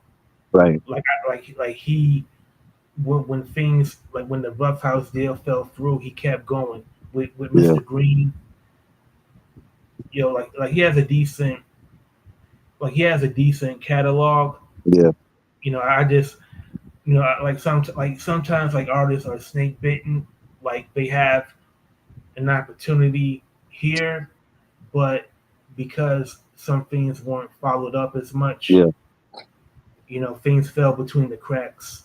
Facts. Yeah, man. It was crazy. That definitely would have been one of those what ifs. Yeah, You know. But because we mm, because I know uh, Eminem. I mean, Eminem at this point he can retire. He's a yeah. grandfather now. Like he really has no reason to put out more albums.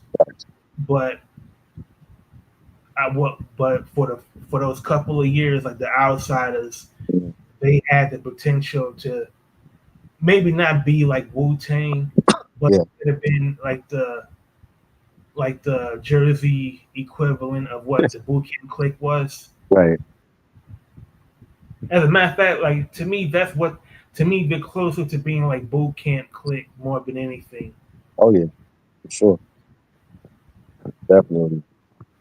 And love boot camp, man. I'm supposed to go see them on the weekend too. They're doing like a boot camp duck down reunion type of thing, tribute show. Nice. So hopefully the weather's nice on Saturday, doesn't rain, because it's outdoors and uh s- Master Ace gonna be there and Pharaoh Monch, MOPs, like a lot of different heads will be Man, out there. that's a Yeah, stacked lineup, man. for Like sure. man, Master Ace, like my favorite. I keep saying this. Mm, The best album of 2018 was A Brooklyn Story yes. That was fire. I even with like the Marco second one. Polo. Yes. The second album, Brooklyn, that was just as good. Yeah, I loved it, man. Like I loved that whole collab with Marco Polo and Master Ace and the songs were just fire. Like they were just dropping joints after joints. when people talk about storytelling, who's the Hmm. best storytelling MC? Yeah. The best storytelling MC to me, hands down, is Master Ace. Like Nice. his albums are nothing but conceptual storytelling Right. albums. Facts. Facts. Yep. Definitely, man. You know, this shit, it's almost 2 a.m. and we've been rocking on here almost 5 hours. Hell Yo, yeah. I love the Wednesday night live streams, bro. You know what I'm saying? Like People might go for 6 hours. this shit is always fun, man. Like we got one to definitely end it. Tell the people what you got coming up before we leave. Okay, this couple weeks from now, I'll be going to the African World Festival. It's every year is a celebration of all things that are part of the African diaspora. So there's going to be um, vendors, of course, live music. There's going to be art exhibits, and it's definitely something that if you're black, you should definitely go at least once and experience. So Yeah, uh, that's what I'm doing in the immediate future. dope, man. Um, I got a lot of free concerts coming up that I want to get footage of for the channel. I do have some footage. I went to Rock the Bells Saturday, and that was I almost didn't make it, but I'm definitely gonna do like a little video about that. And the train service on the weekends was just messed up. But I finally got out there. I was late. By the time I got there, State Property was already on stage. But I did see like a lot of great artists, and it was a great time. And hopefully I'll go to the boot camp show this weekend. If the weather's good, and take some video footage of that and upload it. So definitely stay tuned for that. And tomorrow, me and Reg is doing like the last part. We've had like this top 100 like best cartoons of all time from any era. Tomorrow, I believe tomorrow is like the last part of it. So we're gonna go live on his channel Mm. and do like the last part of that, and that'll be fun. But as always, Rocker, definitely thank you. I appreciate this. I love these Wednesday night live streams, and we definitely will be back next week. Same time. Like, comment, share, subscribe to the channel, and we out. And by the way, one more Yeah, thing, yeah. Dennis the Menace. Oh yes, that's definitely on my list. Classic. They don't know about Dennis the Menace, yo. Yeah, man. Like if you grew up in the '80s, man, like that was one of the best Oh yeah, cartoons on TV. facts. Classic joint. I used to watch that on Fox in the afternoons. Yeah. You know what I mean? And yeah, man, I miss that. Yo, Definitely. my next door neighbor was just like Mr. Wilson. Ah, That's why I watched yo, it so much. crazy, man. Yeah, I definitely looking forward to that, man. We out. We out.